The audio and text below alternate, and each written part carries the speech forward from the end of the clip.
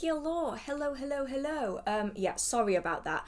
I was a little late because I'd been told that the Q&A chat wasn't working, and I deleted it and then I've put it back again, and I still don't know if it's working. So let me know if you can't post anything in the Q&A chat, and I will have to delete it and then repost it again. I'm realizing I have a dot on my where is that coming from?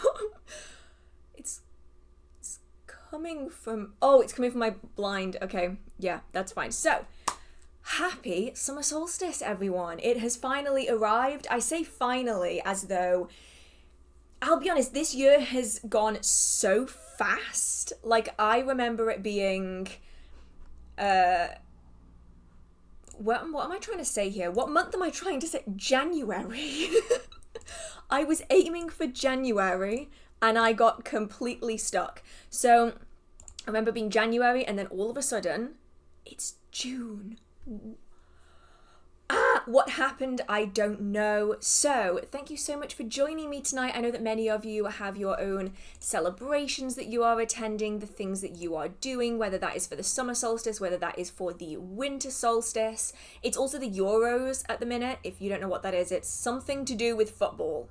I am not a football person, I don't know, but I know that the Euros are on tonight, so I appreciate anyone from the UK who has taken time out of their Euro watching to sit and listen to me talk for a few hours, which honestly deserves a prize. I think I need to lower this just a smidge. There we go. Wow, you can just see all of the mess on that side. Let's just ignore that. Let's just ignore all that mess. So, still doesn't work. Okay, right. I'm gonna go in and we're troubleshooting already. We've only just started. I don't know what is happening with the Q&A. So, let's try this one more time.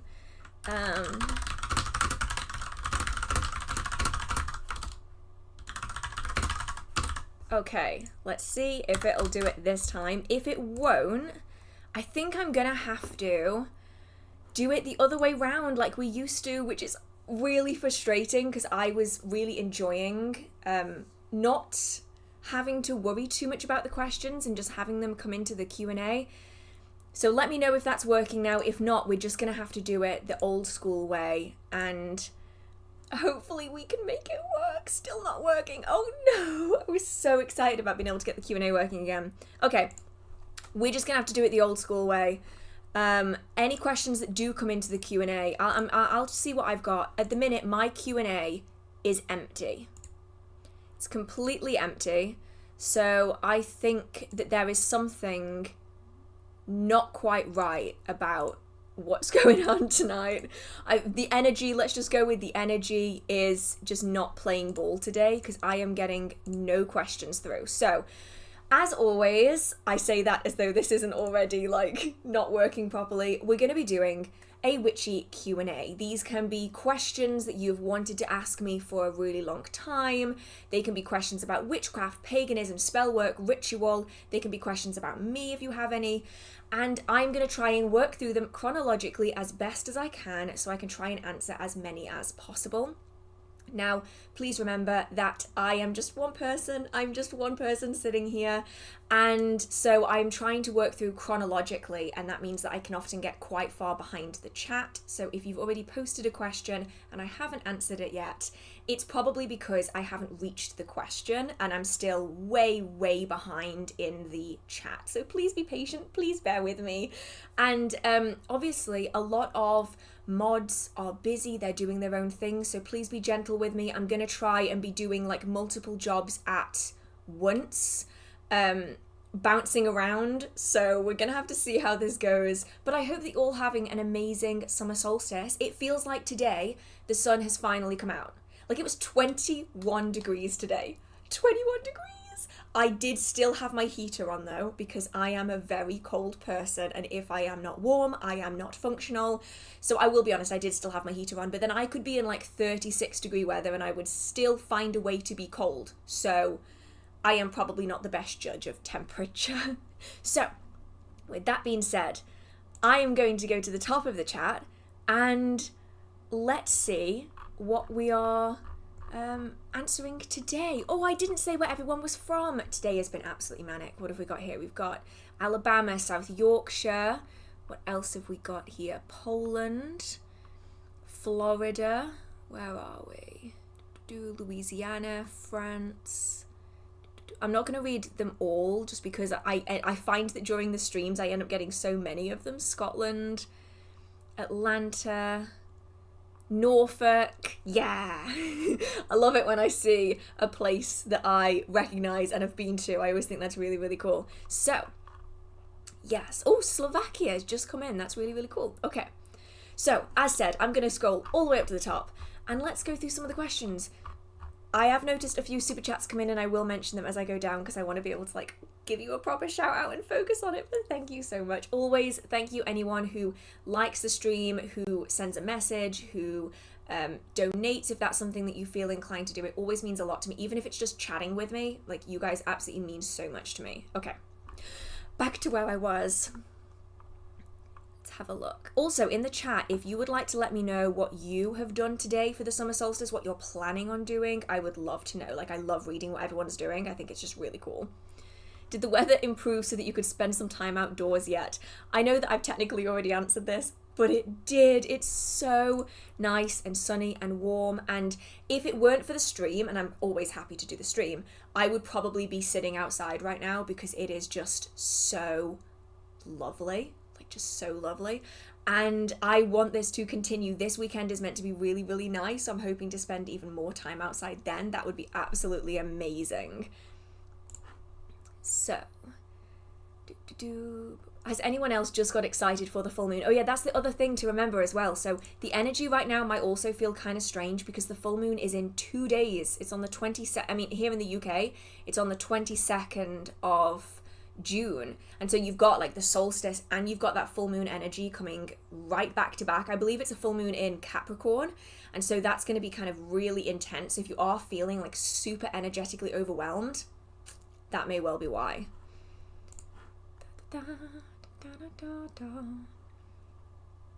When you're astral traveling, how do you figure out an alternative route to get home so that it's harder to be followed?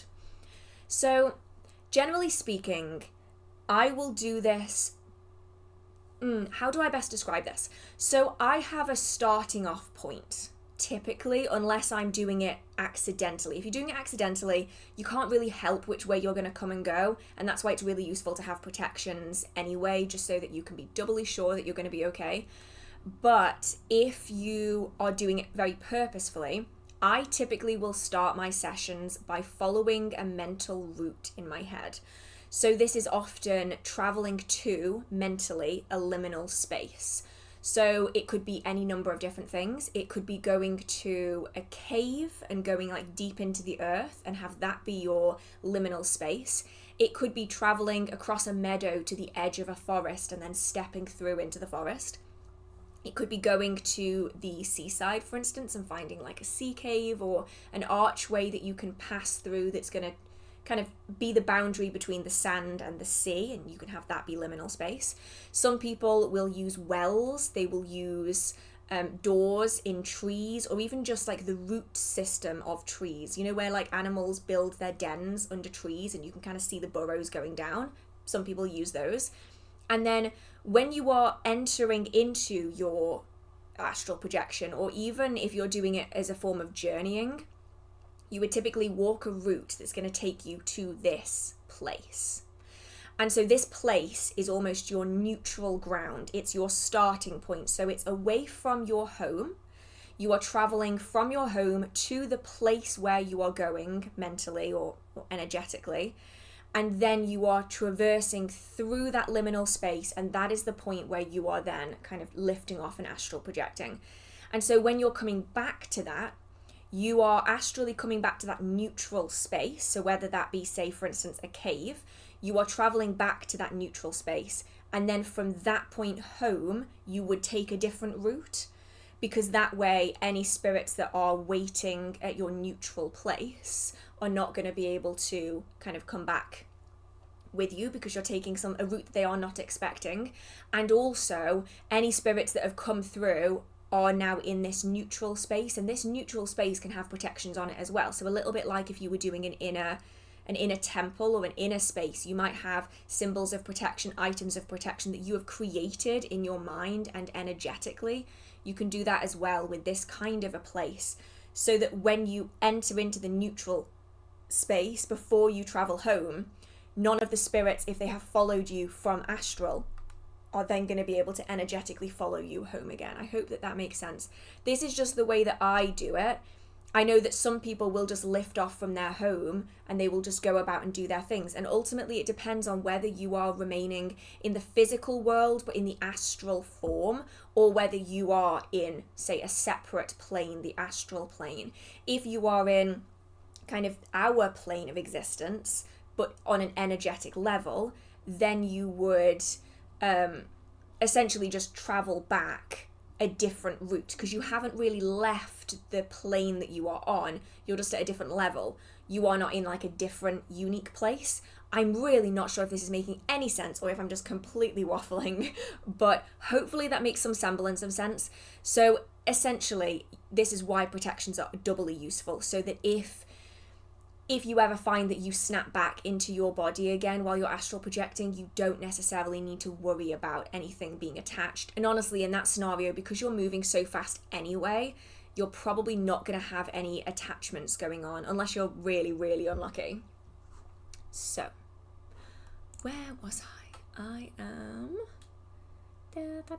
I can't be lost already. I cannot be lost already. This is not fair. This is not how this should work. This is why the Q&A was so useful by comparison. Do you have any thoughts on working with Lilith? I don't have any really intense thoughts on the subject, but I know that a lot of people have some super intense misconceptions about her, and I think generally speaking, people tend to categorize deities a little bit too much. I mean, I can only have experience with my own deities, right? But the number of times I see Ceridwen being represented as a dark goddess, simply because some of her associations and some of working with her, or some of the experiences working with her, might not be entirely love and light, I think is a little bit unfair. And I don't think it's entirely that useful, especially for beginners or people who are just getting started. It can kind of put deities in boxes and make people kind of scared of working with them. And as far as I'm aware, Lilith, a lot like Ceridwen, has a lot more going on in her mythology, in her stories, than simply this dark goddess archetype. And so the only real thoughts I have is that very, very powerful, incredibly useful to build relationships with if you feel so inclined to do so, and just make sure that you are reading well around the subject rather than just reading books that will categorize her as a dark goddess, because there's a lot more to the stories and to the mythology than is often shown in very popular media. And that applies to the majority of darker goddesses and gods. You often find that the media often portrays them in a way that the practitioners who follow them might not necessarily agree with, and I feel very much that way with Ceridwen. I know it's a little bit of a tangent, but being a transformative goddess, she does have a lot of qualities where if you're working with her, you go, oh my goodness, my life has just been turned completely upside down. And I've been there and I've done that and I've experienced it, and yeah, it sucks. Like, it does really, really suck. But at the end of the day, I come out of that situation far better than I was before, and she's only doing it because she has my best intentions in mind. And so I wouldn't necessarily categorize those moments as being kind of dark goddess energy. That's just her doing what she feels is best for the situation. And as soon as you put like a dark goddess label over the top of a goddess or a god, depending on circumstances, it tends to scare people. It tends to freak people out. And I feel like it's not that useful. I know that's kind of not what the question was about, but you know what I'm like, tangents are my thing. And just make sure you do your research, basically. And also see if you can find practitioners who actually work with her and get their experiences as well, because my experiences working with Ceridwen or Brigid or Kaunos are going to be very different to other people's, because what I need and what they are willing to offer and how we work together is going to be very different for me than it is for someone else. Let's have a look. Magical places to visit in England. I'll be honest, I've not been to that many, and I'm planning on adding some more onto my list. I will just see if I can find one that I really want to go for. Really want to go to. So a few of them that are really significant are obviously Glastonbury. Now I'm going to put it in here because I feel like I need to say something on it, and I'm thinking of doing an entire video on it. There are a few updates going on in regard to, obviously, Stonehenge, but also the Chalice Well in Glastonbury. If anyone has been following along with everything that's been happening there, you will likely know what I'm referring to. I am waiting for this story to kind of play out before I weigh in on any opinions or anything, but I just feel the need to put it out there that a lot of people are not as comfortable with the Chalice Well Gardens as they were before. Now, I think it's important that you make your own decision on that, so if you want to follow along with the story, feel free to do so on their Facebook page. But yeah, I feel the need to say that just to put it out there so that people are aware if you aren't already. So Glastonbury's always a big one for me. Really love it. You've got the White Spring, you've got the tour, you have all of the shops and the amazing shop owners as well. They are so knowledgeable in what they do, and it's just so nice to be able to have chats with them. I mean, I'll be honest, if anyone has been in Glastonbury while I've been there and they've had the misfortune of going into some of the shops while I'm there, I will talk for England to these shop owners because I just find them so fascinating, and I just want to talk to them. I want to learn from them. I just want to be their friend. Please be my friend. And so yeah, Glastonbury's a big one for me. But there are so many other places as well. Edinburgh is incredibly magical, and also you have one of the Witchcraft museums is in Edinburgh. Now, I will say here that a lot of people think that the museums are related to one another, like they are owned by the same people. They are not. The one in Scotland is not owned by the same people as in Boscastle. They are two different things as far as I'm aware. Let me know if I'm wrong. So you have the Witchcraft Museum in Scotland. You then have, well, Edinburgh specifically. You then have Boscastle, which is in Cornwall, which is where I went last year. I can't believe it's been nearly a year since that video. Oh my goodness. And so that is just absolutely phenomenal. I would go there 1,000 times over. It was so incredible. I want to go around again and again and again and take a notebook and like write everything down. It was just actually incredible. And then you also have the Isle of Man, which is where the original Witchcraft Museum was. I don't believe it's anything to do with it now, but there was a windmill there that was used as the original Museum of Witchcraft and Magic, which was Gerald Gardner and Cecil Williamson together ran that. And then you also have Pendle, where the Pendle witch trials took place, which is somewhere that I'm actually hoping to be able to go this year. I would love to go and see that, and if I do, I will try to record as much as I can so that I can share it with anyone who isn't able to go themselves. And then the other place that I want to go, I need to figure out where it is. Hang on.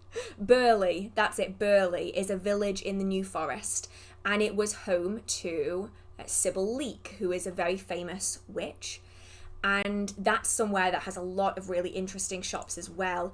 I actually only found out about it through Raya and Louie, I think is the channel, Raya and Louie. They went a few years ago now to the village and they showed it in a vlog, and it just looked amazing, and now it's on my list. So there are so many amazing witchy places around. That's just like a small fraction of them, but they're like the big ones that I'd say a lot of people would have heard of or would visit if they were, say, traveling the UK.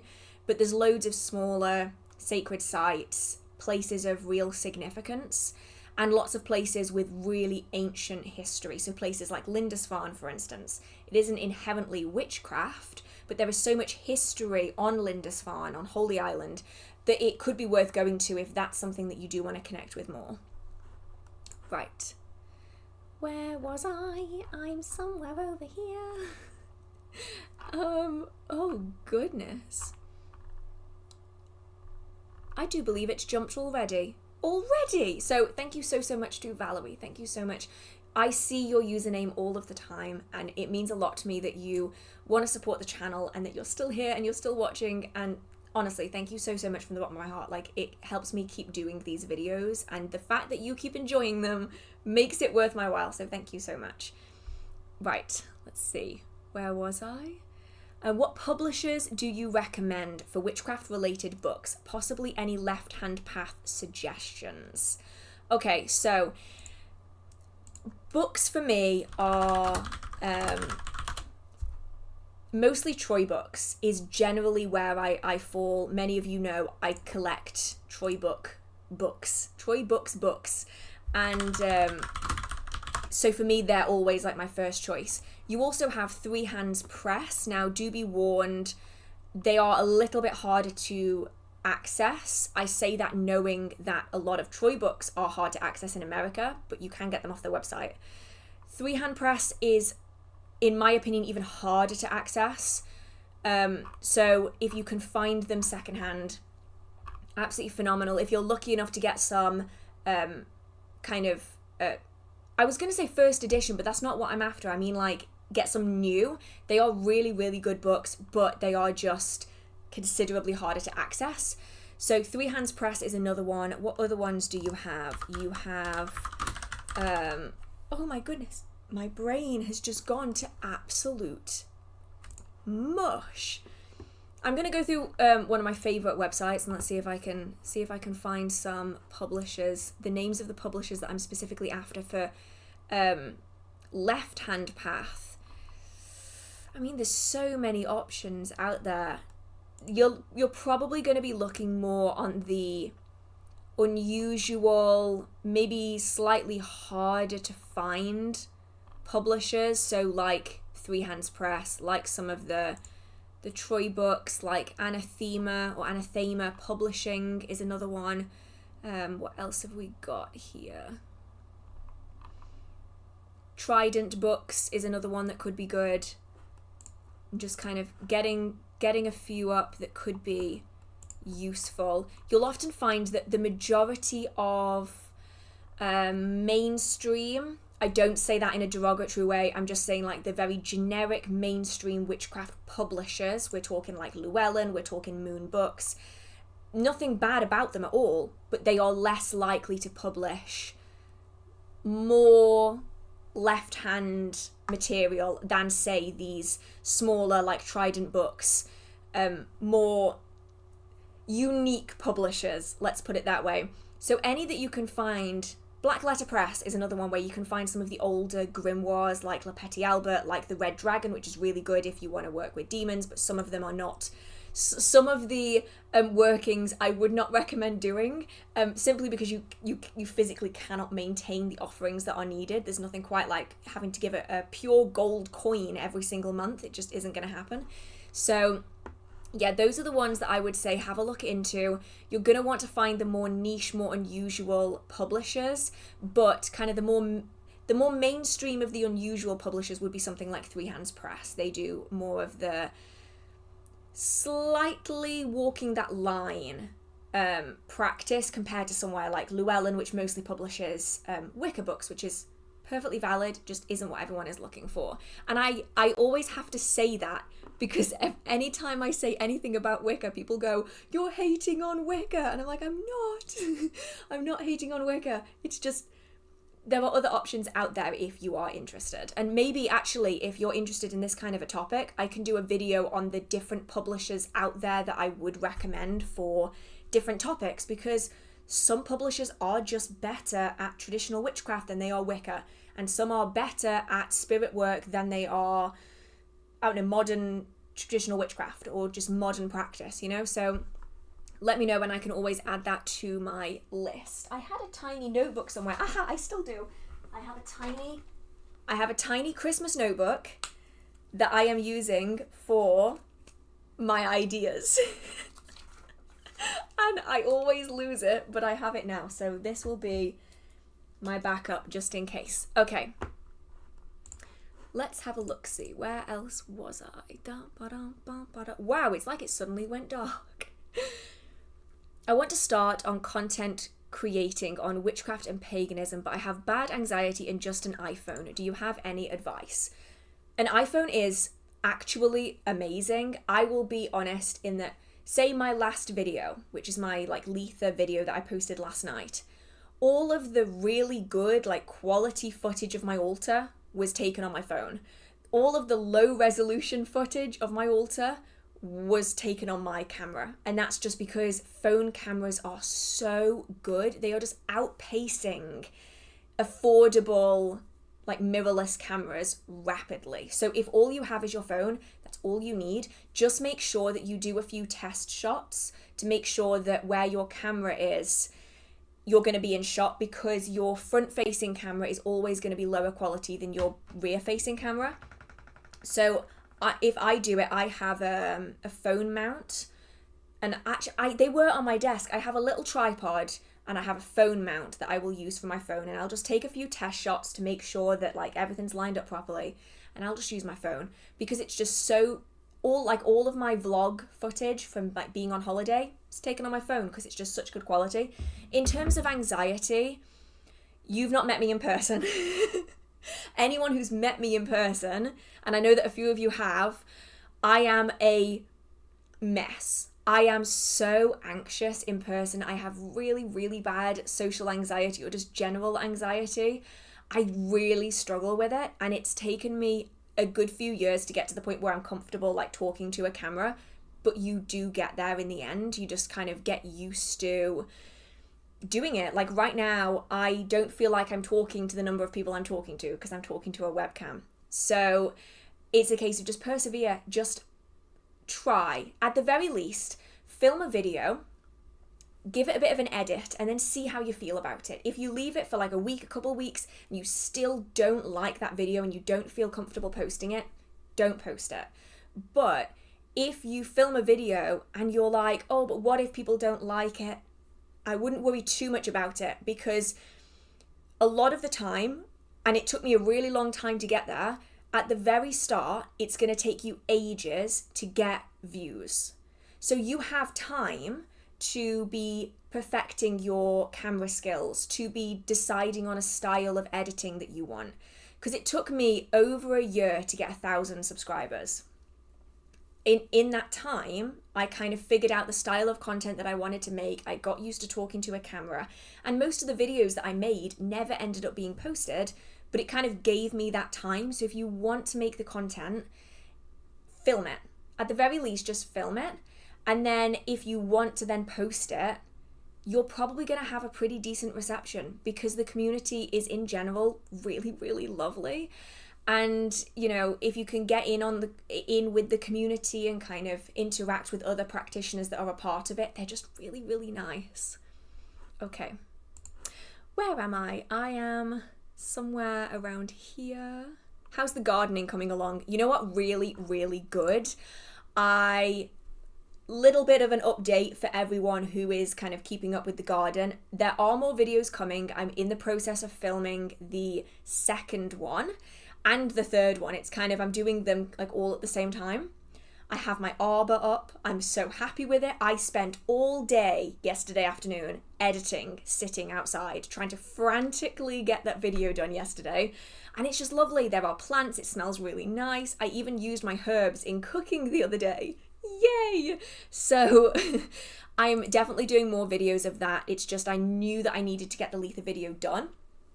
It's now done, so I can now be focusing on back on the gardening vlogs again, along with all the other videos that I'm doing, obviously. Do you have a funny spell gone wrong story? I have had a maintenance spell for my flat that landlord took forever to do. By the next full moon, the boiler and water system crashed on that moon. Wow. I don't necessarily have stories like that per se, or I do, but you've already heard them, of when I was doing like a collection of healing candles and my ancestors just went, ha ha ha, no. We are not helping you with that today. You do not need to be doing that today. We are not doing that. And I was like, oh, come on. And they're like, no, you are not doing that. I have, however, had readings in particular where this has happened to me, where I'll be doing a reading and I'm getting like cards out and I'm like, oh, this is not good. This is not good. Is there anything I can do to improve the situation? No. Are you sure? Positive. Like, come on, there's got to be something that I can work on. No. And in the end, I'm like, fine, I concede there is nothing I can do. I just have to let the universe take over. And those are always really entertaining to me because it's one of them where, especially when I'm working with my guide, I'll get him coming through and he'll be like, you don't want to know the answer to that question.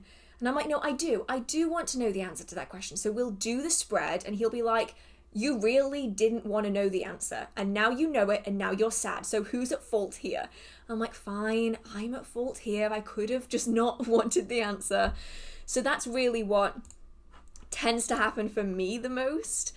And then sometimes I'll have candles, for instance, say like I'm going to do a working and I'll light the candle and it'll immediately go out. And I'm like, come on. I'll light the candle again. It'll immediately go out. And I'm like, come on, please. And then I'll have someone come through and they'll be like, not today. The energy's not right today. So I'll try another candle. Still won't work. And I'm like, you know what? Fine. I concede. Today is not the day to be doing this. I'll then go to light the same candle the next day and it will suddenly light and it will be completely fine. And that's just like my guides and my spirits being like, we got your back here. We're not letting you do this working today. And at that point, I just have to concede because clearly it's not going to happen. Right. I just heard of the major lunar standstill tomorrow. I have not even heard of that. Let's have a look at what this is. I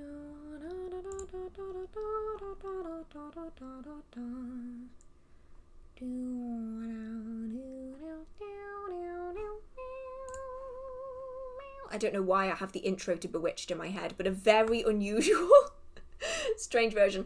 I am going to have to do so much more research into this before I'm able to give any kind of input into this, I think. But you have just given me a new deep dive to go into because I don't know what that is. And now I want to know what it is. So I'm going to have to look into that and potentially come back to everyone, or I might post some things about it on my Instagram story because that's new to me.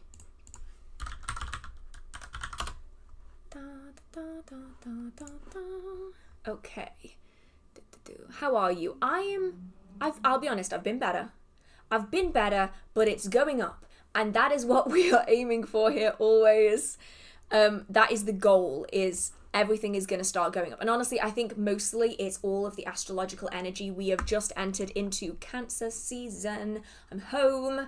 This is where I vibe. This is the energy that I like. The loving, the caring, the cozy, the comforting, the in your feels. This is where I belong. Gemini energy, I can't. I love you, all of my Geminis, but the energy, the astrological energy that we've been having has been driving me bonkers. And so I'm hoping that now we're in Cancer season, it's gonna start getting a little bit astrologically and energetically better, because I could do with a little bit of peace. Do you have a mechanical keyboard? It sounds so loud when you're typing. I do, yeah. So I have a mechanical keyboard and my microphone is right next to it, which is why it's so loud. It doesn't help that I type with the violence of someone having a bad day. I type so hard on the keys, I'm surprised I don't break them. And I also type so fast, I'm scared I might break them. So, yeah. Sorry if it's a bit loud. I might have to give you like a keyboard warning, just in case so that I don't accidentally deafen anyone. Let's have a look. Have you ever worked with larkspur?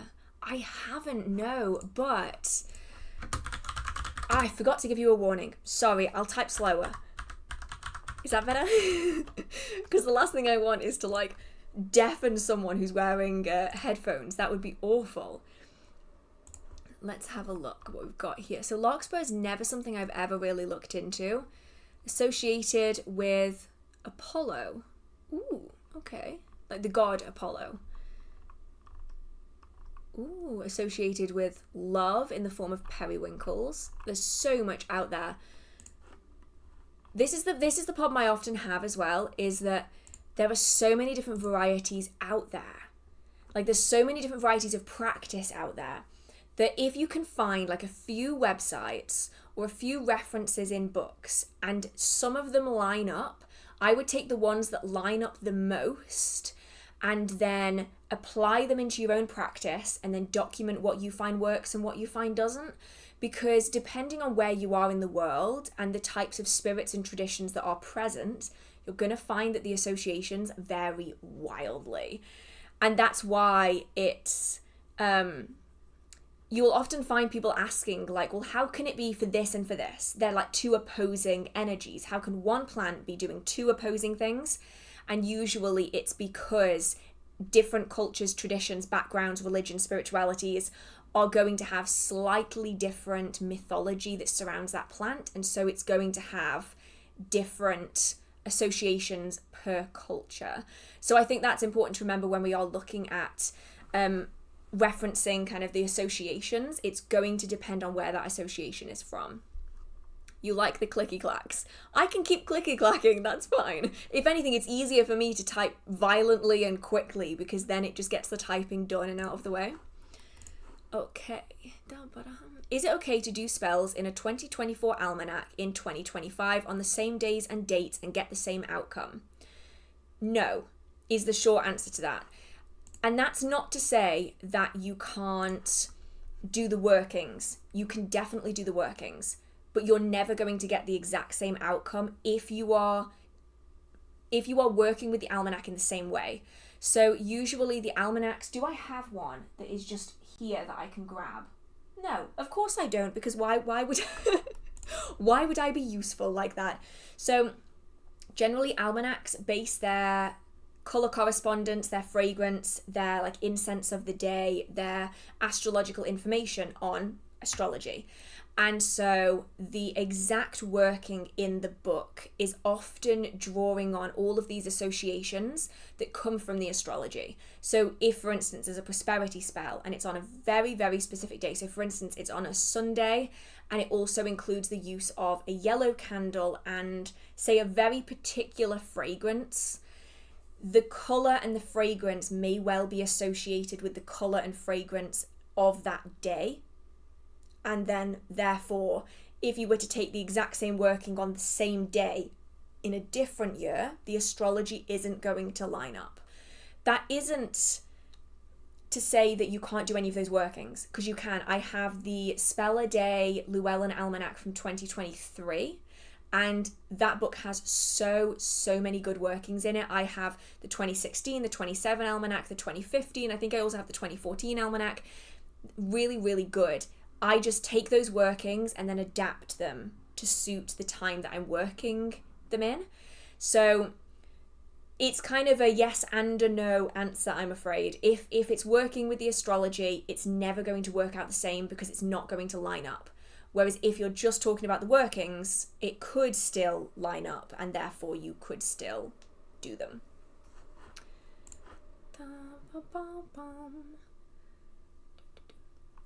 I need divine assistance, but I don't feel I'm getting through. Suggestions. Change your tactic. If you are doing meditations, try requesting it through dreams. If you are trying through dreams and you're not getting it, try doing it through tarot. If you're not getting it through tarot, try doing it through scrying. Have a look at signs and symbols, representations, dream associations, and just try to find a different avenue. It may also be that they are saying, you need to figure this out for yourself. And so if you've tried everything that normally works for you and nothing is working, it could be a case of them going, no, this needs to be on you. And that's not going to be the easiest to deal with. It's not going to be comfortable, but that might be something that's happening if no other technique is working.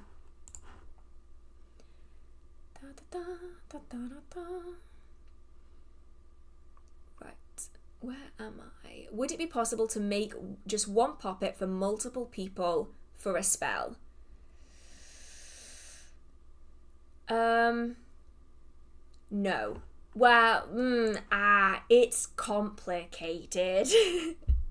I'm going to go with a general speaking of no, simply because you are going to massively start overcomplicating that energy. If you are doing it for like a collective, you could probably find a different technique that's going to work better than using poppets, because that collective energy is going to show up better in a different form, whether that is, say, like a bag, whether that is some other form of representational magic. Representing a collective as one person might confuse things a little bit. You are then also probably going to be going through a naming process and an energizing process. There may well be tag locks involved, and then you're going to start getting like multiple people's tag locks in one doll. And then you're doing different naming ceremonies on the same doll, which could override the one that came before, depending on how you're doing it. So I think it could generally just get very, very confusing, especially if you are also working with the physical representation of the doll to bring about change, whether that is, say, like healing or influence. You're going to have to then influence multiple people off the same doll, which is going to require a lot more energy and a lot more links to a lot of different people. And you might find that there's kind of crossovers. I'm not saying that it can't be done, is basically what I'm getting at here. It's not that it can't be done. It's just whether you're going to make your life harder by doing it, or whether there's kind of an alternative route that might be a lot quicker and easier to be working with. So yeah, it's kind of, without more context, and you don't need to give me any more context, without more context, it's kind of hard to know whether that's something that could even be done in this instance. Is there such a thing as bird magic? I love feeding birds in my garden and just wondered if there was such a thing as bird witchcraft. There are ways of incorporating birds into your magical practice. I wouldn't necessarily say that there is a specific like category or type of practitioner who would do it, because I feel like it's almost too niche of a subject. It's too small of a box to put yourself in. But there are loads of associations. So for instance, birds are commonly used as symbols, and they have been going back to the Romans, the Greeks, even earlier. And so you can use them as signs and symbols, as augury, for instance. And then you can also use their energy, spirits, representations in spells and rituals, if that's something you feel particularly inclined to do. You can enchant bird seed with your intention and then send it out into the world with the birds. There are lots of options out there. I wouldn't necessarily say that there is a kind of category for it per se, but there are definitely ways of incorporating it.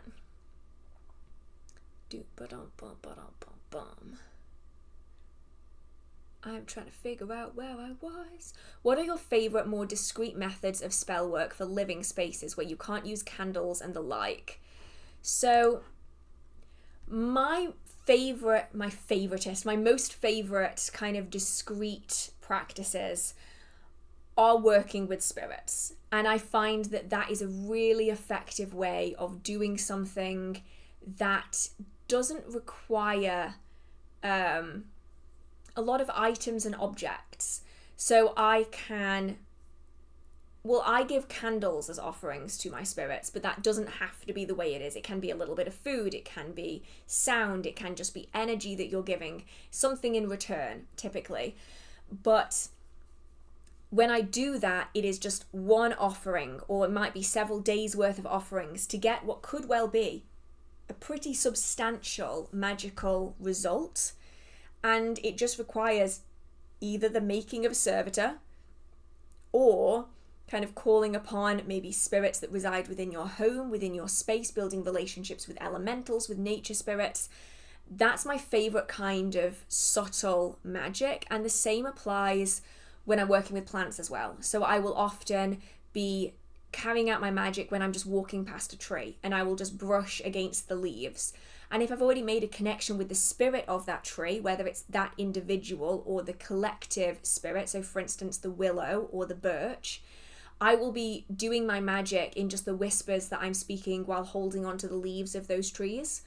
And then when I let them go, that energy is gone. And although maybe it looks a little bit strange for a few seconds to anyone who happened to be paying attention to me, realistically, no one cares enough to pay that much attention. And so that kind of subtle magic is something that I will often do as well. just realised my light was flickering behind me. That's going to drive me bonkers if I don't change that. Okay. Is it possible to have more than one animal familiar? Okay, many people already know my feelings on animal familiars because I'm pretty sure it's my cat, but flies seem to really like me. I think it's really important to remember that the way that, for instance, familiar is used by some practitioners is very different to the way it's used for others.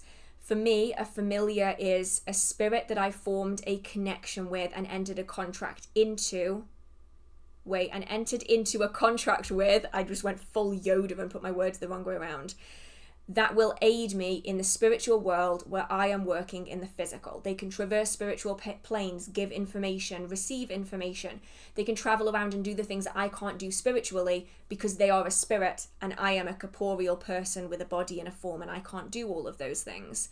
And that spirit familiar does all of that for me in a way that an animal familiar is not going to be able to do. Because while that animal is alive, they are a physical being that cannot communicate the same way as a spirit familiar can. It's like a spirit familiar can talk to you through divination or through dreams or through trance meditation. You can meet them in the astral plane. You can interact with them in a completely different way to an animal familiar. So I just feel the need to kind of put that there because you will read some articles and some books where they are heavily talking about spirit familiars, and it's going to be confusing if you try to apply that to an animal familiar and vice versa. An animal familiar, to me anyway, is more like a magical companion. They are not able to aid you in the same ways, but they can still be useful in your magical practice. And so many people do have their pets as being their magical companions or their animal familiars, but I would be dissuaded from thinking that if an animal wants to be present in your space, that means that they are a familiar. It could be, but it doesn't necessarily have to be. And especially when you're talking about flies as well, it almost seems like you could be actually leaning more towards animals whose energies you need at that given moment. Like there is something about them that is maybe calling out to you, or they are saying you need to work with this energy, or you need to work with us on an energetic level. And that might be a temporary thing. It doesn't have to be like a permanent, long-lasting animal familiar relationship like people have. You might have your cat familiar who is there for the entirety of their life, and while you have that one familiar, you might also have other animals and other spirits coming through that are going to work with you in a more temporary basis to give you what they need or to give you what you need. And then when that relationship is over and it's kind of come to a close, they will then go and leave, and you might be left with just one or two familiars again. And this applies to spirit familiars as well. The same kind of occurs. Some people will have a spirit familiar that stays with them through life and then after, and then others will go through many different spirit familiars as their practice and as they change as a person to kind of develop over their lifetime and their magical practice. So it's, yeah, you can have more, but not the same necessarily as a spirit familiar. Can we see the earrings today? You can. Yeah, these I've put on specifically for the summer solstice. They are my son's. They don't come out very often because they're gold, and I don't really wear gold very much. But for the summer solstice, I figured I have to wear sun earrings, obviously. It would be a waste if I didn't. Just bought some witch bells and just wondered your recommendations on where to hang them for protection. So this is going to vary depending on what you want protection for, obviously. I typically choose entryways to rooms where I want additional shelter. So this room right here doesn't have that much going on in it, because this is a working space. Spirits are free to come and go as they please. I don't really mind so much because I use it mostly for work, and that's fine. Other rooms in my house, such as bedrooms and also main living areas, I will prioritize my protections, because while I'm happy for spirits to enter into that space, I want to be more controlled on who and what is permitted in. So any rooms that are intensive living spaces where you want to be able to relax at the end of a day, for instance, or bedrooms are particularly good for extra protection, just because you don't want to be in a situation where you feel unsecure or insecure as you are sleeping. That's not really something anyone wants to have to deal with.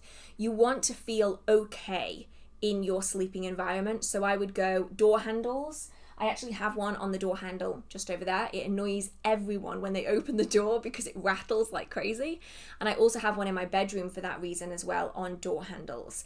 If you have cats though, I would recommend putting them higher, ideally somewhere like curtain poles, because otherwise you're going to be spending all day and all night hearing them just like tinkling the bells, and that might get really annoying.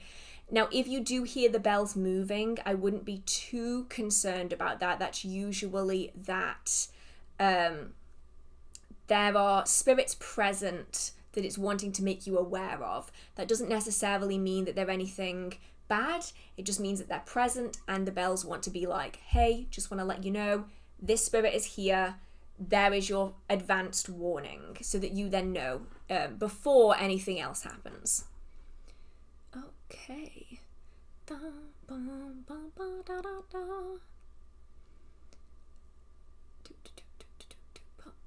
trying to figure out where I was. Any tips about connecting with Hades?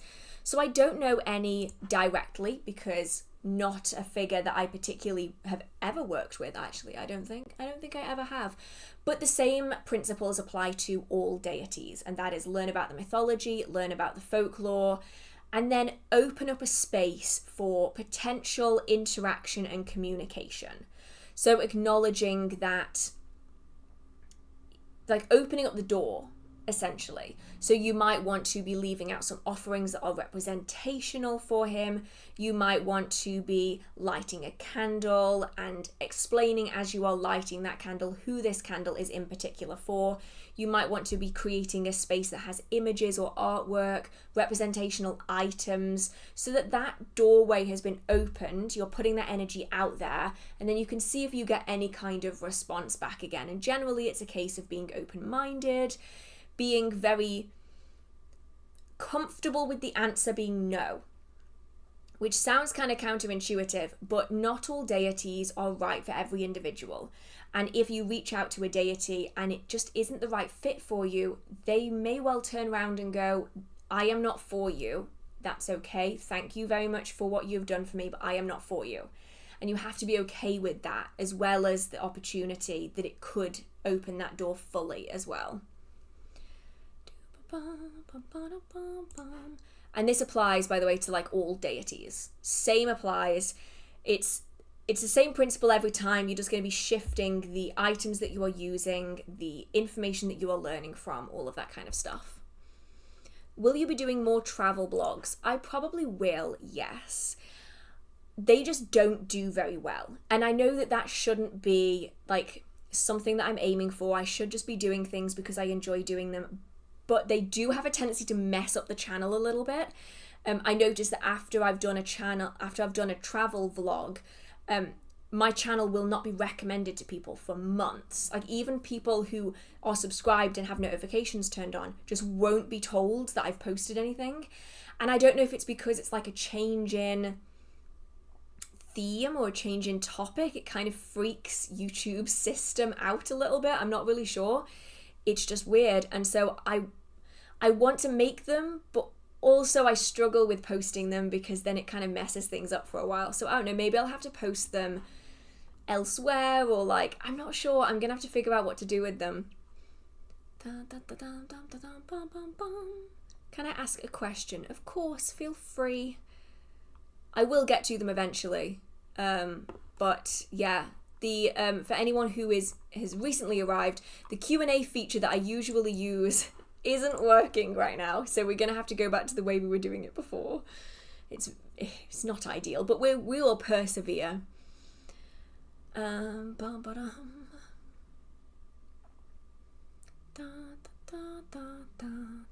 When are you releasing more magical garden videos? Soon. I'm currently working on one as we speak that I'm hoping to be able to release in the coming weeks, probably. I think it's already quite long, so I think it's probably going to be in the coming few weeks, at least like the first half of July. Oh, I'm somewhere around here. It jumped, by the way, and I'm already kind of lost. Let's have a look. I am somewhere over here-ish. Maybe. Oh no, here we go. Okay, this is definitely one that I've not done. Do I need to be of a certain level in witchcraft to start working with entities or deities? So there's multiple questions in this. So for that one, no, you don't have to be at a certain level, but what I will say is you are going to want to be comfortable dealing with uncomfortable situations. Now, I know it's really annoying when people say, oh, beginners shouldn't, or if you are a new witch, you shouldn't do this, or you can't do this.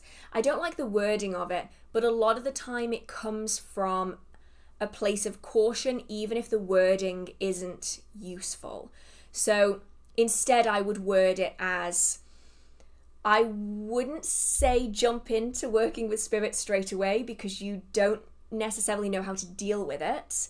So for instance, if you're working with a spirit and you tell them to leave and they don't, what do you do? If the answer to that is that you have the sounds of crickets in your head, then that's something I would say you need to be learning first. Or for instance, if you're working with a spirit and a different spirit comes through to you, how would you deal with that situation? Same applies. If you have if when I ask these questions, you're like, oh, I would do this and I would do this and I would do that, fantastic. And that doesn't matter how long you've been practicing for. Well, I've got words. That doesn't matter how long you've been practicing for. So you could have started practicing 4 days ago and you might already just have this automatic sense with spirit work. And you can just be like this and you're like, oh, I have all of the answers that I need. I've done some research. I know what I'm doing. As long as you're being safe with it, that is great. And there are some practitioners who've been practicing for 50 plus years, and if I ask those questions to them, they will draw a blank. And it's because maybe spirit work isn't something they've ever really focused on. And so it isn't necessarily that if you are a beginner, you can't or you shouldn't. It is just a case of make sure you know how to protect yourself and make sure you know how to get yourself out of a situation if you need to. So if you have the protections on yourself, on your space, brilliant, fantastic. If you know how to banish, how to bind, how to cleanse, how to literally push away a spirit that you don't want to deal with, fantastic, you are good to go. It doesn't matter how long you've been practicing for. I hope that makes sense as to what I'm talking about. I kind of feel like today I'm throwing a bunch of words out there and I'm seeing if anything sticks. And it's not about how long you've been doing anything. It's about what you know, and that's why different people are going to be good at different things. Not everyone is going to be good at spirit work. Not everyone's going to be good at green witchcraft. Hell, I've got like the blackest thumb ever. I will kill any plant that I touch. I haven't killed the ones outside yet, though. I'm really trying on those. Whereas some people will just not be good with spirits. They just can't do it. Oh, in regard to the other part of that question, because I completely missed it. If not, how can I start getting into it? I'm an intermediate practitioner. My craft is mostly eclectic. So this kind of comes back to the whole, you're going to want to be looking into the different spirits that you might want to work with. Are they ancestors? Are they demons? Are they angels? Are they fae? Are they nature spirits? Are they elementals? This is going to change how you are going to be working with them.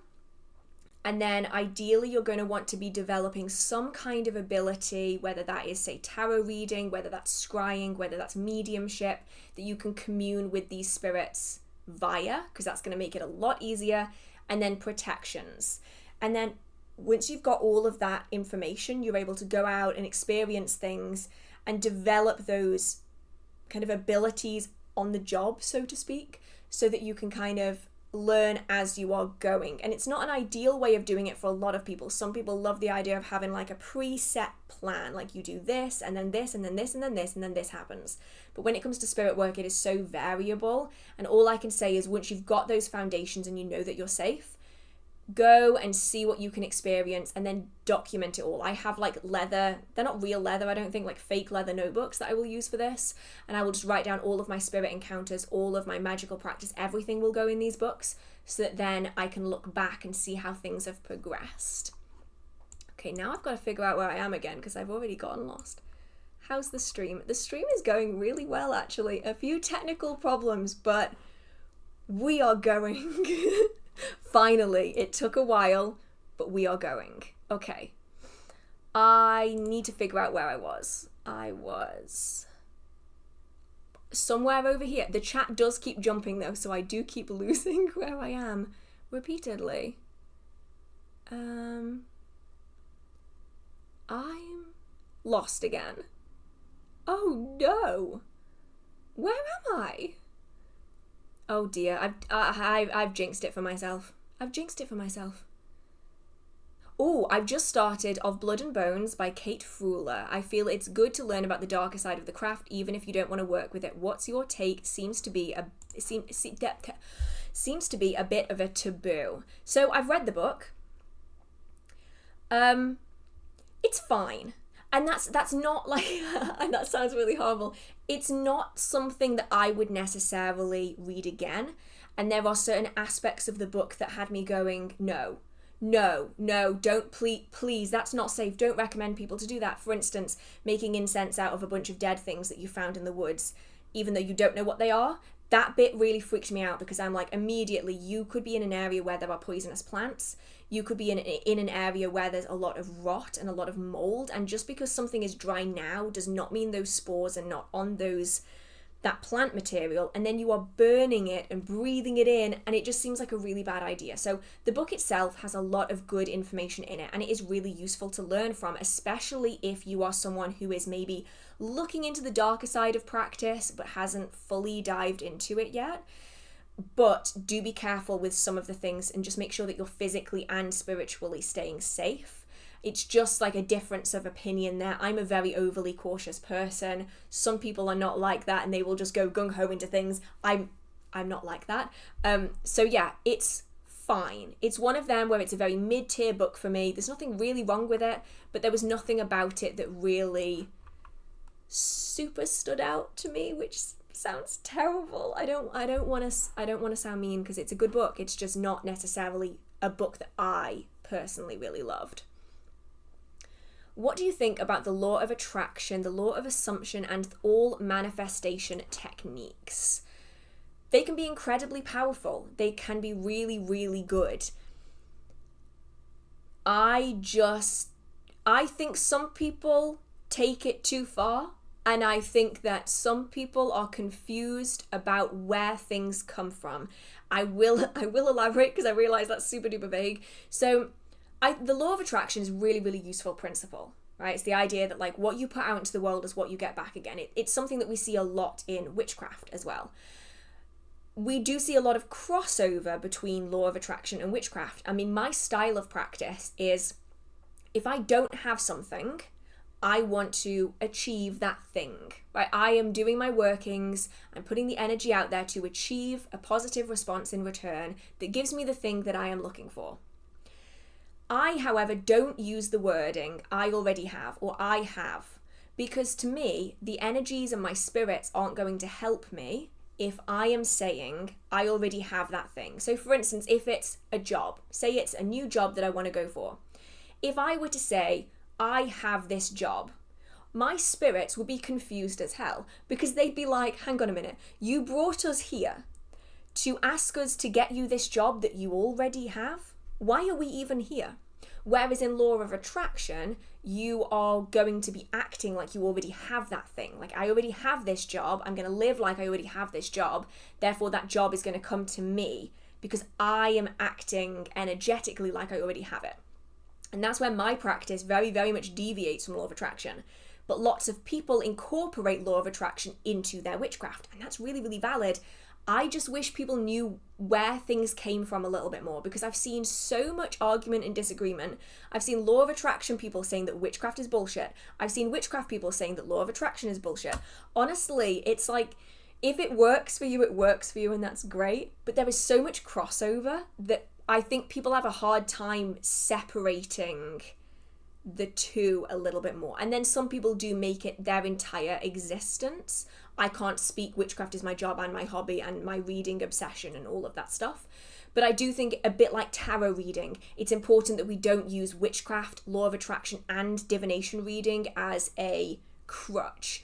We use it as an assistant to life instead of a substitute to other things. I think it's now dark enough that I need to put my lights on, so I apologize, we're all about to get blinded, so bright light warning for anyone who is sensitive to them. It's like looking into the sun. Okay. God. Every time I click a button, it gets worse.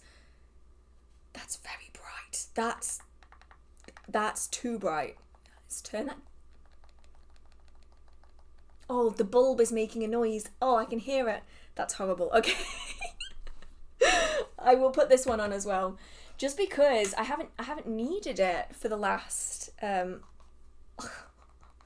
little bit of time. God, that's so bright. Okay. There we go. That looks about right. You just open the gates of heaven. That's what it feels like, honestly, when I put this light on. It's like in your face a lot. Okay. Oh, interesting. Tangent. I just read a little bit here that said the information about gems and stones in the book Blood and Bones was taken pretty heavily from another book, so read those sections with a grain of salt. Interesting. Question. It wouldn't be the one from Scott Cunningham, would it? That one gets taken from a lot. If I've noticed that a lot of the books on herbalism, on plant magic, on incenses and oils, as well as on stones and crystals, a lot of it is taken from Scott Cunningham's books on the subject. So it wouldn't surprise me if this did it too. I mean, to be fair, it's pretty commonplace for that to be something that occurs. It's just whether they mention it or not, I think, is a really big one. So yeah, it doesn't surprise me, and I'm assuming that they will probably reference it. Actually, where is it? Do I have it? Let's have a look at it. I'm going to have to see if I can find it now. Let's see if I can find this book. Of Blood and Bones. Ah, bingo, found it. Huh. That is record time for me to find a book. So this is the book in question. Let's have a look, see.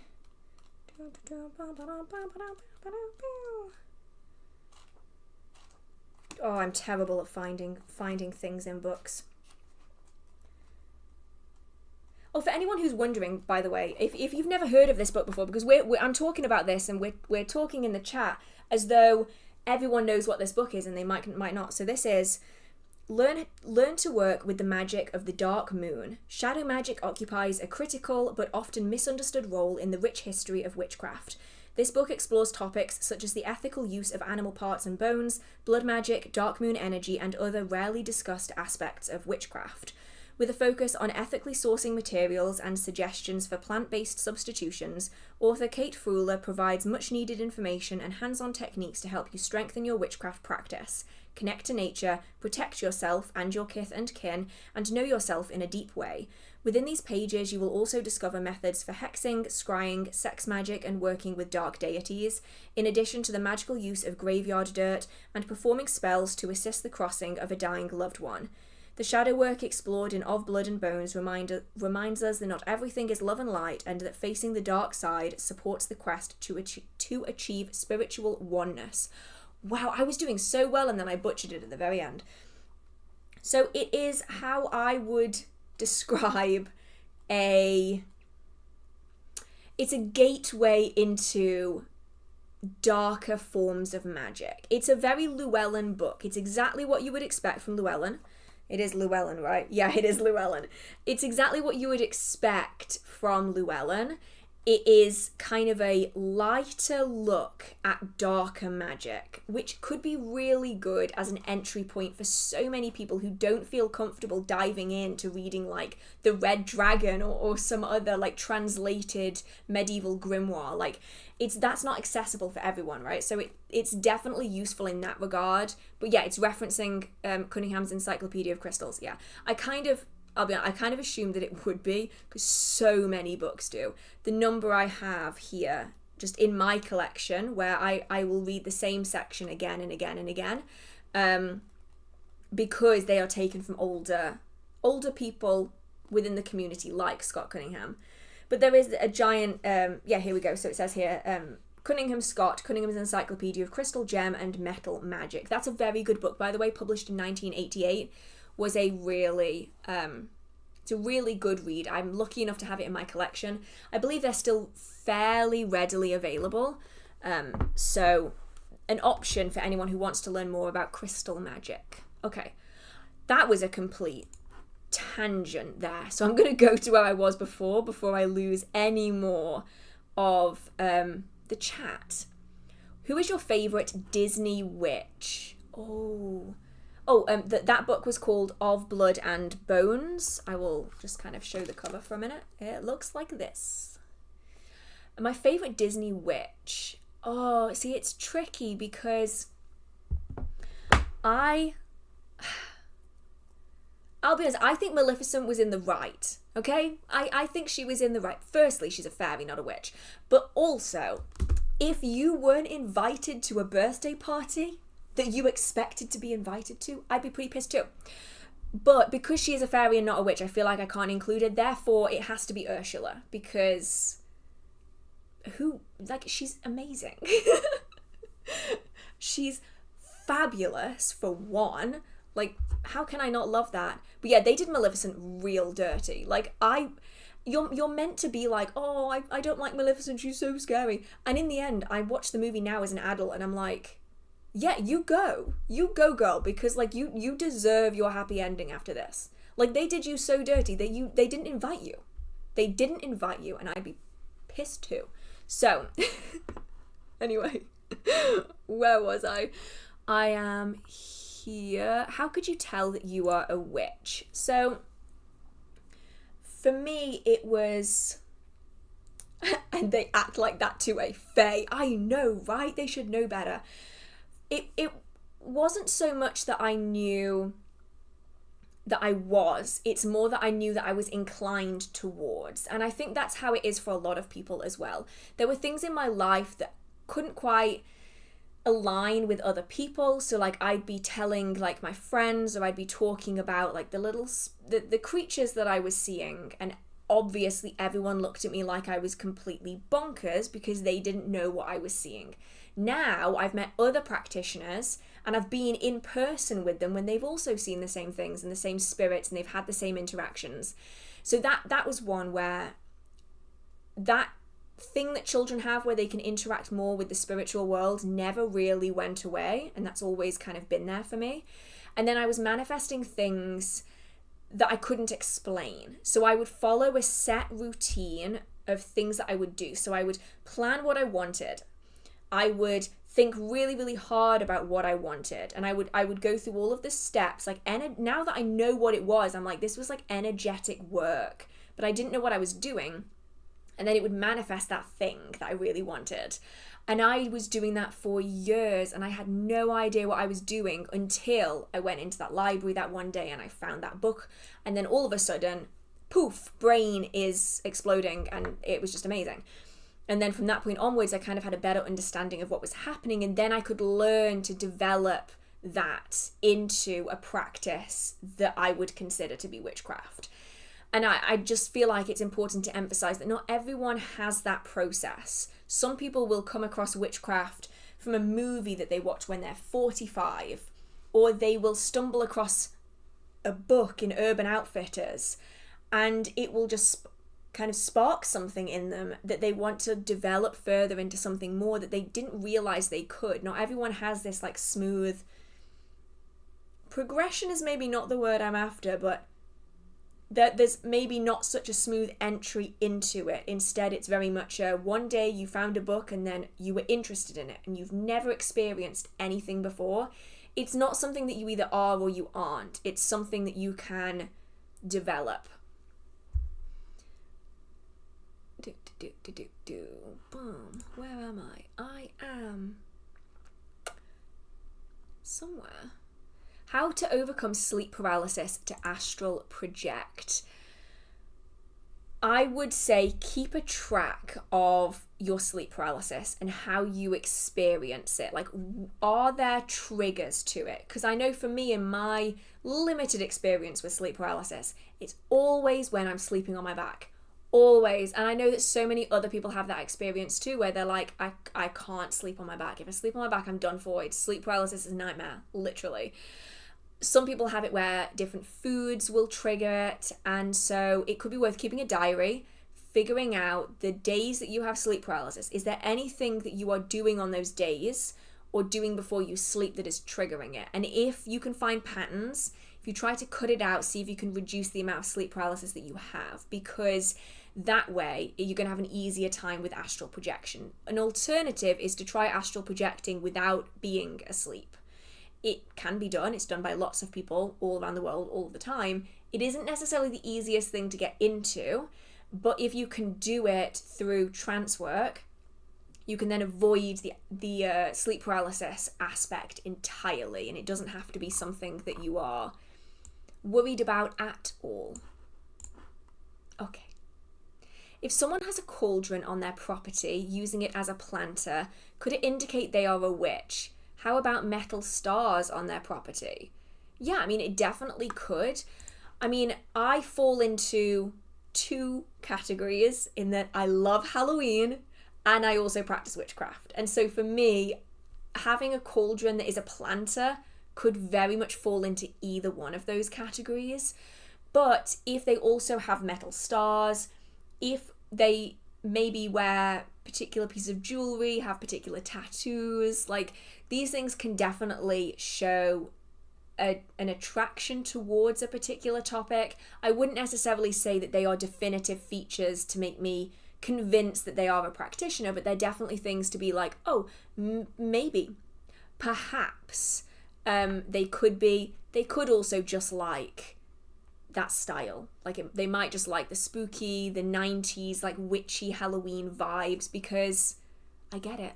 I'm very much there for that. Did you know they're making a second Practical Magic? Sorry, tangent. Practical Magic is my favourite witchcraft movie ever, and they're making a second one. I'm so excited. I know very little about it. All I know is it popped up on my Instagram earlier and I got incredibly excited about it. Okay. Tangent over. Let's see where I was.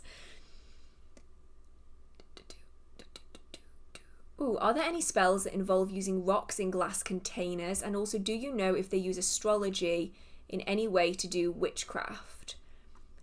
I feel like this probably has a lot more context to it that I don't have. But yeah, rocks in containers are something, especially if you are planning on containing something. So containers are really useful for bottling up energy, of trapping it in a space, and also for kind of building it up in an enclosed environment so that you can then release it at a later point. So they might be charged for particular purposes. They might be taken from specific areas of significance. Some people in extreme circumstances may also attach spirits onto stones and then contain them for pesky spirits that are almost impossible to deal with in any other way. So there's definitely different reasons out there. That's just kind of a small percentage really of the options. And astrology can be used in so many forms of witchcraft, down to the astrology of a particular day, a particular hour, even down to minute astrological changes, which may dictate the kind of colours that you use, the kind of workings that you are doing. There are so many different ways that astrology can be tied in, down to the astrological history, essentially, of the people that you are doing the working on, all the way to kind of the specific days of the week that you're working with. I find it so weird when people name me and not just use Hearth. I'm just going to throw that out there. That's really trippy to me when people do that. Hearth is just fine. If anything, I would by far prefer it. Let's have a look. But yeah, Practical Magic 2. I know. I'm so excited. I'm so excited.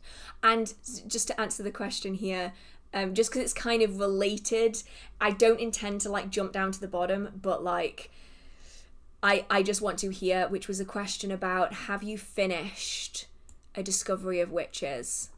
I'm sure I just saw that. Have I lost it already? Maybe I imagined it. Did I imagine? Oh no, here it is. Have you finished The Discovery of Witches? Who is your favourite character aside from Diana?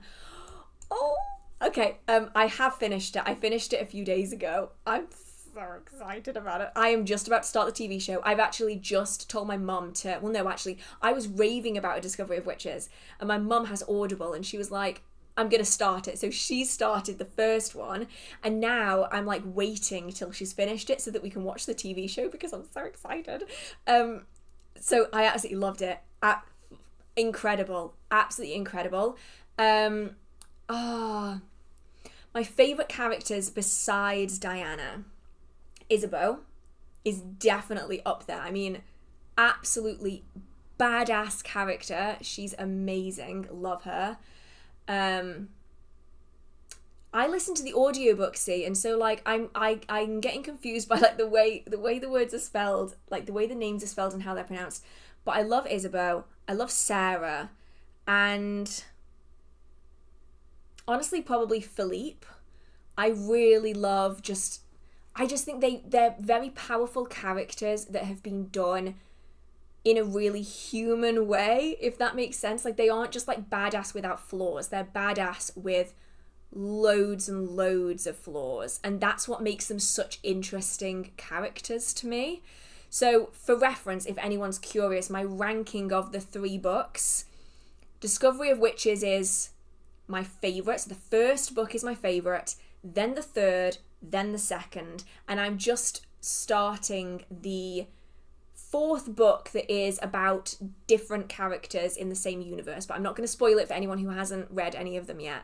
So yeah, exciting. And now I have to find a new book to read because that was what I was dedicated on, and once I'm done with that, the 5th one hasn't been released yet, so I don't know what I'm going to read. I'm going to have to find another book.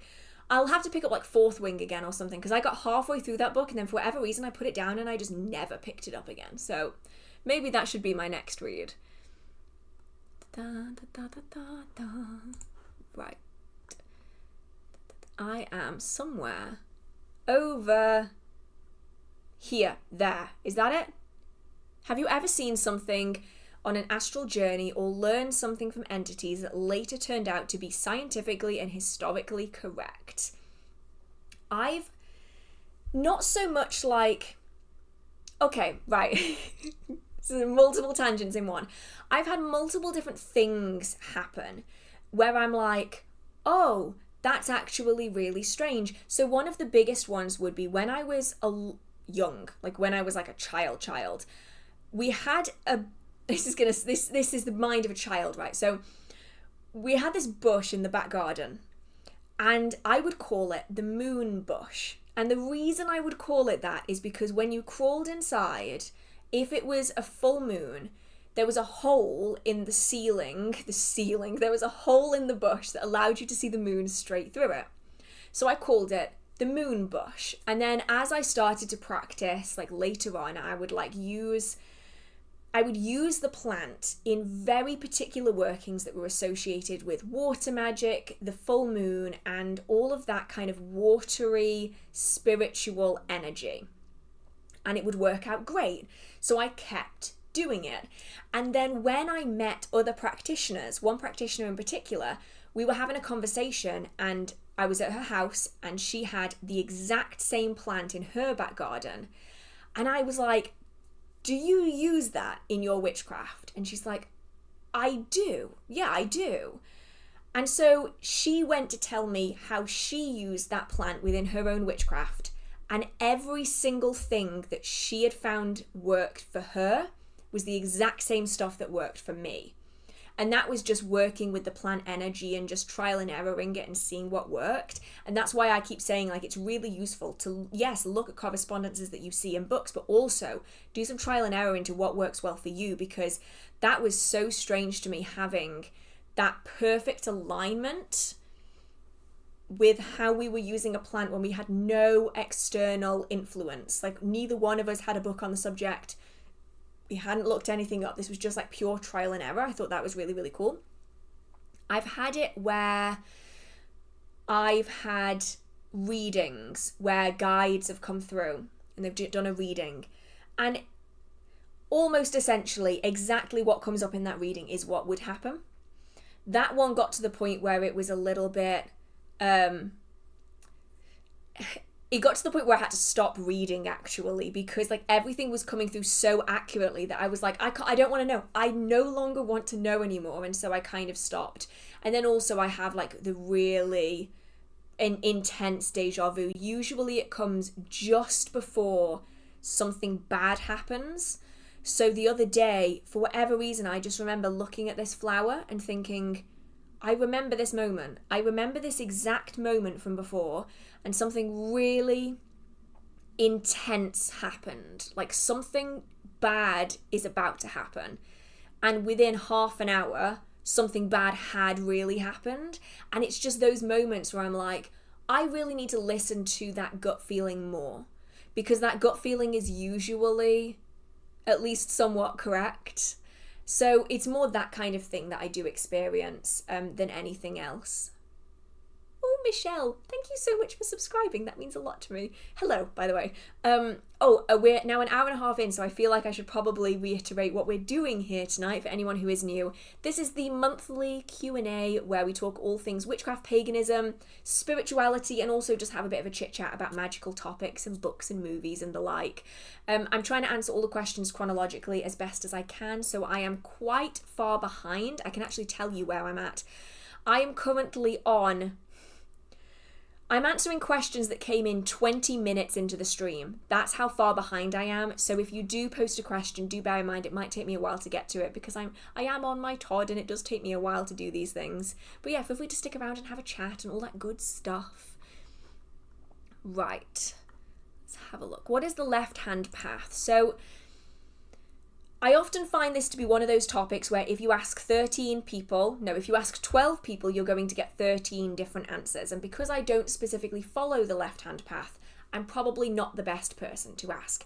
But generally speaking, it divides the practice between different goals and also different techniques. So you have the right-hand path. This is something that you would typically be seeing in your generic witchcraft books. They are talking about the rule of 3, perhaps, if they are focused on Wicca. They might be talking about karma. They might be talking about only working love and light and positive intentions. And they very much fall on the side of practice that is considered more generally accepted. Let's put it like that. It doesn't necessarily mean that all of these things are accepted by everyone, but it is the side of practice that is considered more socially acceptable.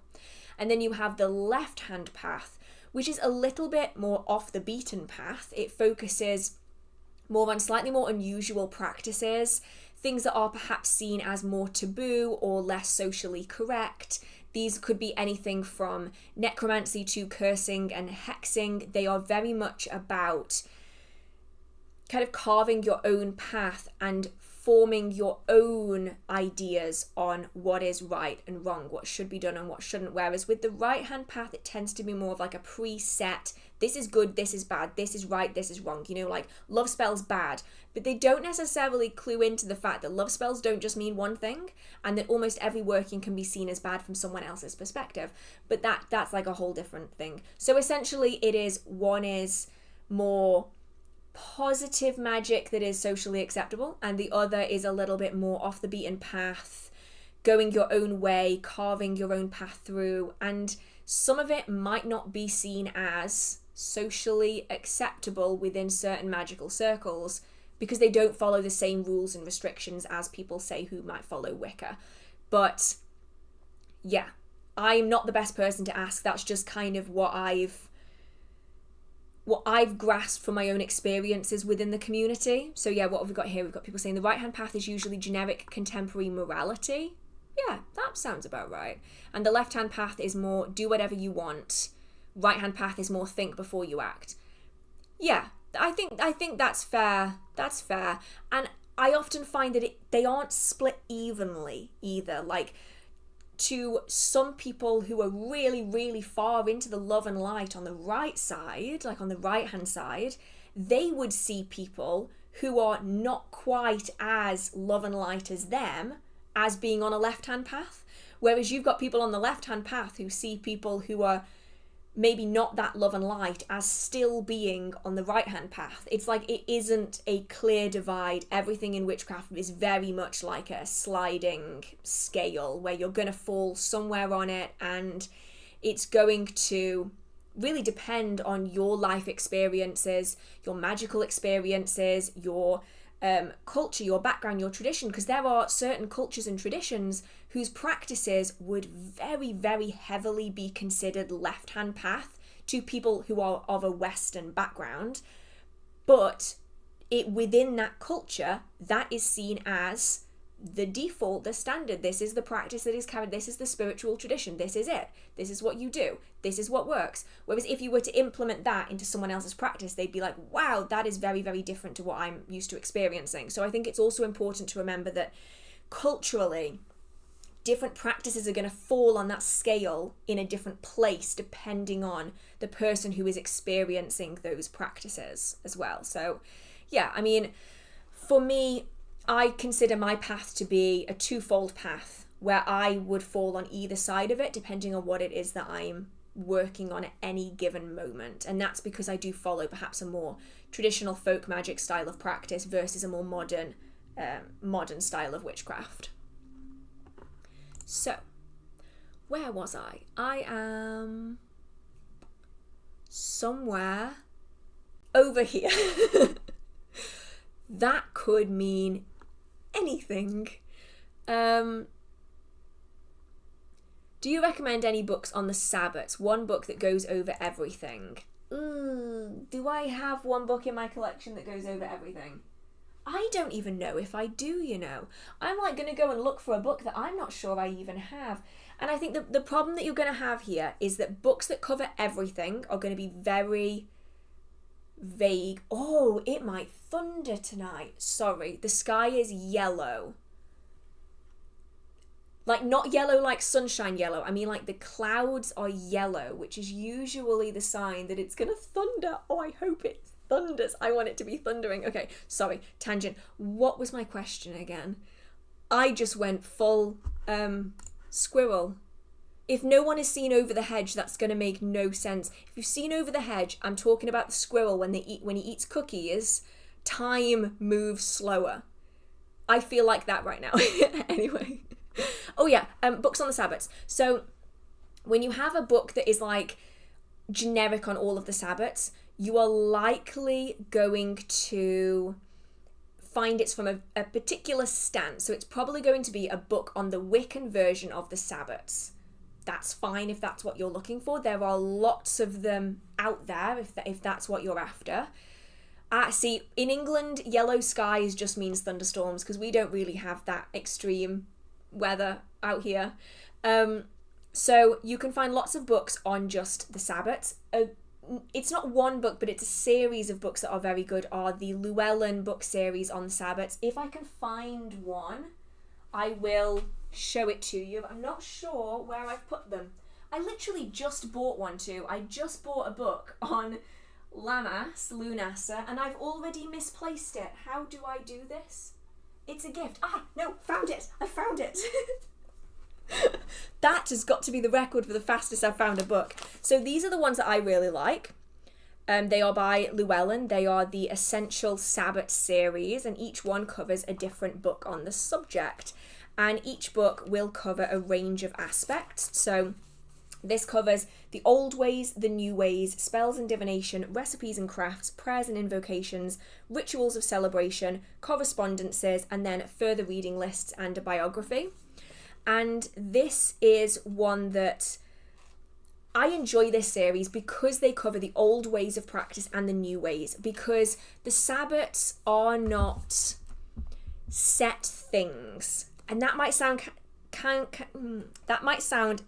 counterintuitive, but the Sabbats historically were not celebrated in the same way that they are today, or by like altogether. Like the Sabbats come from different places, and those places would celebrate different celebrations. So like the fire festivals are typically Celtic, whereas the other 4 celebrations that are not fire festivals, whose names cross-quarter days, is that the word I'm after? Anyway, they typically come from other regions, and they've all been kind of grouped together into the Wheel of the Year as we see it today, as part of modern paganism, witchcraft, and Wicca.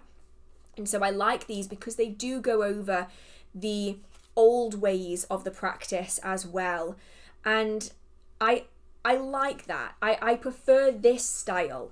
It's more expensive to do. Yes, you can get them as ebooks, you can get them as audiobooks, you can get them as physical books, you can get them secondhand, and if you get them off season, so I got this one for £6 because when I bought this, Lunar was quite a far way away. They are more expensive the closer you get to a date. So if you can get them well in advance, you can get them at a pretty good price, and you're going to get way more information than you would in, say, just one book on the subject. But yeah, these are the ones that I really like. They're not everyone's favorite, but nothing really is, honestly. Like you're always going to find variations in what people enjoy. Okay. Where was I? A publisher recommendation. This is how far back I am. A publisher recommendation video would be good. That was posted 20 minutes into the stream. I'm so far behind. Oh no. I'm going to take my tiny little pen and we're going to write this in here. Publisher recommendations. Yeah, this book was definitely designed for a child. It is very hard to write in it. But there we have that. Okay. Let's have a look.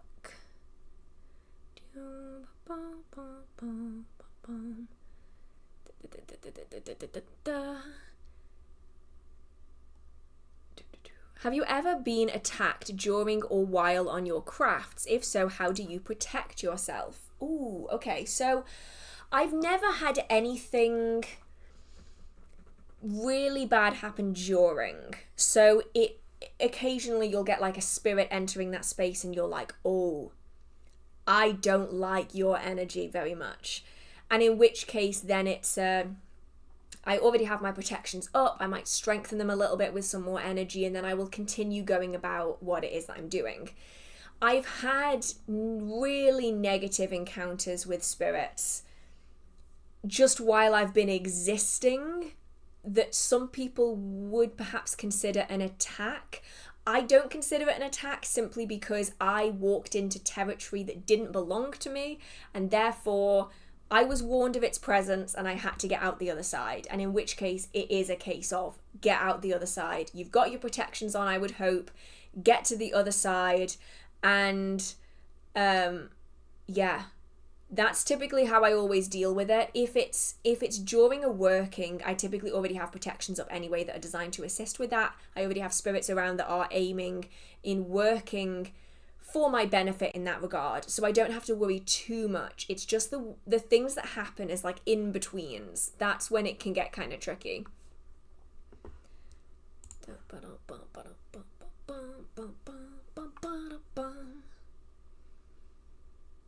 When I met you in person, you seemed very shy and quiet, yet still being polite and well-mannered and pleasant. Oh, I'm very glad.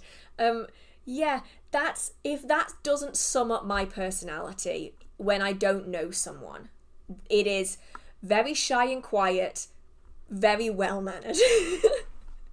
I am the meekest, most mild person until you get to know me, and then I am sort of hyperactive.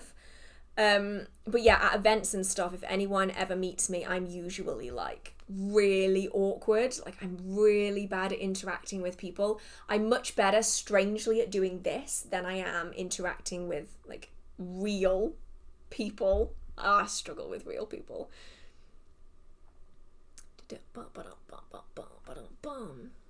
I'm having trouble with my pendulums. I love them so much, but sometimes can't seem to get a correct answer. Looking into suspending it on something as to not influence it. Well, you need to influence it, because the pendulum is a tool that allows you to connect with either spirits that are going to be working through you or your own subconscious and psychic mind. Do I have a pendulum around here somewhere that I can use? The answer is no, because I put it somewhere. Anyway, I've lost my pendulum. So the micro movements are what we are reacting with. So we ask a question, our subconscious or psychic minds or our spirits will react to that if there is any kind of knowledge or understanding on the subject. So those micro movements that you get that are causing the pendulum to swing, do I not have anything that I can use as a pendulum? No, is the brief answer. I tidied, and now I can't find anything in my house. Those micro movements are us reacting to it. So I suppose the ring on a string. Good point. Ring on a string. Do I have a piece of string? No. I have a necklace. Let's use a necklace instead, shall we? I have a necklace. So let's go with this. So, one necklace. So if you're just holding this, for instance, so when I hold my pendulums, I will loop it over my finger like that. So it's hanging like this.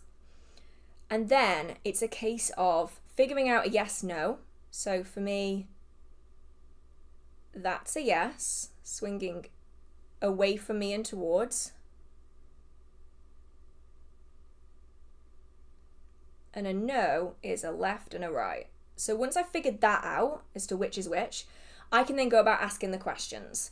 So for me, if say I don't ask questions I already know answers to. That's the thing. I don't ask questions I already know answers to, because what's the point of me asking the question?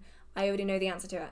I focus primarily on just the ones where I don't know the answer. So say for instance, I were asking, is tomorrow going to be a good spiritual day?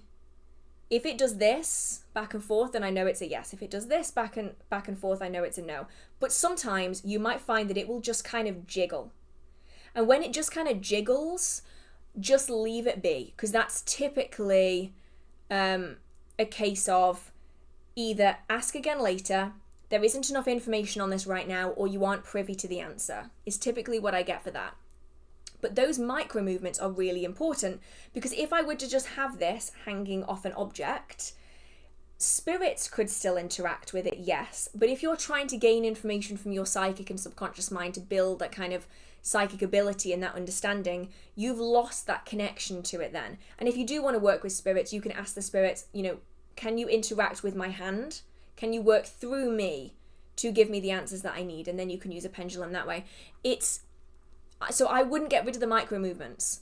I would say it's a case of perhaps maybe even resetting what you're doing with that pendulum. So maybe going back to the very start of figuring out which is a yes, which is a no. Do you have anything that is going to show an I don't know and ask again later? You can even create your own pendulum board for this if that's something that you want to do, so that then you can perhaps get more answers that way, because the alternative is to use something like a spirit board or a talking board with a pendulum, because that way you're spelling out words instead of just going off yes no answers, which could be particularly useful if you are struggling with just getting the suitable answers with a yes no system. Right, where am I? I am... What is your favorite crystal? Practically speaking, I love citrine and quartz. Impractically speaking, I love emeralds, which I'm fortunate enough to have in some of my jewelry, like little emeralds, and rubies, because I'm a Cancer. That means ruby is my birthstone. I have a ruby ring, that's why I'm showing this. I love those energies, but they are just so much harder to work with. Like, yes, you can get them like lower grade quality in rings. You can get little pieces, but if you want something that is really useful practically, I tend to go for bigger pieces, so quartz and citrine. I thought pearl was for Cancer. No, definitely ruby. Pearl is February? No, that's amethyst, isn't it? Let's have a look. What is pearl?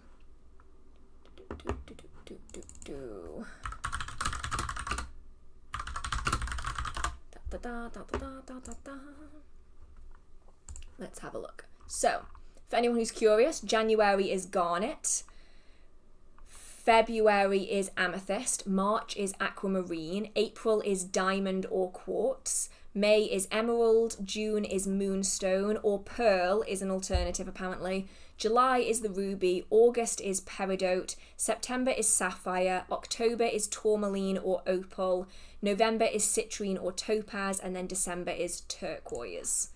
Just for anyone who is particularly interested in that. So for me, I've always loved rubies and I've never been able to find any. And then I found this guy who makes these beautiful rings. And I'm like slowly building up a collection because his work is amazing. And yeah, he had one that was a ruby. And as soon as he said it was a ruby, I'm like, I have to get it. I have to get it because I've never owned anything with a ruby. And I feel like, yeah, it's time. It's time. I feel like I need to like collect them all like Infinity Stones. I'll get there eventually. Right. Where was I? What is your go-to ingredient that has to be in every protection spell you cast? Nettles. Always nettles. I love working with them. I think they're just so great. They are easily accessible. They're absolutely bloody everywhere. They're really easy to harvest. I have I nearly said a dehumidifier, a dehydrator that I will use for drying out all of my plants that I collect. I should maybe do a video on like how I dry herbs. I'm adding it to the book because I would have fun doing that. And they're very, very potent. They're nature's first defence in England. Every footpath that you go on, the edges of it are just full of nettles. So they're great as a deterrent, but they're also really great in active working as well if you do ever need to kind of implement them. So no, nettles, definitely. There we go. That's another one to go on the list.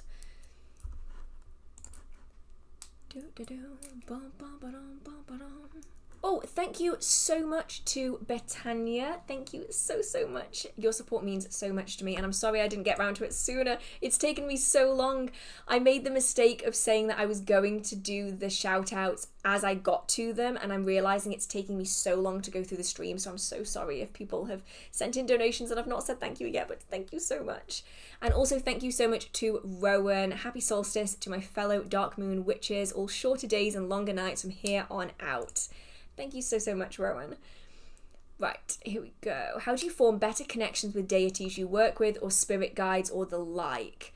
For me, it is offerings.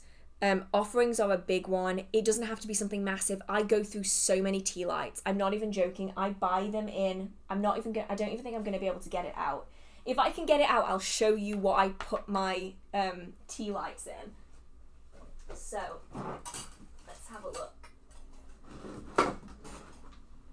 This dusty chest is where all of my tea lights go in like little stacks, and I fill this every 2 months maybe, and I filled this last month and I'm down to 3 stacks maybe, so I have like a third of a box left of tea lights where they're all like stacked up. I go through so many, so I just have this like cute little chest.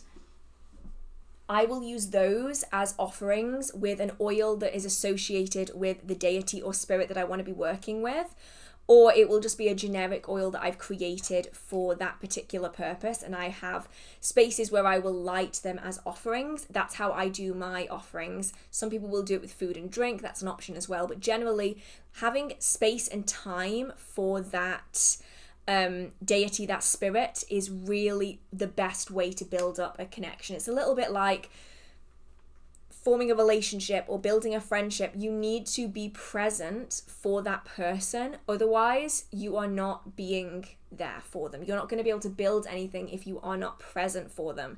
So yeah, that's really how I do it. I'm fidgeting with this pen. I need to put the pen down before I annoy everyone and just start like clicking it and doing what I usually do with pens. Have you ever played Hollow Knight? I haven't, but I have been recommended that I play Hollow Knight so many times. I'm currently playing Fae Farm, which is such a cute game on the Switch. That one I'm obsessed with right now. Like any hour before bed that I have free, I am going to be playing Fae Farm. It's just adorable. It's like Stardew Valley, but more magical. So yeah, that's what I'm currently playing, but I have Hollow Knight on my list for if I ever get around to it. Do you ever read your Instagram messages? I will be honest in that I am so far behind on Instagram messages that it is becoming a problem. Like I will be really honest with everyone in that when I am struggling, whether that is that I'm feeling overwhelmed with work, whether I'm feeling overwhelmed in life, the first thing to go is my social media. It's like the thing that I just don't do anymore. Like I won't be posting anything on Instagram. I won't be posting on Reels. I won't be interacting with anyone. I won't be responding to DMs. And it's not a you guys problem. It's very much it's something that I know I need to work on, in that it is the first thing that goes when I'm struggling and I need to focus on like other things, is the social media. And this past year has been just one thing after another. And so I'll be honest, a lot of your DMs will be in my requests folder and I need to go through them and like respond to them. And yeah, it's a lot to face, I'll be honest. It's a little bit like when you've left a task for so long that it becomes massive. It's then so much harder to actually start and to like get through it. So I'm going to try and pick that back up again, trying to be more present on social media again, because I do kind of just vanish really, besides like the live streams and the videos and stuff. So yeah, I'll get there eventually. Eventually. Let's have a look. I am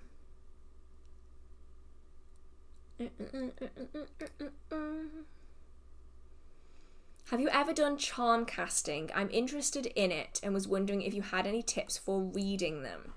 So this is not a topic I've done like extensively myself, but the idea of it I like so much that I actually bought myself a set of, they're designed as like bracelet charms where they have letters on them so that you could cast some and you could get like a series of letters that could be associated with the reading that you're doing. From what I can tell about kind of charm reading, it is that you add a whole bunch of little charms, whether they be like metal jewelry charms or whether they just be like little trinkety things, into a bag, and then you cast them, and depending on the placement of those charms on the cloth or surface that you've cast on, or which ones are upright, which ones are face down, you read it slightly differently, and each of those charms has a different association. So these are usually really personal associations based off what that charm symbolizes to you, as well as what it actually is to other people as well.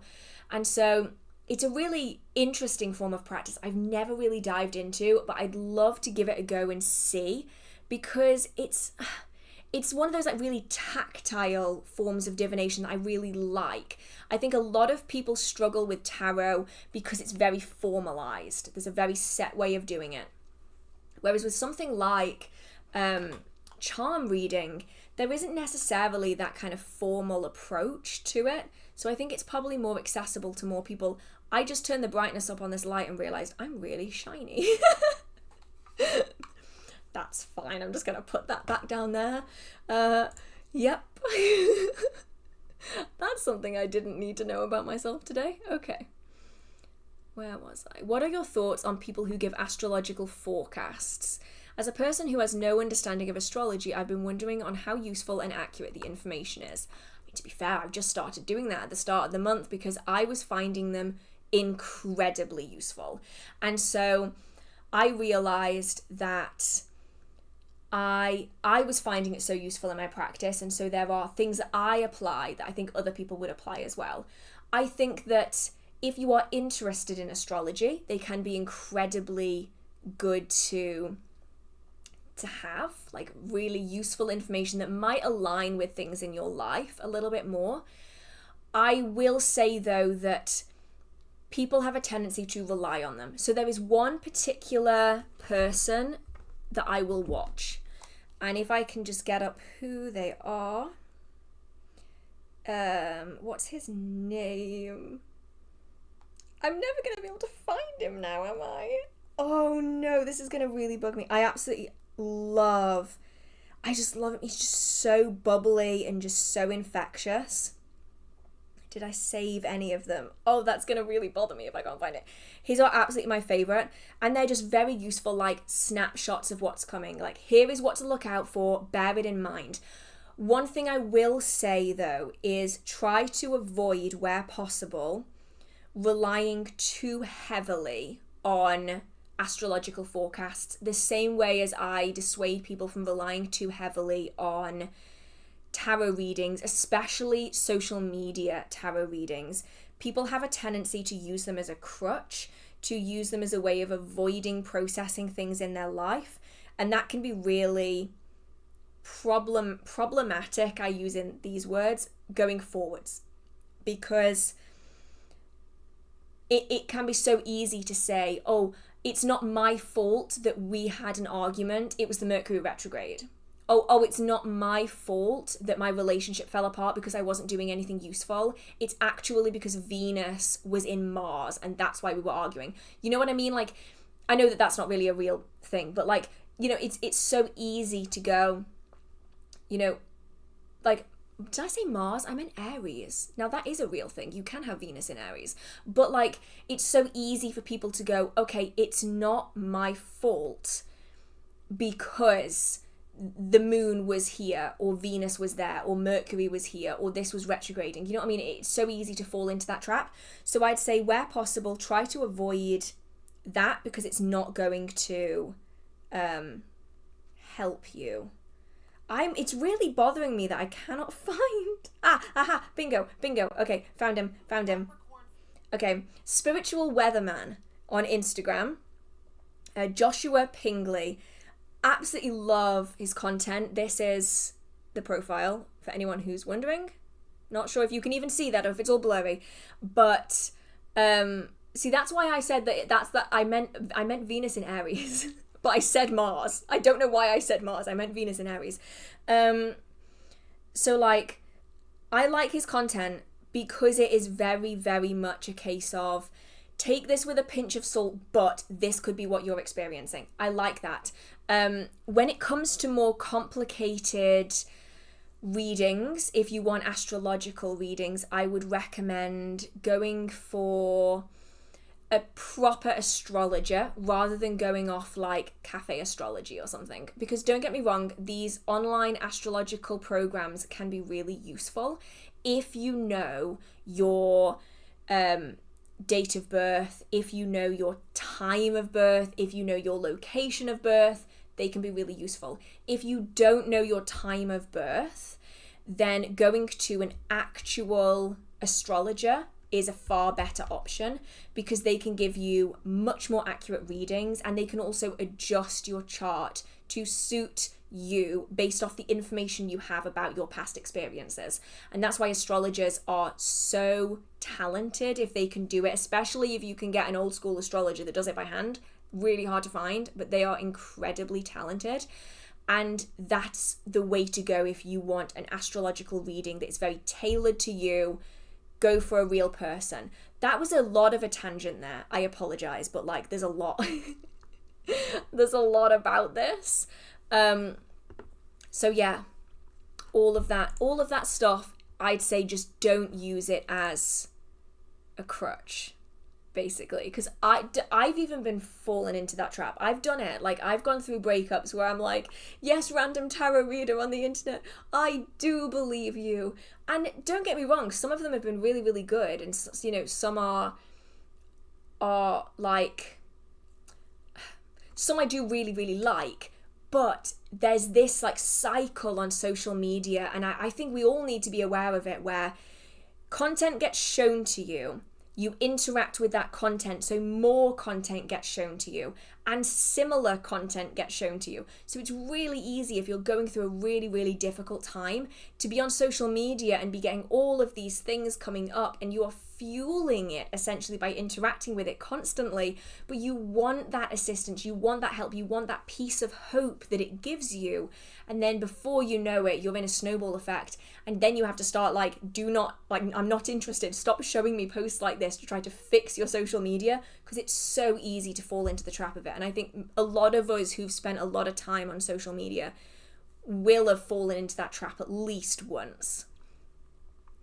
That's the thing, is it's the algorithm, it's not a sign. And this applies to other things as well. Like, I don't want to rain on anyone's parade, but the number of times I get messages from people saying, Dionysus has been popping up so many times on my TikTok feed. It's a sign.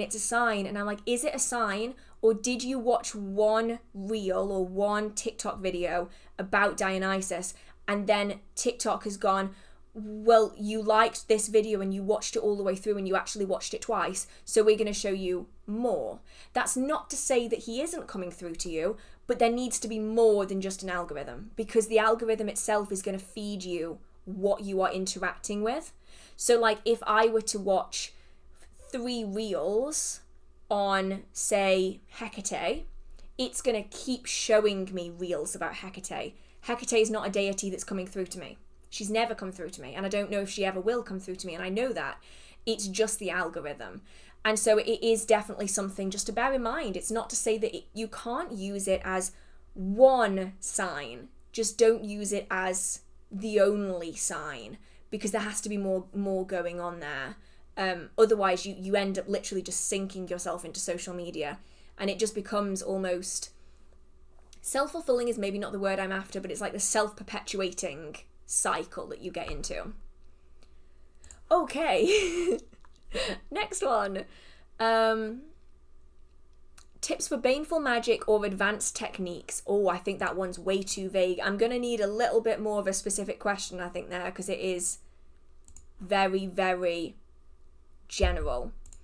Confirmation bias. Yes, confirmation bias. There we go. That's what I'm after.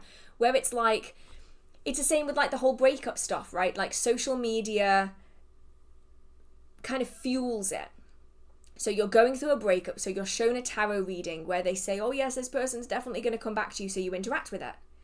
And then you get one that really lines up with what you're thinking, and so you interact more with it. And then before you know it, they're like all confirming what the last one has just said, and the one before it and the one before it. But it's because you've ended up in this like loop.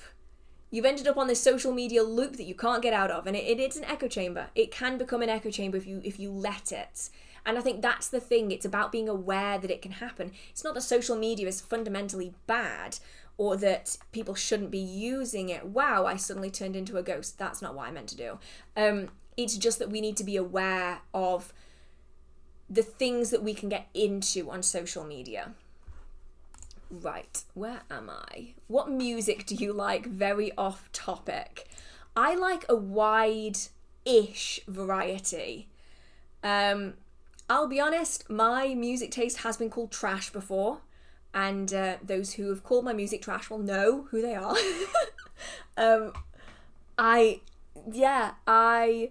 have everything from like rock to indie to, I'll be honest, I love Please Please Please by Sabrina Carpenter, and I've never listened to a single song she's ever put out before, but for whatever reason that song is just stuck in a loop in my head. I like folk music. I'll be honest, 20s music, 1920s jazz, I'm a sucker for, have been my entire life since I was a really small child. I've loved like 1920s jazz, don't understand why. It is a wide selection, and it typically comes in waves. So I will go through like a section where it is like just metal, and then I'll go through a section where it's just weirdly specific Scottish folksy music. Heather on the Hill, if you have never heard Heather on the Hill, it is an amazing song. And then I will go through like extensive periods of time where it is just Dan the Bard and it is just folk music. And you do have 1920s jazz vibes. Thank you. I don't know where that came from. I know that when I was younger, I think maybe like 7 or 8, something like that, we went to a 1920s house. And through the house, they were playing, like it was a National Trust house, I think, and through the house, they were playing jazz. They were playing like 1920s jazz. And I think my grandma, at the end, she bought the CDs that were playing through the entire place, and I ended up stealing them. I didn't steal them, but I ended up having them like off her to listen to, because I was so hooked on this music. I loved it so much, and I still have never understood why. I just love 1920s jazz. Weirdly specific. So yeah, wildly varied. Does Florence and the Machine make your list? Florence and the Machine only makes my list in two songs, and they are is it The Dog Days Are Over? Is that the one? And I'm gonna see if I can find it. Is Never Let Me Go. Yeah, Never Let Me Go from the Vampire Diaries, obviously. And The Dog Days Are Over are the only two that have made it into my playlist, and that's it. Maybe you spent a past life in the 1920s. Actually, that's what I thought. Like, when I first learned about past lives, I was like, does this explain why I like this so much? And I never got an answer to it. Maybe one day I should look into it a little bit more. It's her most popular song, Never Let Me Go, is a love song to the ocean. Yeah, I mean, I'll be honest, I love that song solely because it is in the Vampire Diaries. That, along with like Drop in the Ocean. If there's any Vampire Diaries fans out there, you'll know exactly what I mean. So if I go through like the songs on this playlist, so Cut by Plum, Never Let Me Go by Florence and the Machine, A Drop in the Ocean by Ron Pope, Never Say Never by The Fray, Give Me Love by Ed Sheeran, Holding On and Letting Go by Ross Copperman. Like, these are all the ones, like Bloodstream by Stateless, where Echo by Jason Walker, honestly, that has got to be one of my favourite songs from the Vampire Diaries. All of this music from the Vampire Diaries has just like this special significance for me because I've seen the Vampire Diaries so many times. Like, it gets to a point where you start thinking, is this too many times to have watched it? And the answer is always no. So then I will watch it again. Okay. Right, I'm so far behind. I need to catch up on where I am with the questions, because I know it's going to jump, and it's going to jump really, really bad. And I'm kind of slightly alarmed that is what is going to be happening. Oh, yeah, it's going to jump so bad. This is going to be an absolute disaster. I'm going to warn everyone now. This is going to jump, and I'm going to lose hundreds of questions. Oh, no. Okay. We're just going to have to face it. Thank you so much to Melody Moon. Thank you so much. I didn't like this earlier, but thank you so much. Oh, my goodness. I'm just waiting for the jump. It's going to happen. Okay, let's have a look. Where are we?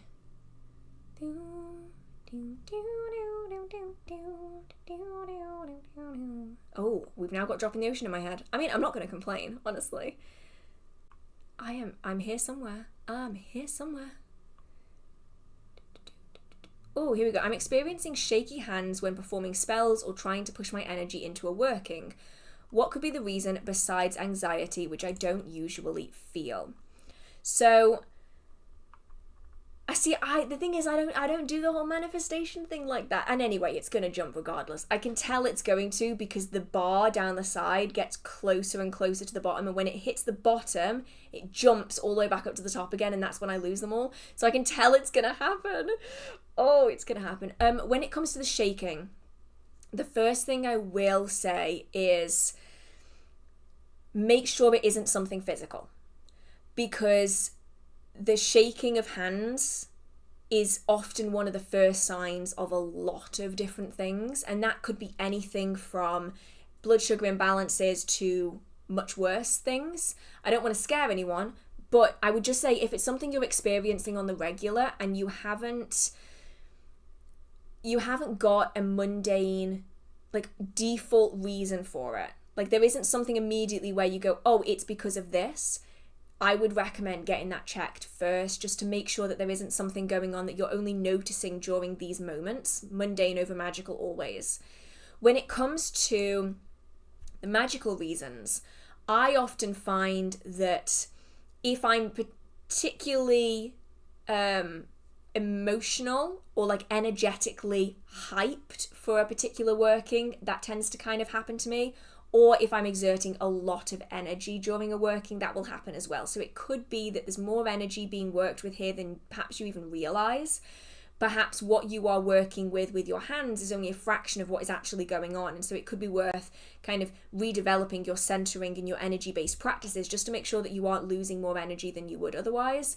It could also be worth kind of having little breaks to kind of calm everything down, maybe have a little bit of a snack partway through, just to try and stop that from happening if there isn't anything else going on. Okay. Oh, it's getting closer to the bottom. We're getting there. It's good. Oh, it's like I'm bracing myself for something I know is going to happen. Where is it? I am here somewhere. Oh, gosh. Darn, I knew it was going to do it, and it did it anyway. I have no idea how much I've lost. You know, I actually don't think I've lost. Wait. I don't think I've lost that much. Ha ha! This is fantastic. Brilliant. I don't think I've lost that much. Fantastic. Right, let's have a look. Where was I?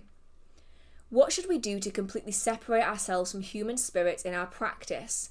Only non-human spirits, no access to us for human spirits. Why? Why? Is the only thing I can think of. So I think the thing that we've got is that the lines between different spirits is already very, very blurred. So this is kind of my honest reaction to this is, I don't think you're going to have an easy time separating out non-human spirits from human spirits. I don't think it's possible to entirely shut one out from the other. Because if we are looking at the kind of spirits that you might want to be working with and the beliefs behind those spirits, you'll find a lot of them are actually crossing over from one another. So while I don't personally like considering the Fae the spirits of the dead, because in my personal practice with the ones I've interacted with, that hasn't been the case. There are many, many practitioners out there who follow a different path because they're from a different place. And for them, the Fae are the spirits of the dead. They are the spirits of those that are long past. And so if you're going to say that you don't want to work with any human spirits, you might have to discount all of the Fae depending on the tradition of Fae that you are working with. You then have nature spirits and land spirits, which in some cases are human spirits that have linked themselves to the natural world, and therefore you might have to discount all nature spirits too. It's very, very difficult to have hard lines when it comes to spirits because there is so much crossover. See, it depends though, because in certain traditions, the Fae are considered the human dead. The Fae is considered one form of the afterlife. That's not in all Fae traditions though, that's only in a set few. So for some practitioners and some people who work with the Fae are diminished old gods. They are old gods who've lost their power and have become diminished into the Fae. Whereas in other Fae traditions, the Fae are spirits of the human dead. It's a form of the afterlife, and they've been encounters of people who've seen their own ancestors, their own living, what once were living loved ones, among those that were travelling with the trooping of the Fae. So for many practitioners, the Fae are the human dead, or at least the human dead can be part of the ranks of the Fae. And then within other groups of practitioners, the Fae are their own classification of spirits in their own right, which is where I stand. So like it entirely depends on where you are coming from, is in where regionally you're coming from, because in certain parts in Ireland and Scotland, they're going to have very different belief systems to one another. And then that's different to different parts of England as well, and then further afield. So it's hard to draw lines when different traditions have different mythologies, different folklores, different backings, different opinions on different spirits, because we don't know everything. We're just one group of beings among many thousands that are out there. And so I would say it's hard to draw lines to the point where you're going to say, I don't want to work with human spirits at all, because you might struggle with that one, or you might find that you think you're working with a spirit that isn't human, and it turns out that at a later point they might actually tell you that they once were considered human. So it's difficult. I don't know how to describe it, but it's difficult to kind of draw those hard lines, is basically where I'm trying to get with this. That was a lot of words for me to say that. I feel like this light is now too, oh, that's definitely too white. That's even whiter. Okay. We're just going to go back for slightly yellow. That's fine. Right, let's have a look at where I was here. So Stonehenge was painted orange today. Your thoughts on that, Hearth? Yeah, that was something, wasn't it? That was something. I don't like bringing too much of that stuff here. I might do a full video on kind of things that have been happening magically in the world, who knows. But all I will say on it is people are going to get pissed off, and it wasn't actually paint. And that doesn't make it better for reference. That's not what I'm saying. I'm not saying that the fact it wasn't paint makes it better. I'm just saying that I feel like I should state that it isn't paint. It's that powder that you use at like the holy celebrations, like the that colored, brightly colored powder. So it will come off. And that's the one thing I was really worried about, because when I first saw it, I was like, oh my god, it's paint. It's not, as far as I'm aware, paint. It's actually this powder stuff, so it should just wash away. But like, seriously, just before the summer solstice, you're going to desecrate a sacred site. Even if you think you're doing something that's good, people are going to get pissed off at you, and that anger is going to be all people remember. And that's the problem that people have, is that, yeah, people remember bad more than they remember good. And it's like, it was orange. Yeah, it was bright orange. That was, my mum sent it to me. I was editing yesterday afternoon and she sent it to me, and I'm like, oh my goodness. Like, seriously, just before summer solstice, you're going to do that. And they did it purposefully because it was just before summer solstice. But people are just going to remember the bad. They're not going to remember the cause. They're not going to remember the cause. They're just going to remember the disrespect. Would they, I mean, I ask, would they do the same in a church? But let's face it, they probably would. Given everything that has been targeted so far, they probably would. Right, let's see where I was.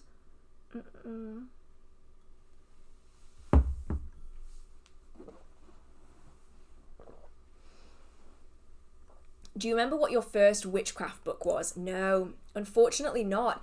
It was in a library. I don't do words, right? I don't do words. I do pictures. I remember what a cover looked like, or I remember certain aspects of of the book, but I don't remember the name of it. So it was about yay big. It was quite a substantially sized book. And it had a white cover with loads of little pictures on it. And it was plasticized paper, which is my least favourite kind of paper that there is. It was plasticized paper. And it was very, very wick and heavy. So I suspect it was from about like 1995 up to maybe like 2000, perhaps. That's kind of the time period we're talking about here. So if you know that kind of time period in Wiccan books, you'll know the kind of book that it was that I first started reading in the library. If we're talking like the first book that I ever purchased, we are probably looking at... It could be Witchcraft. I got a few in a row, so it could have been Witchcraft Theory and Practice by D'Angelis. 2000, yeah, 2000, that's fair. So it could be that. It could also have been Green Witchcraft 1 by Anne... Is it Anne Mora? Green Witchcraft 1. Yeah, so I think it was either Green Witchcraft or it was Witchcraft Theory and Practice were the first ones that I purchased outright, that I like fully got myself. And I still have them, and they're here somewhere. I don't think they're in here though. I think they might be in the other room. But like Witchcraft Theory and Practice is battered. Like the cover is all warped and all the plastic is like peeling off it. It's like, it's intense. It's intense. Right, let's have a look at where I was. I'm here somewhere. So there was one about how do you connect with... I've lost it, but I'm pretty certain it was something along the lines of, here we go. How do you connect with land spirits in a city setting? Try to... land spirits are literally just attached to the land, so they don't even need to be in a green space. But you might find it easier to connect with them in any kind of green space. Any kind of tree that is around, any kind of park that you can go to and visit are the kind of really useful places to connect with land spirits, to take a little bit of time to earth yourself. Different from grounding, but to like be present in that space and connect with the natural world. Because I think the big thing people struggle with is that the city feels alive, but it also feels dead at the same time. So like people tend to get so overwhelmed by the activity that they almost miss out on the underlying spirits and energies that are there. So if you need to, starting in a green space to get a feel for the way the energy of the place feels, and then taking that into other more urban areas could be useful to kind of give you an idea of what the energy is that you're looking for, because it can very much get lost in a city environment. I mean, I struggle. I really struggle in cities. The last one I went to Manchester. I don't think I'm going to Manchester again anytime soon. Manchester is stressful. There's so many people. It's so loud and it's so busy and there's so many energies and there's cars and there's trams and I commend anyone who has an easy time connecting with land spirits in cities. It's a lot. Like I'd have to be like in a very private, like my own little world to be able to do it, honestly. Right, I am somewhere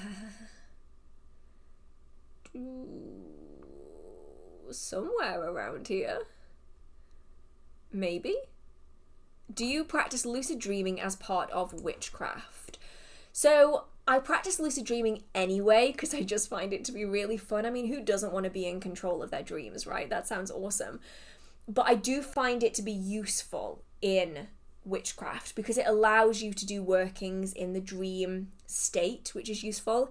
It allows you to gain messages and information from spirits and servitors and ancestors and guides through dreams, and it just gives us a little bit more memory as well of our dreams, which is incredibly useful if you do want to gain insight and information and signs and symbols and the like. So it doesn't have to be applied, but I do enjoy applying it.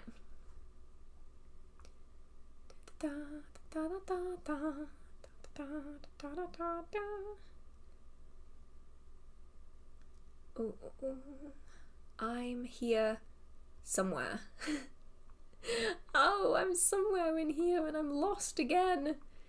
I need to figure out why the Q&A chat is actually not working. Because I don't understand why all of a sudden today it is just packed up. It's like, you know what? No, we're not doing this. Do solar storms influence paranormal activity?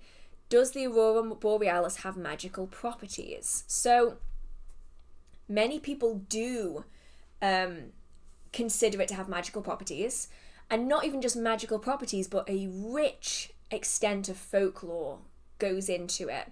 And so it's worth looking into the folklore and the legends that surround the aurora in different areas of the world where it is seen commonly. And you might notice that there are threads of similarity which weave between different cultures and traditions and the belief systems that surround it. In terms of solar activity, yes, I would say that in my experience it does impact paranormal activity. It definitely seems to heighten it for me, at least in just my experiences of it. I find that any highly energetic event has an impact on it, and it increases it. And that can be anything from a full moon, people who've been arguing in a space, a high energy location, having lots of electrical equipment in a location, up to like things like solar storms, lightning storms. These kind of things can all really impact how strongly paranormal activity is felt, and whether that is because we are picking up on it stronger because we are more aware of it, or whether it is because the activity itself is being strengthened by the events that are happening. I'm not sure, but there definitely does seem to be an influence somewhere along the way that makes things more noticeable. Have you read the Folk of the Air series? Is that the one by Holly Black? It is. Which ones have I seen? I have seen The Cruel... Actually, no, I've read them all. Yeah, The Cruel Prince, The Wicked King, and The Queen of Nothing. I'll be honest, I didn't like it that much. I know, people love it, right? I have found that people swing one of two ways with it. Either they read The Cruel Prince first, or they read A Court of Thorns and Roses first. And I think that because I read A Court of Thorns and Roses first, the bar was already way up here, that when I read The Cruel Prince, it was good. It was an interesting read. I read all of them. I enjoyed it. If I had to choose between the two of them, I would choose A Court of Thorns and Roses. Just throwing that out there if anyone is interested in reading some of them. I think one is tamer. I think that's the thing. They are designed for different audiences. So The Cruel Prince is what I would consider more like a young adult, older teen series. It's not the same as A Court of Thorns and Roses, and it shouldn't be, because it's designed, as far as I'm aware, for a different category. If you know anything about A Court of Thorns and Roses, you know that it's very much 18 plus. So, yeah. Take that as you will. They are definitely designed for different audiences. But the problem is that BookTok kind of lumped them all together. And BookTok is like, if you liked this, you would like this. And they don't take into account that the audience of those books is not the same. The audience is not going to be the same. So just bear that in mind. If you don't like smut, don't read A Court of Thorns and Roses. If you want the fantasy world, then stick with The Cruel Prince. Yeah, Actar it's something. It's something, and if you aren't expecting it, it's going to take you by surprise. Oh, thank you so much, Well Okay But. Thank you so much. I really appreciate it. So yeah, did you like The Throne of Glass? I have not finished it. I keep saying watched. I read the first half of the first book, like 10. When did it come out? I'm sure I got it, like, I want to see when this came out now. Yeah, I got it when it came out. I remember when it was released and it was in Waterstones and I was recommended it as a new release. I got it when it was new and I read half of it, just didn't finish it, never picked it up again. I think this year is the year that I'm going to finish it. I think I need to go through that series. I didn't enjoy Actor all that much. Thought it was too much and not enough action. Yeah, that's the thing, is it very much is going to depend on what it is that you're looking for. And it's the danger of book talk in all regards, is that they have a tendency to group books together that probably shouldn't be together. And like compare books that really shouldn't be compared, because I saw so much comparison between Actor and The Cruel Prince as being like, if you loved this, you will love this. And while I can see the comparison and I can understand what they were going for there, what they were forgetting was that the target audience is completely different.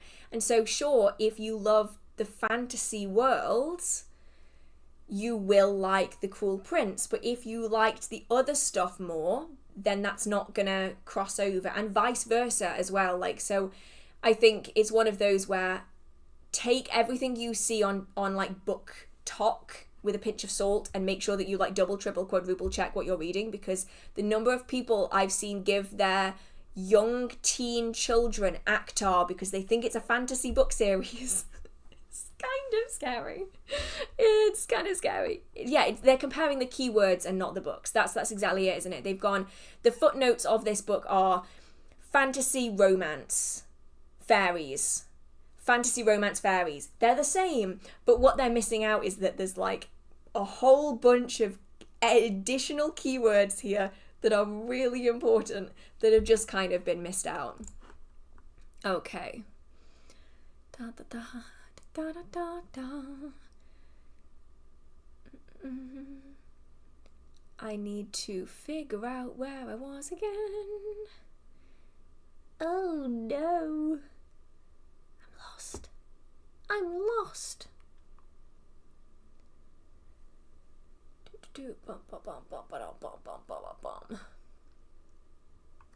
I'm completely lost about where I am. I think I need to start like putting like pinning things so that I can remember where things are, so I can go back to it.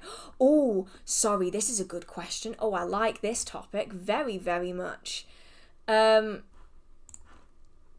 this is like one of my favorite topics is, do you have any thoughts on museums dedicated to allegedly haunted objects? Are we talking specifically about Zach Bagans' museum of haunted objects that burned down? Are we talking about that? This is a topic I really like. As in, do you think haunted objects should be on display for the public, and do you think there is a risk to visitors? Okay, so I have many, many thoughts. I love places like this, but that comes with a, hold up, there are extra like caveats to this. So I love seeing haunted objects. I love experiencing haunted objects. I love finding them when I go to like charity shops and secondhand stores. I absolutely love it. I have many of them within my collection because I love them so much. But here's the big but. I think that some people do it for the wrong reasons.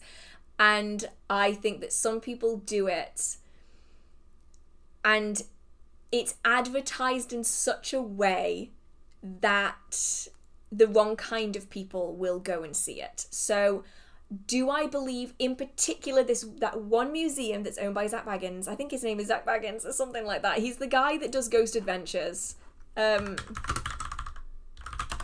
Bagans. Yeah, Zach Bagans, The Haunted Museum. Okay, so truly believe he's very, very passionate about what he does. But anyone who has seen Ghost Adventures will know that there is a lot of excessive addition in some cases. For instance, the obsession with blaming everything on witches, or Satanism or devil worship or literally anything other than the very basic. I mean, it might not have burned down. I just know that there was a fire. I'm sure that there was a fire somewhere. I'm sure that maybe I imagined the fire. Honestly, I imagined the fire. I might have done. Anyway, it's when you have someone who has very, very strong views, it tends to attract people who also have very, very strong views. They could be really positive views, like really, really interested in it, like I am, for instance. And it can also be people who are really, really skeptical and are willing to do stupid things. So a good example of this would be Robert the doll. We've spoken about this in previous live streams before. If I'm remembering the doll correctly, I will just double check so that I don't. Let me just double check. Yes, Robert. So Robert is a really, really beautiful doll, right? Absolutely beautiful. And the problem that you have is that when a doll like Robert is on display, some people will go to see Robert because they want to appreciate Robert, because they want to see him in person, because they really, they just want to form that connection with Robert, and it's a very positive intention that they come at it from. Some people go to see Robert and behave in such a way that makes the spirit very, very angry, and they will take photos without permission. They will verbally abuse. They will say things to. They will make comments about. They will laugh and they will joke. And then they come away. Bad things start happening. And then people have even gone back to apologize to Robert for what they have done. And I think it's the problem you have when you have places like the Witchcraft Museum, for instance. The majority of people who go to the Museum of Witchcraft and Magic go there because they appreciate the content, or they're curious about it, or they're interested in it. But you will get some people who will go there simply to mock, to joke, to diminish. It's one thing to do that around objects that are just magical tools, and it's another to do that around objects that are potentially spirited or haunted. Because sure, a lot of those objects might not have any kind of attachment at all, but the ones that do deserve to be respected. And I don't know if that respect is something that you can get in a museum. And this is where I find it hard to draw the line, because I would love to go to one of these museums because I know that I would be appreciating and loving all of the items on display, and I'd be going in from a place of respect and wanting to learn more. But you can't vet the people that are coming in, and so people are risking their safety doing it, because while sure nothing might happen, tell that to all of those people that said horrible things to Robert the doll, because people got into car accidents, people became really, really ill, terrible things started kind of happening in their lives started falling apart. They came back, they apologized to Robert, and all of a sudden everything goes back to normal again. Take what you will from that, whether you believe it or not is entirely up to you, but it's one of them where I love them, but they're so difficult to make suitable. That it's, you know what I mean, it's so hard, because either you are creating a safe space for the spirits who deserve a safe space, and they deserve a home, and they have one in these museums, but you have to balance that with dealing with the arseholes, the horrible people who are going to not be nice to those spirits. And so that's where it becomes difficult, and that's the other reason why I didn't like the obsession that was on YouTube for a while with buying haunted dolls. There was like this weird hype around buying haunted dolls, and while yes, it put a spotlight on haunted objects, and a lot of people like myself who maybe didn't realize there were so many out there, it gave us the ability to to recognize that and to acknowledge that. It also means there are a lot of haunted dolls that have been purchased from owners, that homes that they really enjoyed being a part of, but they needed to move on. And they are now sitting in some random YouTuber's spare room, or they're in the bottom of a shoebox, or even worse, the minute that YouTuber was done with that video, they put them in a box, they put them in a bin bag, and then they put them in the trash. And it's like, it's like all fun and games when you're doing it for the views and you don't really care about it. But when you care about the spirits that are attached to these objects, to know that so many of them are now in landfill, when they should and could have been in a good home that was going to respect them and treat them with respect, that hurts. You know what I mean? So like these museums are playing a part in this because they are giving a home to dolls that might end up on just other objects that might end up in less positive environments, but it also attracts the wrong kind of people as well. That was a very long tangent, but it's one of those topics that I love talking about, but I do tend to go off on one, so apologies for that. Da, da, da, da, da, da, da.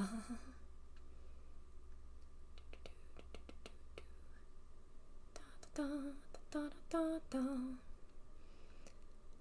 I'm trying to figure out where I was. Oh no. I'm here somewhere. I'll find it. Abda. Do you have a good book recommendations on going over the hedge or astral projection or communicating with the spirits of the other world? The honest answer to this is no.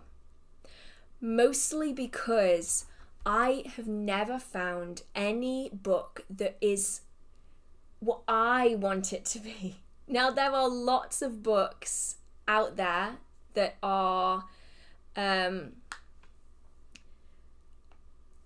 on the topic, and I have several of them. I mean, one of my favorites for astral projection is by Denning and Phillips. I'm gonna have to remember the name of it. Let's have a look. It's probably the best of the ones that I have. They've actually done a few, I believe. So I have Astral Projection, The Out-of-Body Experience by Denning and Phillips. I believe that same book has been republished since. So I have like the old cover of it, but you can get other covers as well. That one I do like. It isn't perfect. I don't think any book on the subject is going to be perfect, but that's probably my favourite for astral projection. When it comes to communicating with the other world, I don't find any book really covers it. I think it's better to do a lot of trial and error and see what works best for you. I find that spirits actually come best through me when I'm not using any tools. They just come through me. It's this weird thing, whether it's clairaudience or whether it's like clear knowing or just clear hearing, I can't quite tell.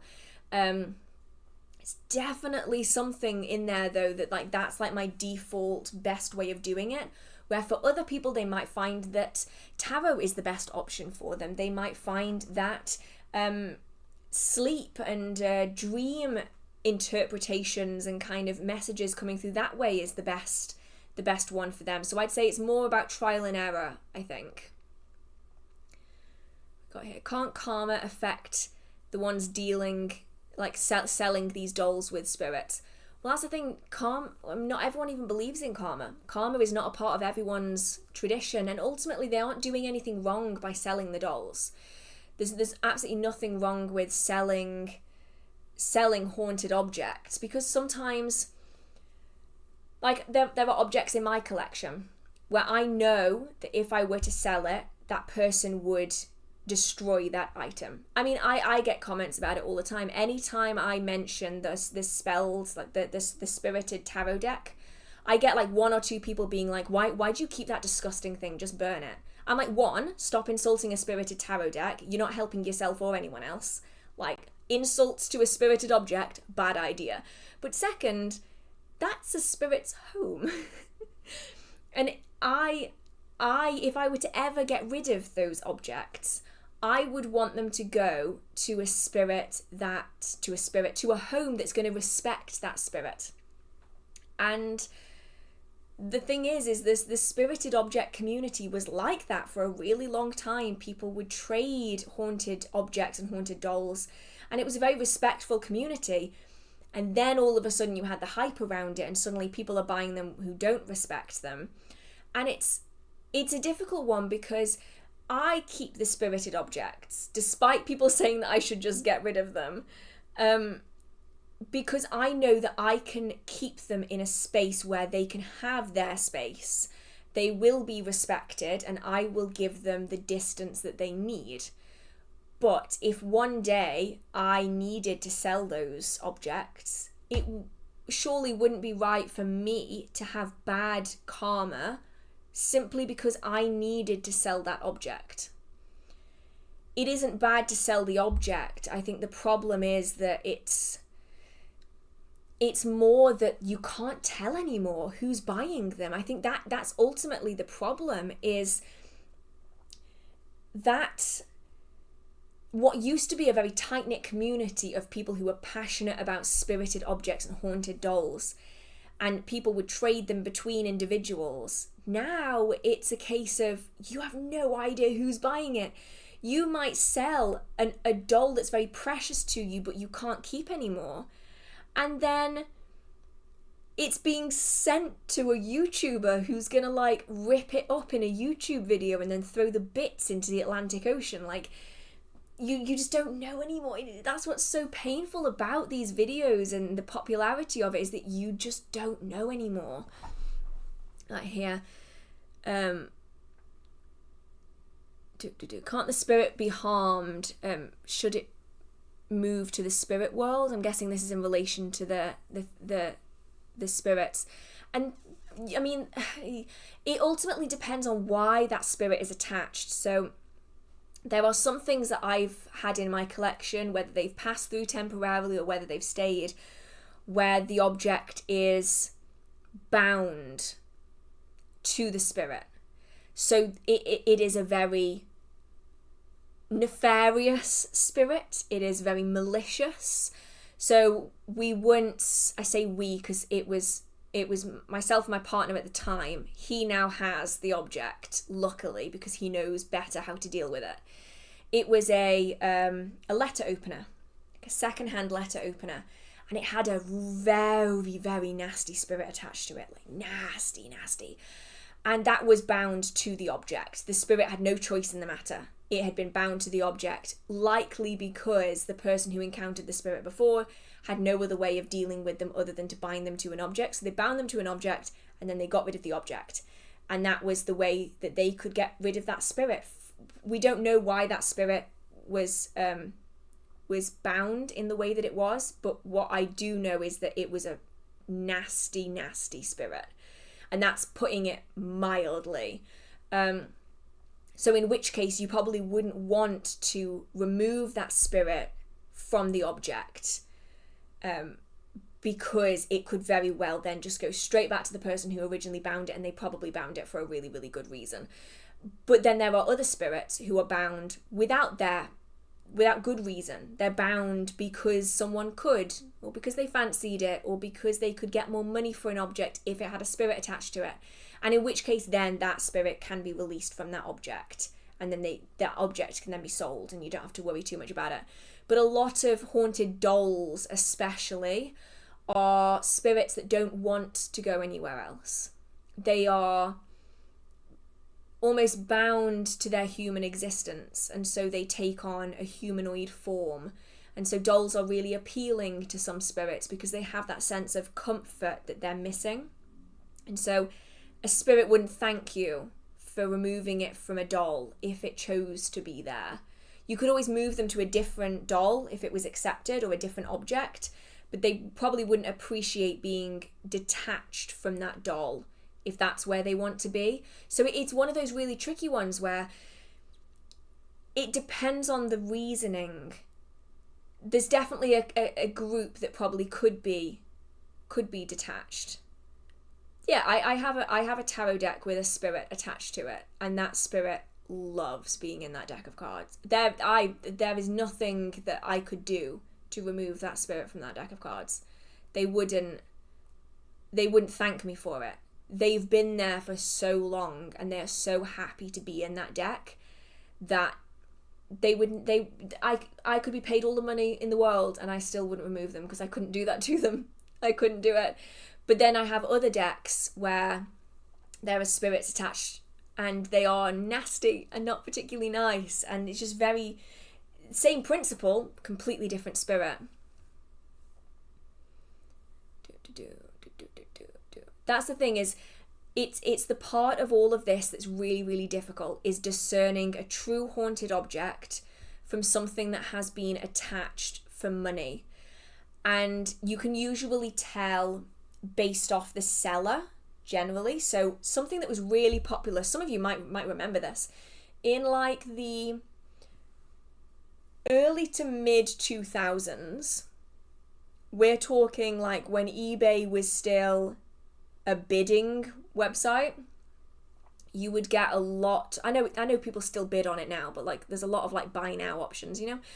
There was real popularity in spirit objects. So it would be like, the picture would be a piece of jewelry with like a shadowy shape kind of coming out of it, and it would be sold as a spirit attached necklace or a spirited ring, and the spirit would usually come with a name, and there would be different properties that the ring or the piece of jewelry was to be used for. Some of those were real. The majority of them were fake. But the ones that were real, how do you know whether that spirit has been forced into that object or whether they chose to be there? And without having that ring in your possession, it's impossible to tell.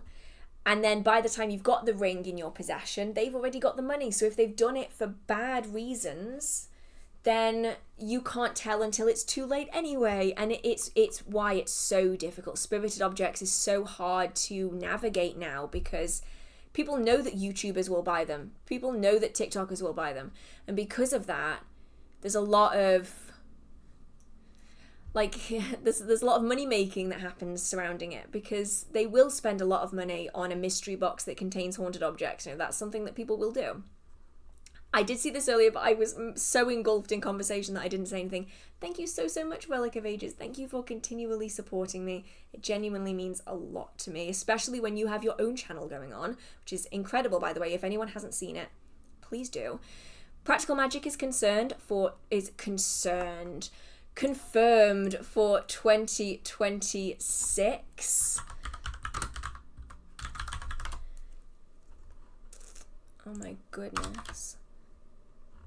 I'm really hoping that I have this right now. I apologize if I don't. Watch me have completely... Oh my goodness, why? I can't get... Why is this not doing what it's meant to be doing? Hang on.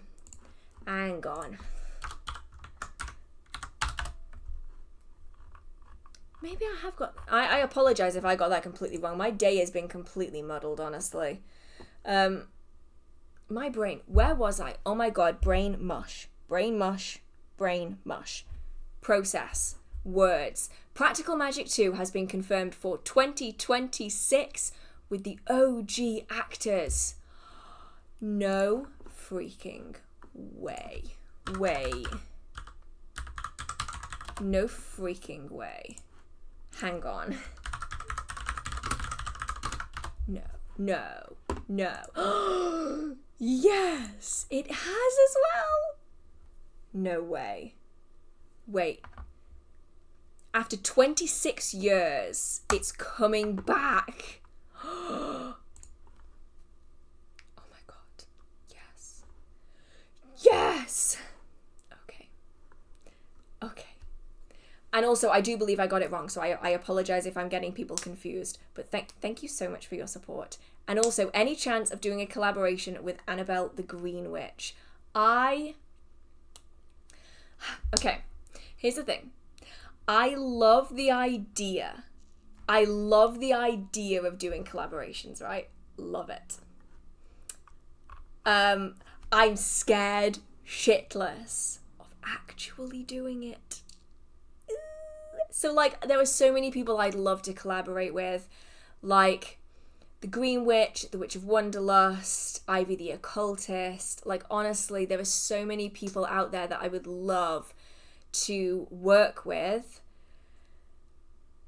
The reality of actually doing that, however, like, scares the living daylights out of me. And also, the majority of these people live so far away that I don't know how I could do it in any way other than, like, via, like, Instagram, via, like, Skype call. And I don't know if that would make a very interesting video. Like, I don't know, maybe this should be something that we do as like a podcast type thing. Oh, that would be really cool, actually, wouldn't it? Maybe one day. Maybe one day I'll have the balls to do it. I'm not sure I have the balls to do it right now. I need to pull my finger out. I have a few DMs that I need to respond to about such things that I need to, like, do. Yeah. Video collabs are just as great. Ivy the Occultist and the Witch of and Wonder Witch. Wonder. What? Am I okay? What the fuck just happened? My chair is also slightly broken, hence the crunching. What just happened? I feel like someone just, like, hit replay like 15 times on that word. Video collabs are just as great. Ivy the Occultist and Wonder Witch do a lot of collabs. Yeah.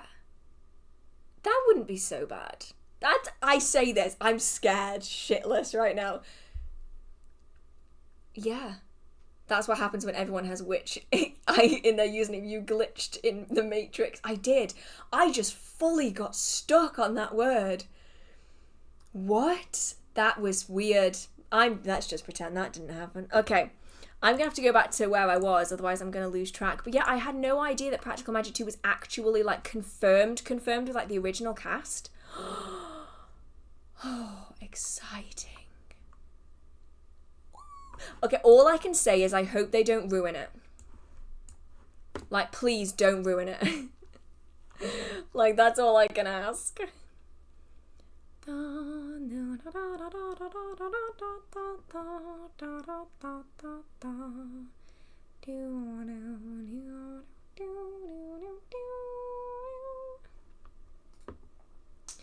Right, I'm here somewhere. I don't really know where I am. Curious to know if you finished your workshop. I'm getting there. I just did a massive clear out.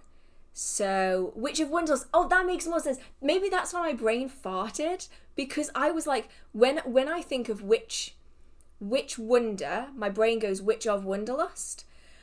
I think my brain did I think my brain made the jump to it being Witch of Wonderlust instead of Wonder Witch, but I got stuck halfway.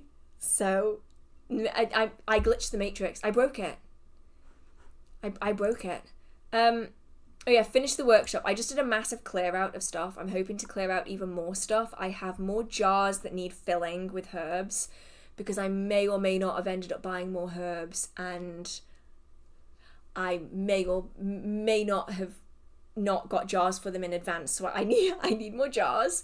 And yeah, I'm slowly but surely getting there, and I'm hoping that perhaps when it's done, I will be able to do a few videos in the office and the workshop, whether they be like herb videos, whether it's like incense blending videos, you know, things like that, to do them actually in the workshop where all of the items are, I think could be really useful. Which with not enough jars, that's a first. Well, yeah, because they're big jars. They're like this big, and I like fill them with different herbs, and they went out of stock for months on end. So I don't know if it was something that was like COVID related. I don't know, but all of a sudden I went from being able to get the jars to not being able to get any of the jars, and it was a real problem. So yeah, I'm getting there. I'm getting there. You channeled a beatboxer. Maybe this is my gift. Maybe this is a skill I never knew I had, and I need to change careers and become a beatboxer, but I can only do it subconsciously. I'm never going to be able to do it in person. Yeah, what have we got here? That remakes can be hit or miss. Yeah, they can. I mean, I haven't seen The Craft Legacy. I've heard mixed things. Same with Charmed, is that I heard a lot of like, I'm not sure how I feel about this, Ness, about it. When you have something as beloved as practical magic, they had better not be messing around with it. I want to see practical magic again. Like, I want all of the whimsy and the joy and the practical effects, and I want to see that again. What I don't want is bad CGI. Bad CGI. I'm not sure what happened, but I feel like Pirates of the Caribbean was the peak of CGI, and from that point onwards, all downhill. Don't want like cartoonishly bizarre, as was here. Like the Charm sequel was so cartoonishly bizarre, it was like it was almost a parody. I don't want anything like that. Practical magic is such a wholesome, practical movie that I want the way they did it to be applied now, and I don't want them to mess around with things too much. Because we know what happens is like they get hold of a sequel and they go, you know what we can do? We can like make all of these characters have completely different personalities, and we can swap out some of the actors and no one will notice. And it's like, no, we noticed. We all noticed. You can't avoid it. Let's have a look. I need to go back to where I was again, otherwise I'm never gonna be able to get through it.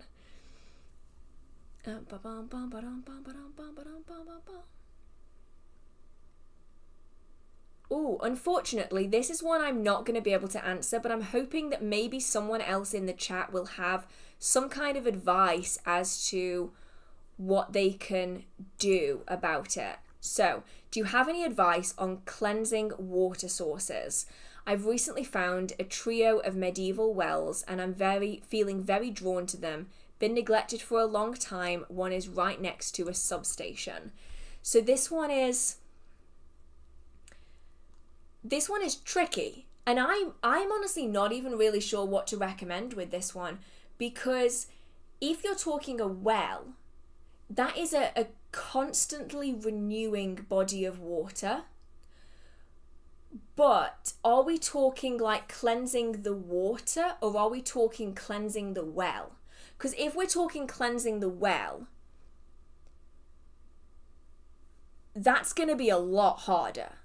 Because if it's an ever replenishing source of water, then it's actually like the vessel of the well that needs cleansing.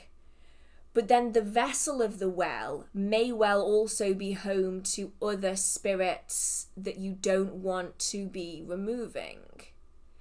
Do you see what I mean with this? Like, this is tricky. Whereas if we're talking the water, then the water could be boiled, as is mentioned here. That's a good one. It could be left in particular light. Sound cleansing could be good. It's never going to clean the water to make it safe to drink and whatnot, but it could cleanse some of the unwanted energies out of it. But this is a tricky one, actually. Well, that's the thing. Trio of Wells sounds like some old school magic at work. It sounds like, the 3 wells of Glastonbury. Interesting. I'm gonna have a think about this one, because like this is almost complicated in a way. The thing is the water source is constantly replenishing itself. So really, the water I don't necessarily think is going to be the issue here, because if it's a well, then it has to constantly be replenishing off the water table. So it's really the body of the well that's the problem.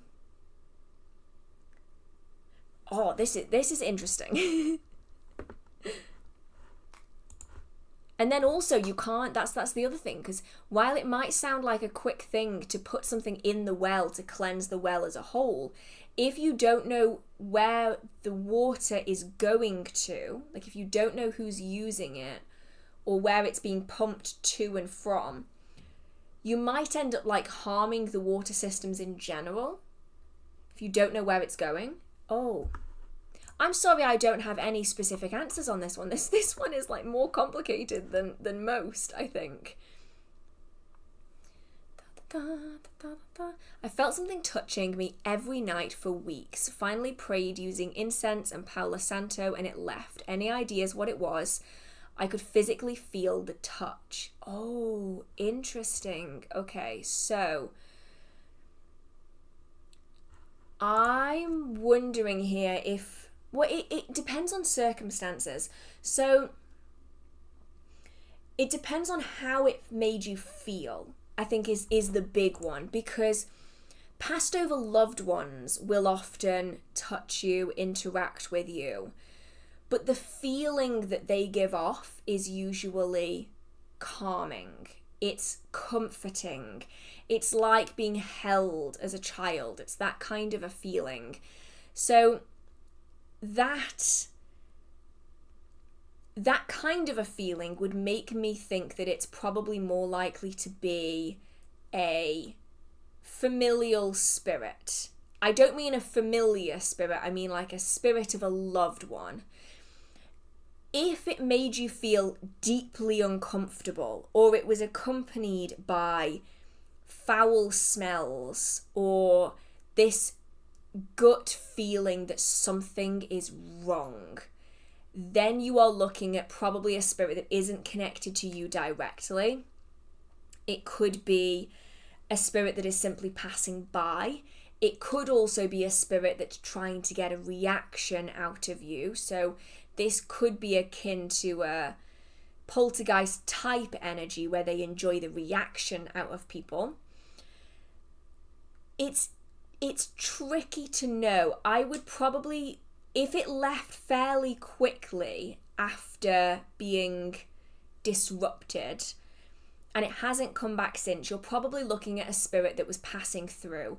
Perhaps even a spirit that is recreating something it has done before, and it just so happens that you're the person that it's doing it with, and you are not getting the benefit out of it that spirit might be getting out of it, you know. So a spirit that has perhaps repeatedly done this action every single day to someone that they cared about, and they can't anymore, and so now they found someone similar who can.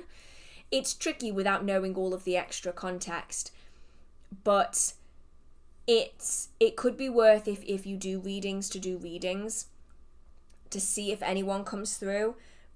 But I would say very much go off how that situation made you feel, because like if you felt like viscerally scared during this and you haven't felt that way with other spirit interactions, that's probably a sign that like your guides and just you intuitively know that this is not a spirit that you know, and then you can plan accordingly. So you might want to put your protections up, or you might want to wait and see if it happens again to see if that spirit will re-enter, because they might be coming with some information if it is someone that you do know. Oh, here we go. So in regard to the well, saying frankincense, incense, we're also saying community rituals, which is, if you're dealing with something with so much history, you're probably going to need more people. But then the question is do the wells need cleansing in the first place? Because wells are constantly replenishing, and so in which case they kind of don't necessarily need to be spiritually maintained. They can kind of do it themselves, which is why so many wells have spirits themselves, like the spirit of the well. Saints are often associated with wells for that exact reason as well. So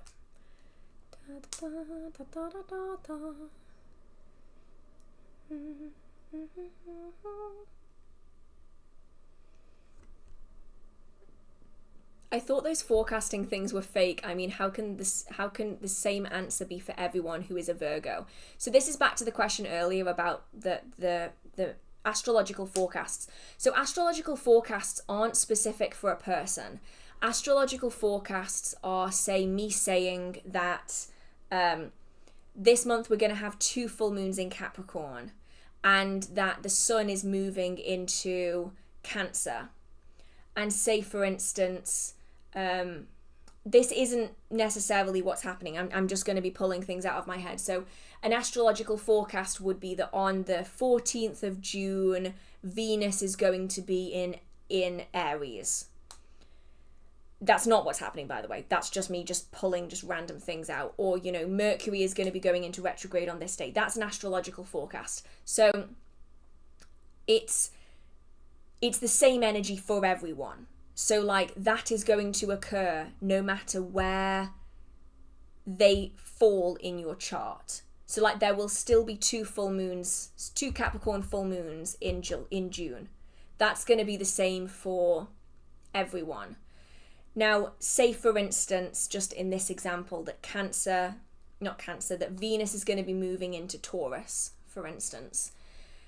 That will have stronger implications for anyone that falls with Taurus as being a big point in their chart. So if you have, say, Taurus is your rising sign, that's going to have an impact deeper in your life than it would if someone, say, doesn't have any of that in their chart at all.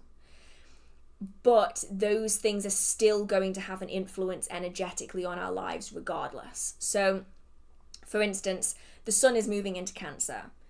For people like me who fall under the Cancer sign, that might have a stronger impact. Or if you are a water sign in general, that is going to impact you more strongly. But that highly emotional, sentimental energy is going to have a trickle-on effect for everyone.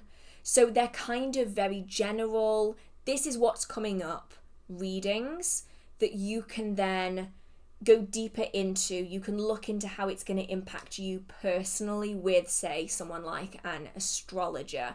So little here, like a weather forecast.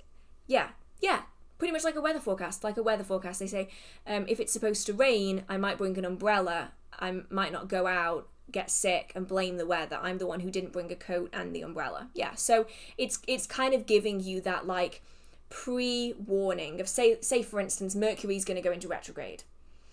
That's not necessarily going to impact everyone the same way, but Mercury is still going to go into retrograde. So yeah, it's one of those where I actually think that astrological forecasts are more useful than generic readings. Like, I will do, like, Sabbat readings. Like, on the Patreon yesterday, there was a Sabbat reading with, like, tarot readings. But I think that's different than, say, for instance, someone making viral content that's just doing, like, random tarot readings, because they are very, very random. Whereas with astrological forecasting, it's more of like a what's to come. So I know I kind of went on a tangent on that, but it's because it's just a topic I'm really interested in at the minute, is kind of astrology. I've never fully gone into it particularly, but it's absolutely fascinating me at the minute. I really need to deep dive into it even further. It's not something I even intended either. Like, I started learning about it kind of accidentally, and then I just ended up getting kind of a little hooked on it, and now I just want to learn more. Let's have a look. We think we have spirits. They don't do much besides move stuff, turn on a radio, and every so often are helpful. Is there anything one can put out to help keep spirits entertained? Ooh, okay, so generally speaking, spirits will entertain themselves. But there are a few things that have been done historically that you might want to look into. So one thing, it was considered to be a spirit trap. And it isn't a spirit trap like trapping them inside an object. It's more like a spirit trap the way that some videos are called ADHD traps, where they're not actually traps, they're just likely to get you sucked into something. And so some people will put rice. Rice, I think, is one. Beans is another, like dried beans. But I think definitely rice is one that's used because it's, in certain traditions, it's believed that spirits can't cross a threshold before they count every single grain of rice. I actually need to, let's have a look at where this comes from. So this kind of, so here we go. So some people believe it's just vampires, but I've always heard it to be spirits as well. Let's have a look. So this is a blog. This is the Keith Dotson Photography blog. This is just the first one I clicked on. I just wanted to see what we had here. Do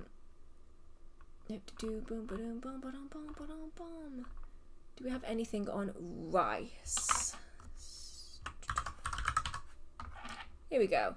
How to get rid of haints. So this is what it's recommended here. Distraction and with counting tricks. According to legend, haints can't resist certain repetitive tasks, such as reading newspapers pasted onto walls, or counting the straws in a broom or grains of rice. The idea is to distract and frustrate the haints, who keep losing count and starting over repeatedly. The haints will be forced to leave as morning approaches, having done no harm. Now this is, I'll link this into the chat for anyone who wants to read that for themselves. But some spirits get kind of sucked into counting, lots and lots of counting. So if you want to kind of keep spirits busy, it could be worth distracting them with things like that, whether it is counting things, separating things. Generally, though, you don't need to keep spirits entertained per se. They're pretty good at keeping themselves entertained, especially if all they're doing is like turning on the radio or moving things a little bit. That's kind of a pretty tame. Honestly, it seems like you've got a pretty good thing going on there, especially if they're doing useful things.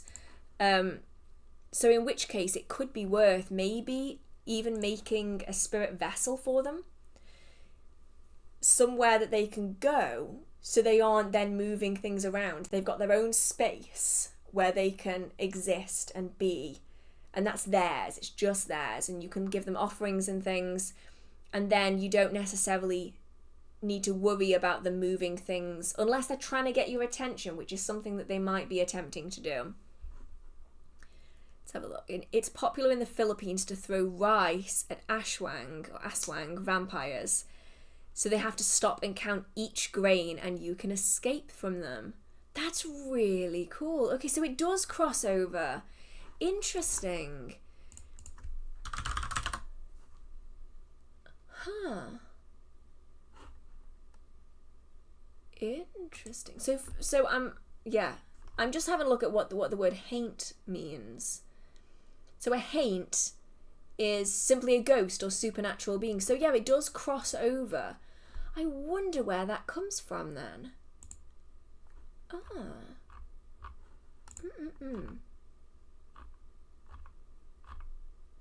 I'm guessing maybe it probably comes from people traveling around.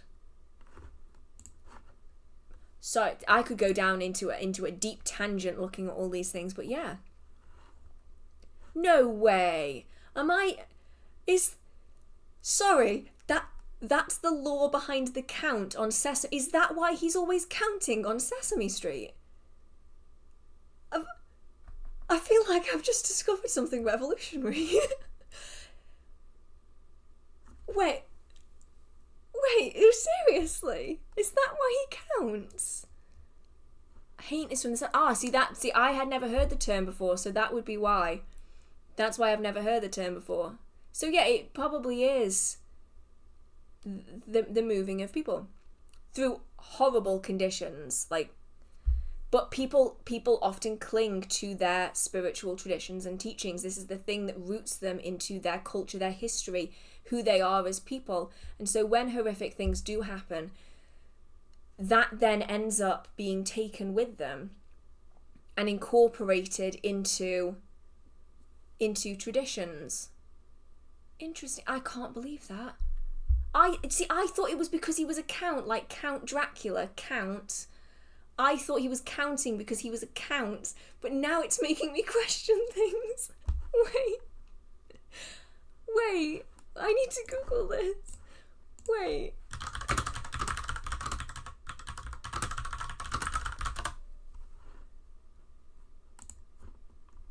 I want to know why he counts now. This is gonna bother me forever.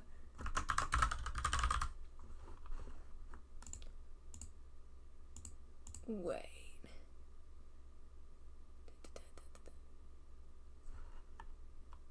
I want to know where they got this from now.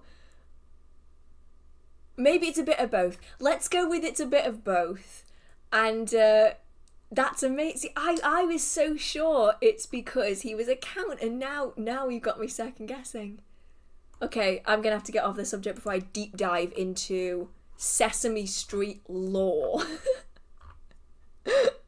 Because I will. This is what I'll end up spending my evening doing. I will be deep diving into Sesame Street lore, because why not? Why not? Okay. Let's see where I was. Thank you so much to Tobias. Thank you so much. I didn't get to this earlier, but it means a lot to me. Let's have a look. Any recent book recommendations? Ooh, I'm currently really enjoying the Voynich manuscript book that I got. That's really good. It's heavy going. It's really, really heavy going, but I am enjoying it. And I'm currently listening to, let me just get it up on Audible. I'm currently listening to The Witch at the Forest's Edge. And so far, I'm not super far in. I'm on chapter 2, which is the Communing with Spirits chapter. I am enjoying it. It's a very beginner-friendly book. It's beginner-friendly, but it isn't like beginner.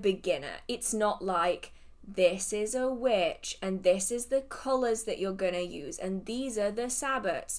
Like, so far, it's not been like that at all. Instead, it's been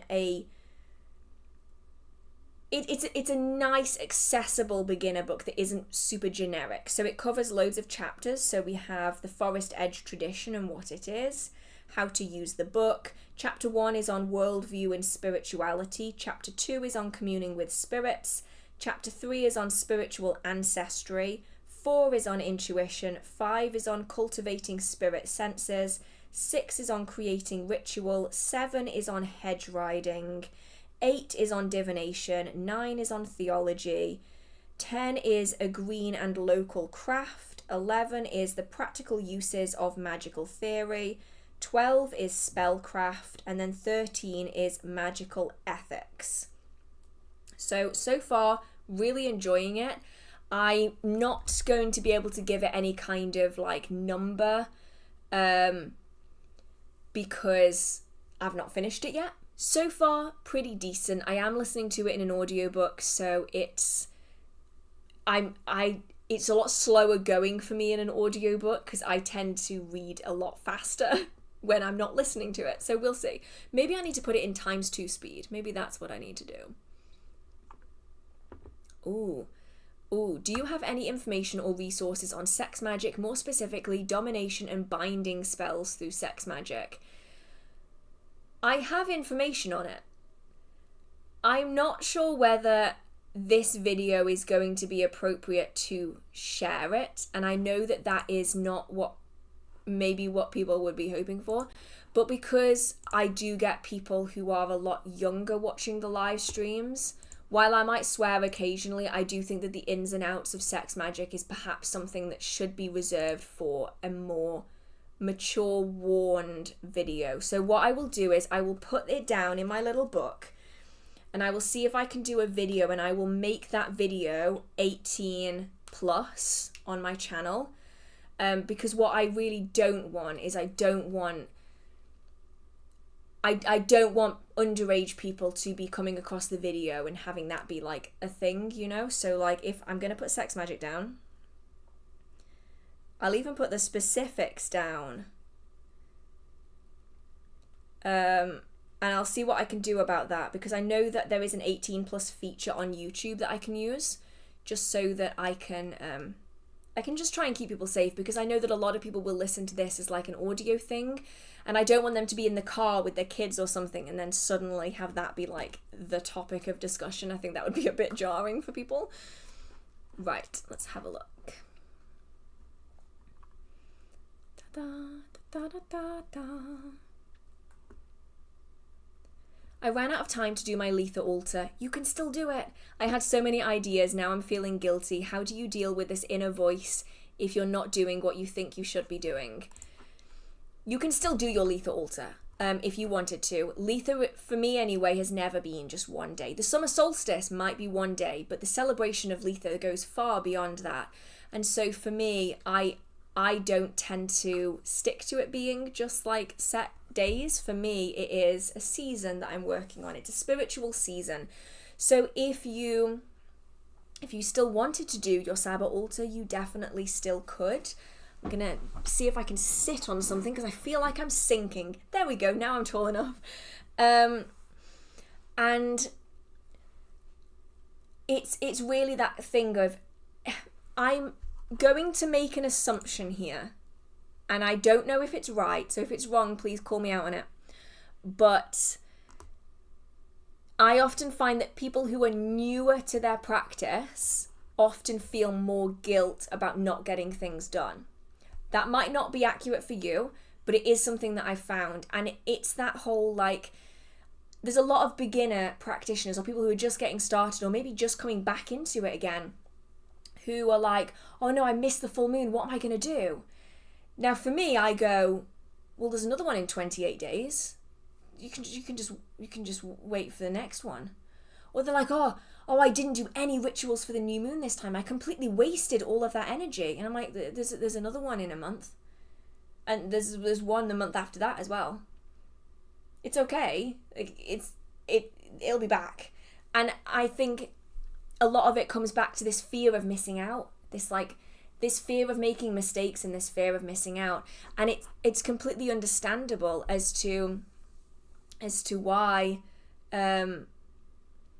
why people feel this way, because there is this pressure in having this like perfect practice, you know, this, these are all of the rituals I'm doing for the full moon this time. I'm not doing a single thing for the full moon this month. I've not planned anything for it. I didn't last month either, or the month before, or the month before that, I don't think, unless I'm forgetting things. Like, there is no such thing as a perfect practice, and you're always gonna forget something. Always. I didn't celebrate Beltane at all. I didn't even set up my Beltane altar.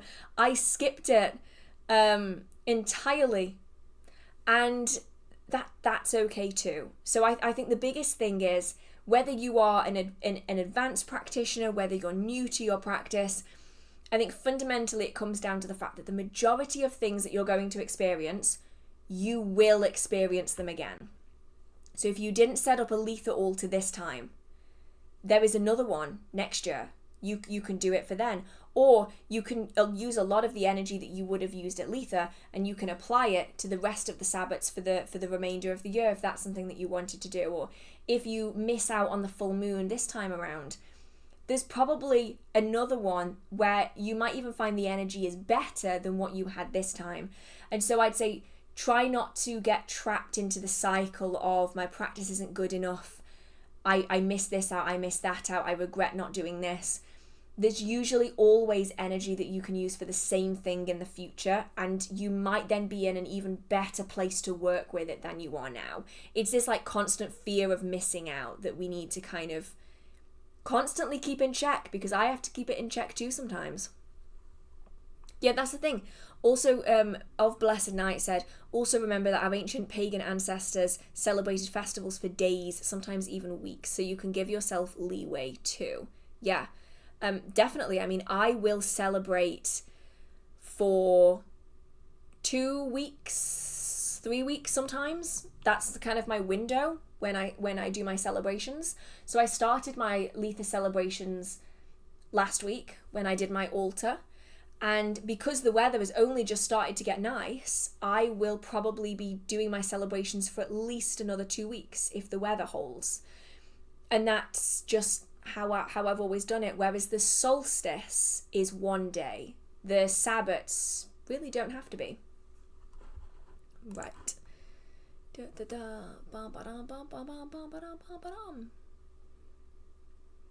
you have any advice for helping to calm a flinching reaction when seeing shadows, lights, and beings in general? I really want to break the habit because when I flinch, they disappear.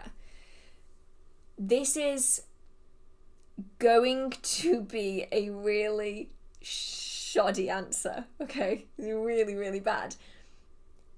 Time. Honestly, time. Because that instinctive reaction, that is you subconsciously defending yourself. It's this guttural reaction. It's the same reaction that we would have to say loud jarring noise. Like you have that like visceral, instantaneous, uncontrolled reaction where you will flinch. Or I mean, I'm sure everyone has experienced this. If you're walking on a pavement and a runner goes past you, oh my God, life flashes before my eyes every single time. Like, oh my God, it was just a runner. It's fine, it was just a jogger. I don't need to have this kind of strong reaction, but I do every single time. But if I were to, say, be experiencing that every couple of minutes, every time I go for a walk, I'd probably start flinching a hell of a lot less because I'm expecting it. It's like, it's something that I'm used to experiencing. And the same will typically happen over time with spirits. I know that at the very, well, not even at the very start, but some of the times when I've been experiencing less than favourable spirits, I had a really bad habit of freezing. So like, I've had it where spirits have been overlaying themselves onto me. That's a weird feeling, by the way. That's really weird. Where they overlay their thoughts, their feelings, their appearance, and also their intentions over you, and it starts influencing you, and it is the weirdest thing. And when that kind of thing started happening, I would often freeze. Or when you enter into the territory of something, you know that you need to keep walking, but your instinctive reaction is to freeze. At least mine is. I'm like a deer in the headlights.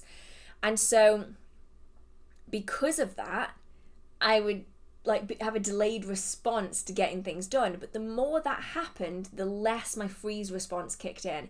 And so it's annoying, but it's one of those where it could be worth just giving yourself a little bit of grace with it, in that they might disappear once you flinch or have that like instantaneous reaction. But the more times you experience it, the less it's going to occur over time. And then if you also have, say, like protections on that allow you to relax into it so that you know that you aren't in any spiritual danger with it, maybe that'll help ease it a little bit as well.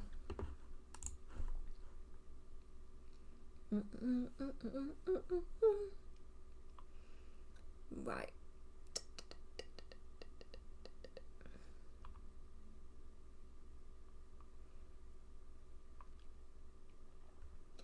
I don't know where I am again. I'm here somewhere.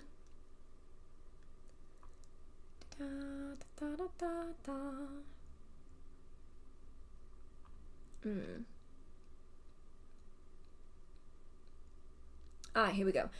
I have a question I've been waiting to ask. If you anchor a spell to something, if that something gets destroyed or broken, is the whole spell stopped? Interesting. It's at the very least detached. So just say, okay, I'm gonna have to think of an example. Let me just think of an example. So protection spell, for instance. You have a protection spell that is a bubble, right? It's a bubble protection spell that's going around a building, say. Now, you can't hold that all of the time. It's too much. You need to sleep. You need to be doing other things. You're not going to be able to hold that constantly. So instead, you have linked it and anchored it to an iron spike that you have stuck in your garden. Right? That is the anchor point. That's like the central point of this entire circle, is that iron spike.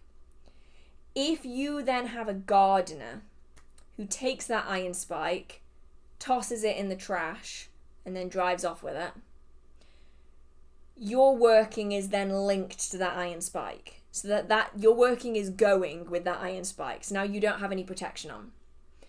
If, for instance, instead of using an iron spike, you had chosen a piece of pottery, like an old teapot or something decorative that you have in your garden, if that object gets broken, in theory, because obviously the practice is going to depend on how you've anchored that working, your working could still be anchored to all of the bits of that object, because it's the physicality of the object that you've linked it to, not its form, if that makes sense. So the fact that that object is now in, 4 bits, doesn't change the fact that you have still linked your working to the physicality of that object. It's simply that object's physical presence. It doesn't necessarily have to be in one piece. So therefore, I would say that that working is still intact, though you would probably want to check to make sure.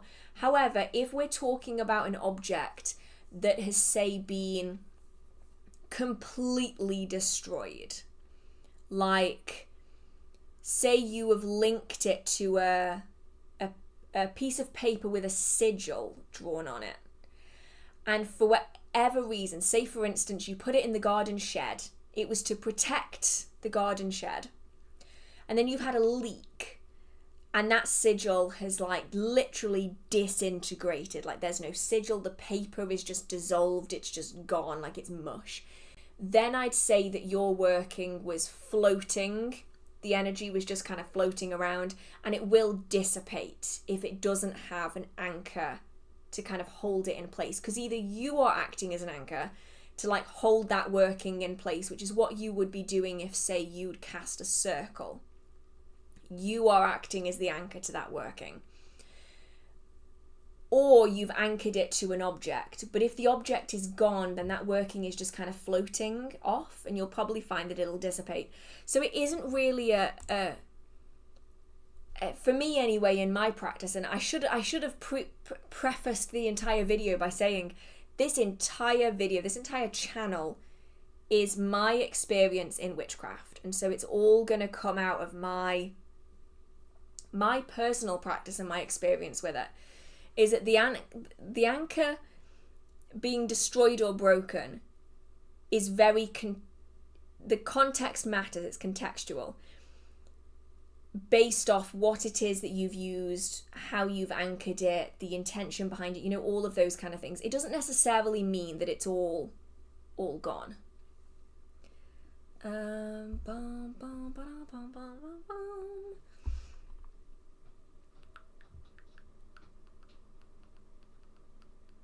Trying to figure out where I am again. I'm lost again. Oh no. Oh, this isn't very good. I consistently am losing myself. Any book recommendations on mermaids? Ooh, now we've had this one before, and there are books on mermaids, so let me, there's one in particular that I think is particularly popular, if I can find it.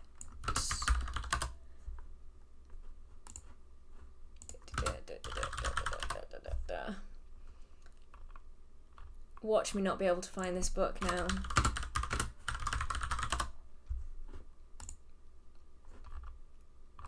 I'm never going to be able to find this book now, am I? Oh, goodness.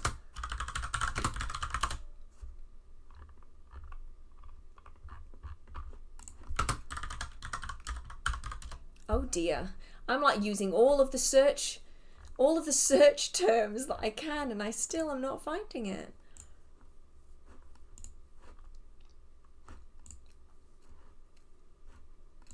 Oh dear. Okay, never mind. I don't think I'm going to be able to find it. There's a series of books, actually. I'll see if I can find the unicorn one. There's a unicorn one, and I believe there's a mermaid one in the same series. So,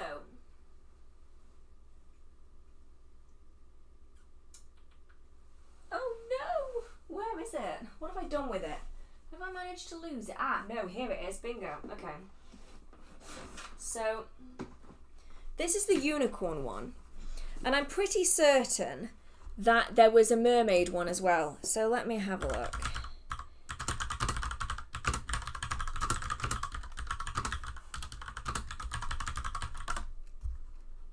Here we go. Okay, yeah, it is.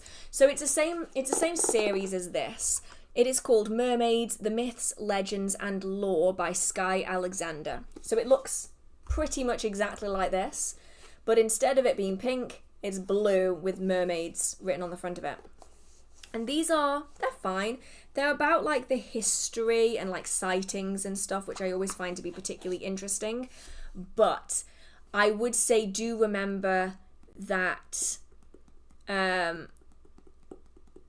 mermaids in legend and mermaids in history are not necessarily going to be the same as the mermaids that you might end up working with, if that's what you are aiming for. The mermaids that I have had experience with, I can only describe them as being unpleasant. They don't look like you would expect, they don't feel like you would expect, they don't act like you would expect, and they were kind of not nice to work with. So just bear that in mind, that book could be interesting, and actually I'm tempted to get that book for myself to see what it actually is like. But yeah, you might want to be looking more into water-based magic separately from mermaids, because you might find that those spirits and those interactions might be more applicable to real life. So in which case it would be something like, goodness, I put them back earlier, I knew I shouldn't have put them back. What have we got? So something like water magic and water witchcraft. I'll see if either of these have got anything spirit-based in them. Let's have a look.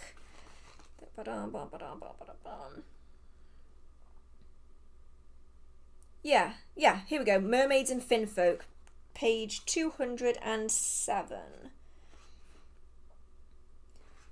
Yeah, so you're probably going to be looking at something like this. This is Water Witchcraft by Anwyn Avalon.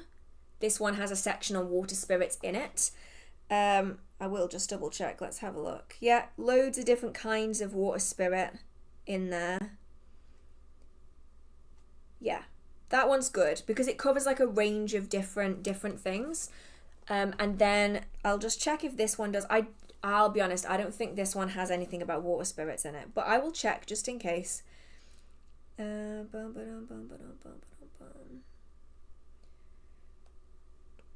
No, this one doesn't, but it could be interesting just for... Oh, there's a section on mythological watery beasts on page 29.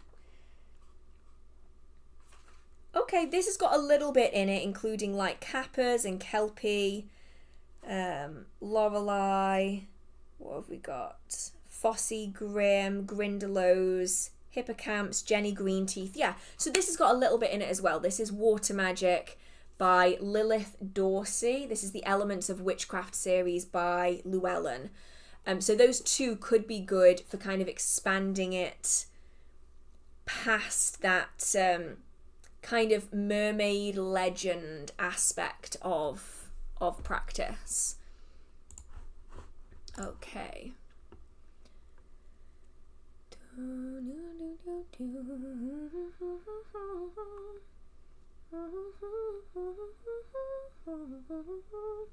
Have you ever been somewhere that felt empty as far as spirits are concerned? I have that impression in some corners of my hometown. Yeah, there's definitely been places that I've been to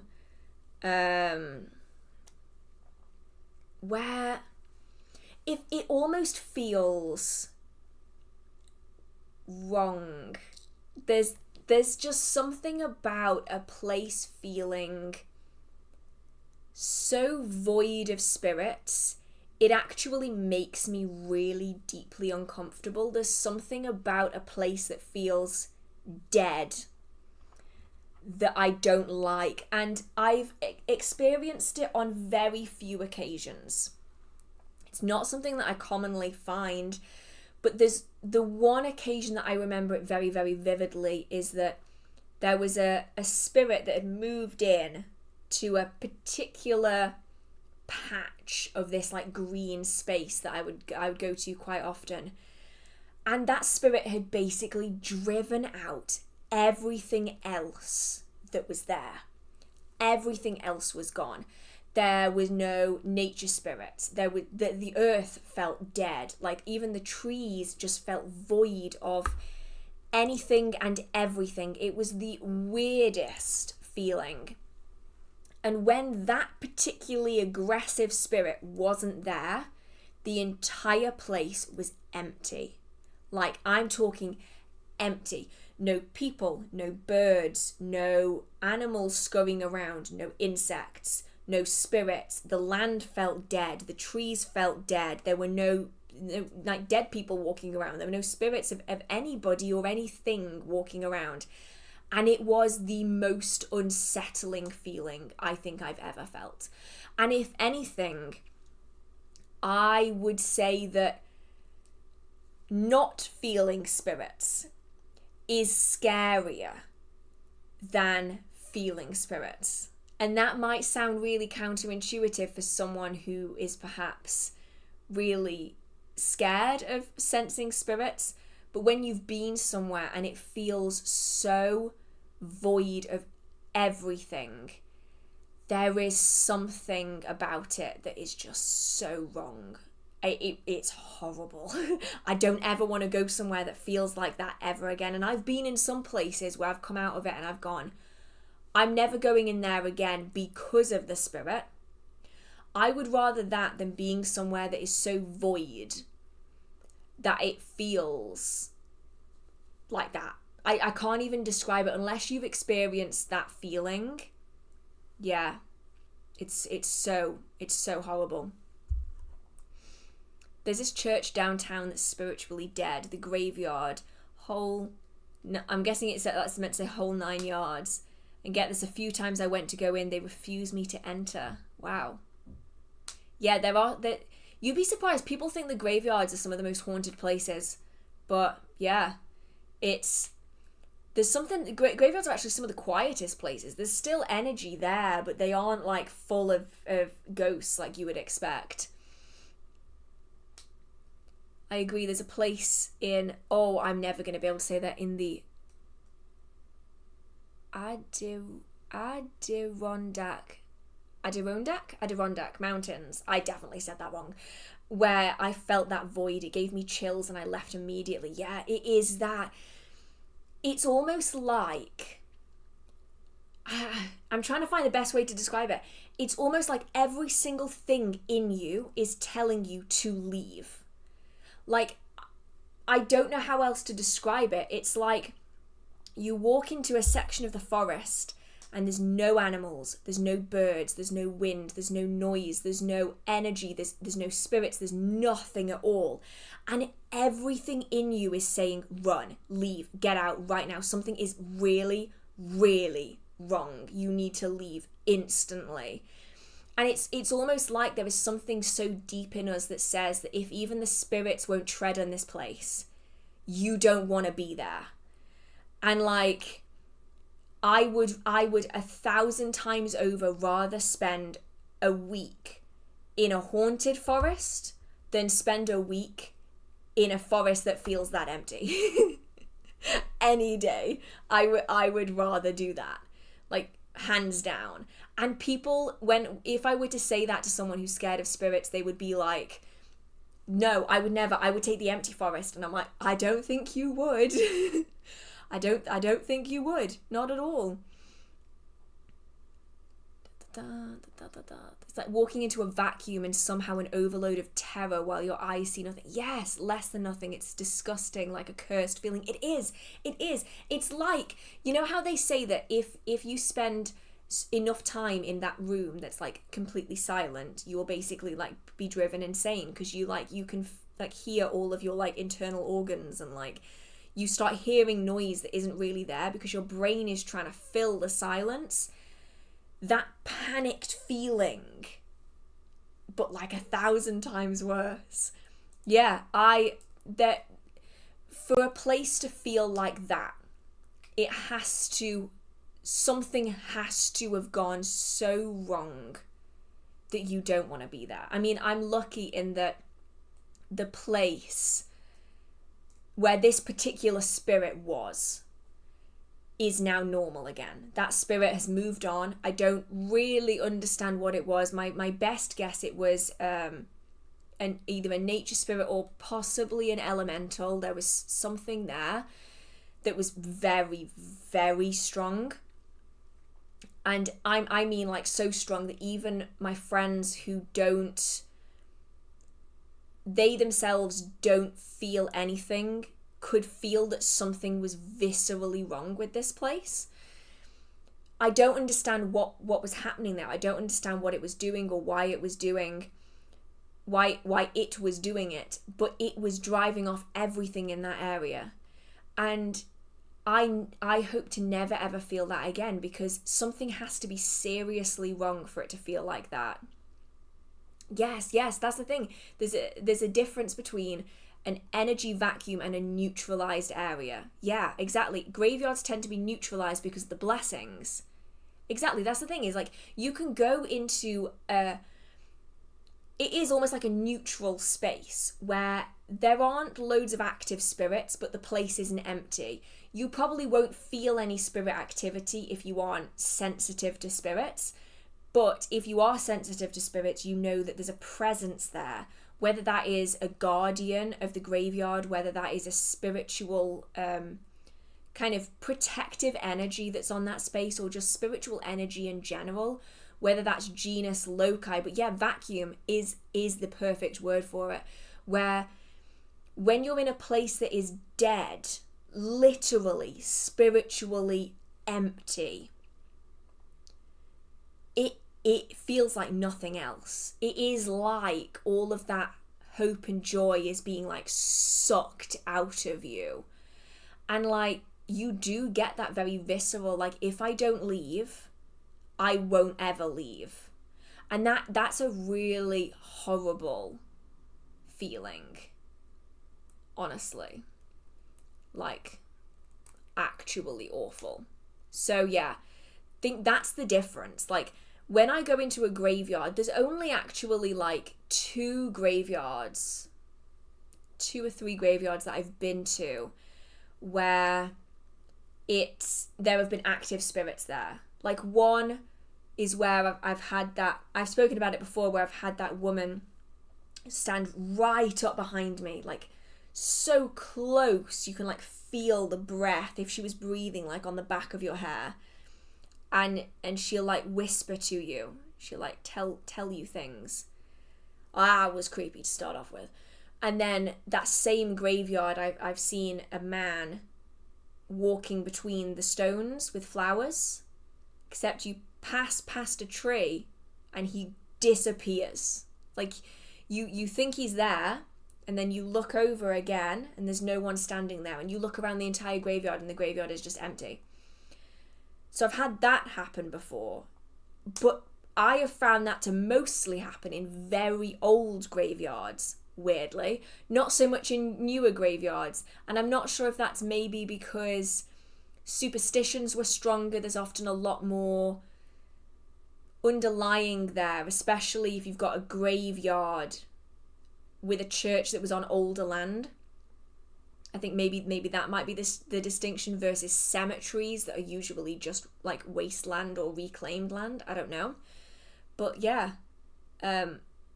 it was so weird. Both of those encounters were, and yet a lot of modern graveyards feel kind of neutral to me. So people go to graveyards on like ghost hunting trips, expecting to have like the biggest, baddest encounters of their entire spiritual lives, and realize that there actually isn't that much there. You're probably better off, as was mentioned here, going to somewhere like an old people's home.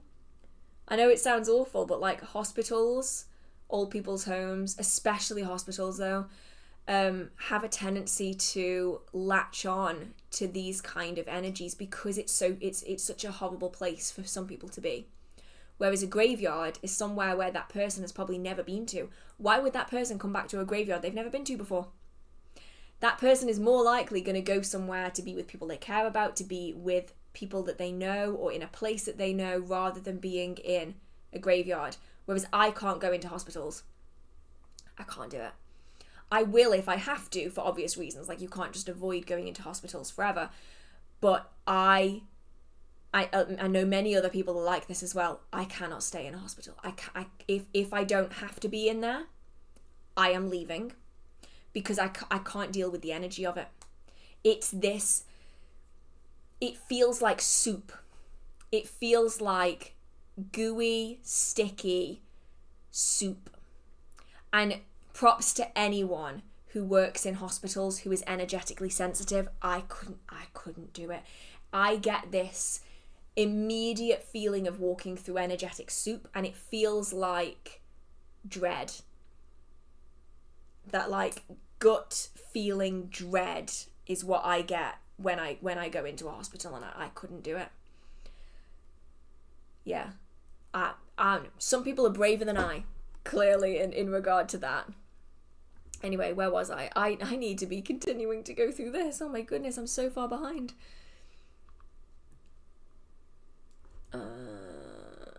Where am I?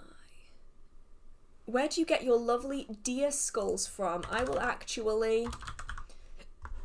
check for you, because I can never remember where they're from.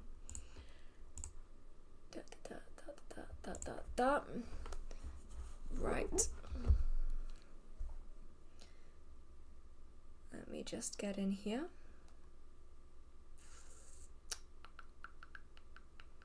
So I get all of my skulls from one person on Etsy, and I love them so much every time. Let me have a look, see who I get them from. Here we go.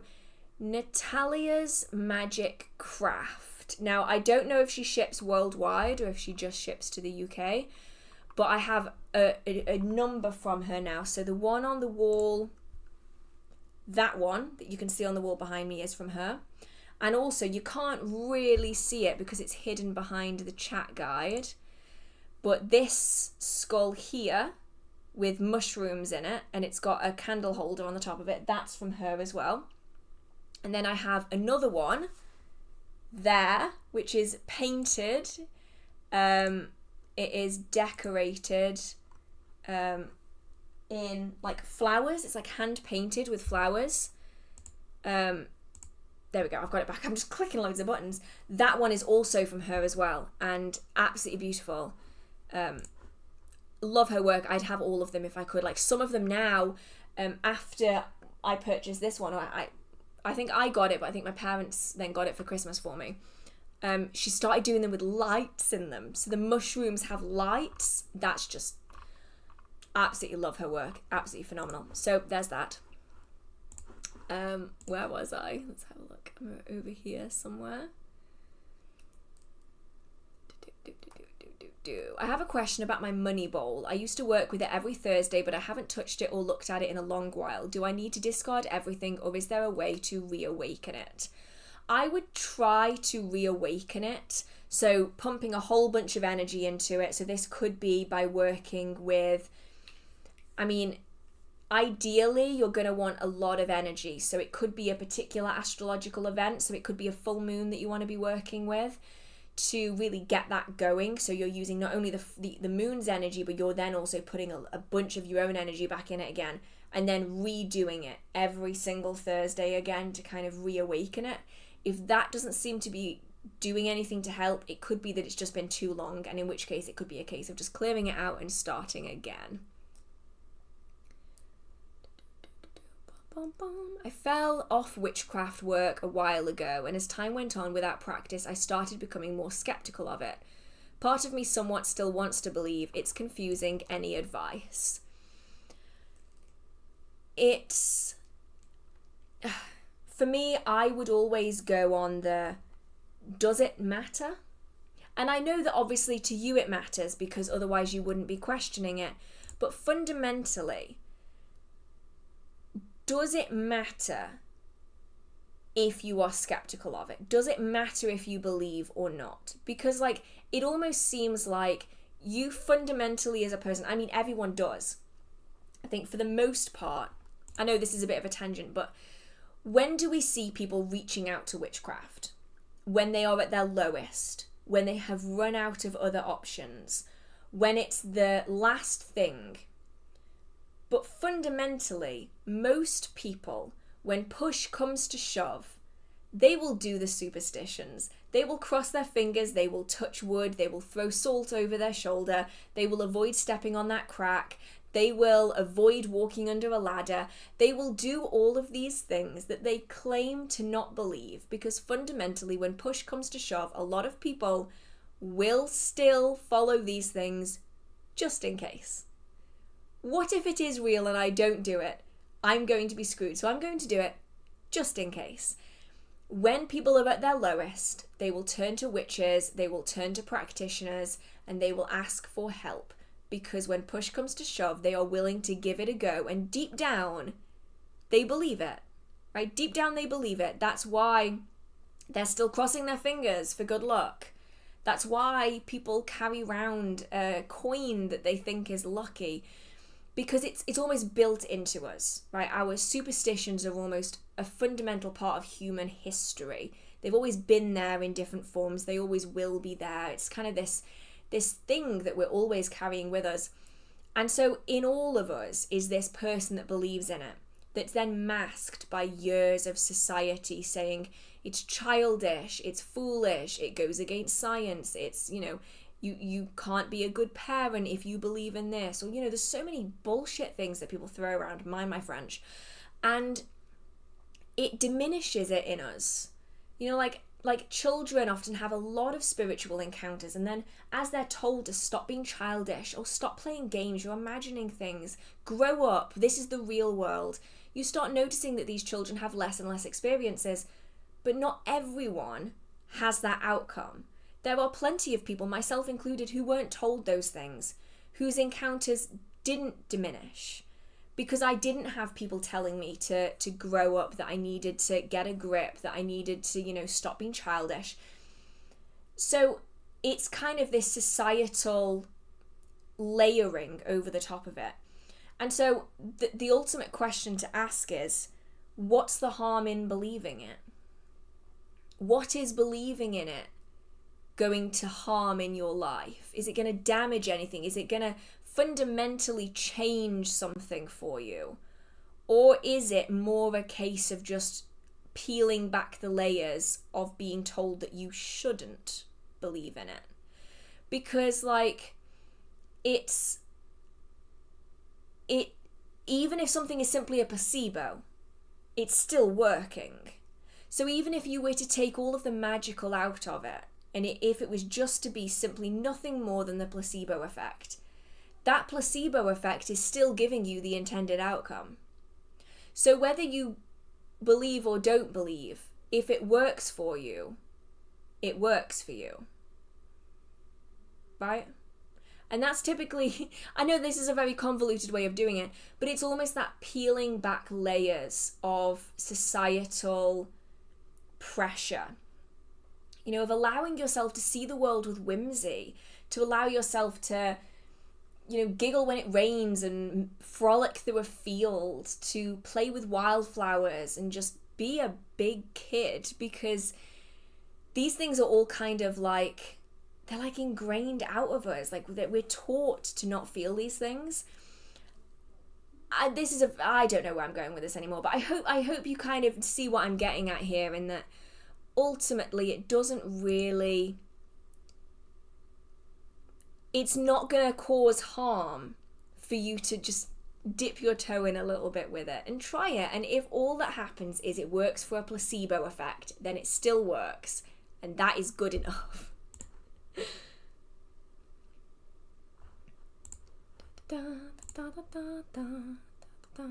Yeah, see, that also doesn't help. I suppose it doesn't do harm, but I must admit I've met some not good spiritual people, and now I have negative feelings associated with it. That makes total sense, yeah. And that's the thing, is that there's always bad people in every community, and believe me, I've been on the circuit long enough to have met my fair share of creepy people, of questionable people, of really dodgy people. But I guess ultimately it depends on how it makes you feel. If you feel joy, or if you feel that spark of interest in the topic, that doesn't have to involve anyone else.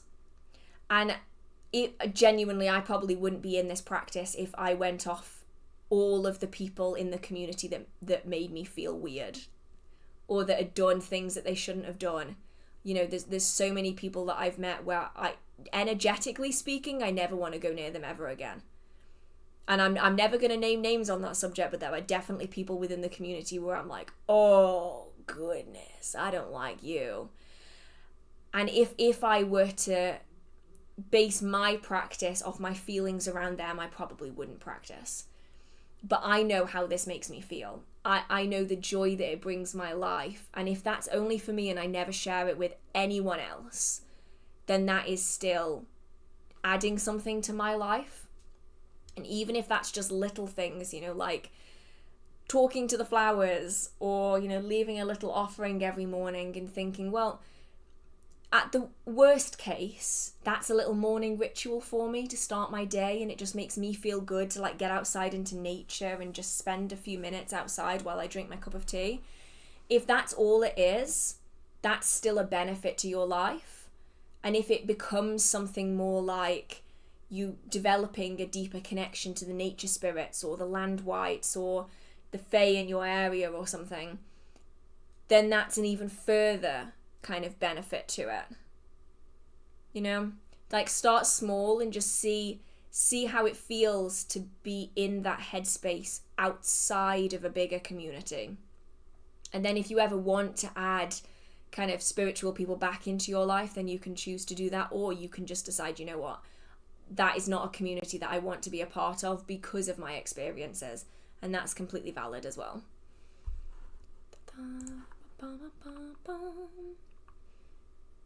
Right, I am somewhere around here. Da, da, da, da, da, da.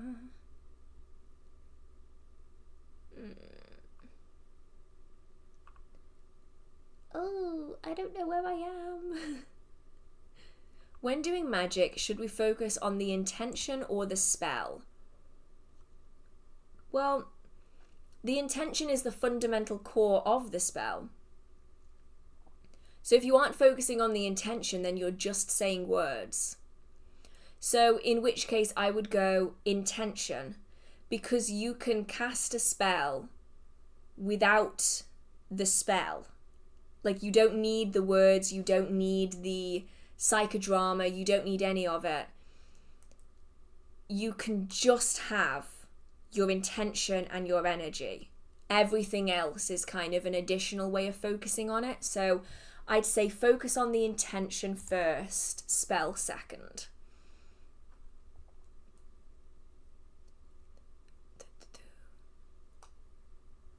How important is in-depth breath work? Sometimes I struggle to maintain a deep I've always struggled with this word.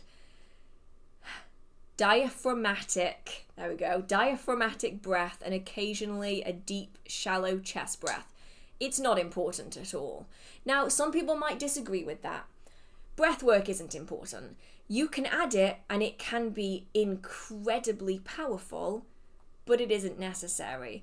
And if it was necessary, so many people with breathing difficulties, with asthma, like they wouldn't be able to successfully practice witchcraft, and they can.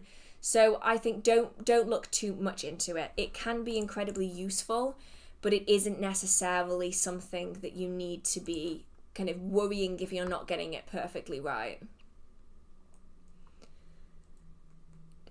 What's the difference between an intention and a goal? They really look the same. They are. So your intention is the goal for your working. So if I wanted to get a promotion, my intention for that working is to achieve a promotion. It's just a different term for the basically the same thing.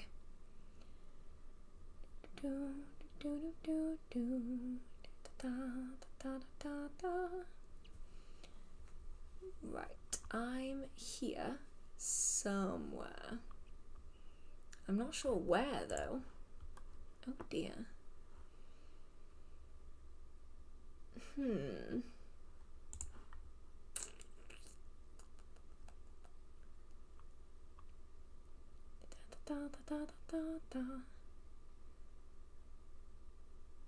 Ooh, okay. What is the difference between a ritual, a rite, and a spell? Okay, so this is going to depend on tradition, and I feel the need to emphasize that now because it's not as clear cut as I would like it to be, because different traditions, religions, spiritualities, and individuals are going to use the terms differently. So if I were to do a hand fasting, that would be a rite.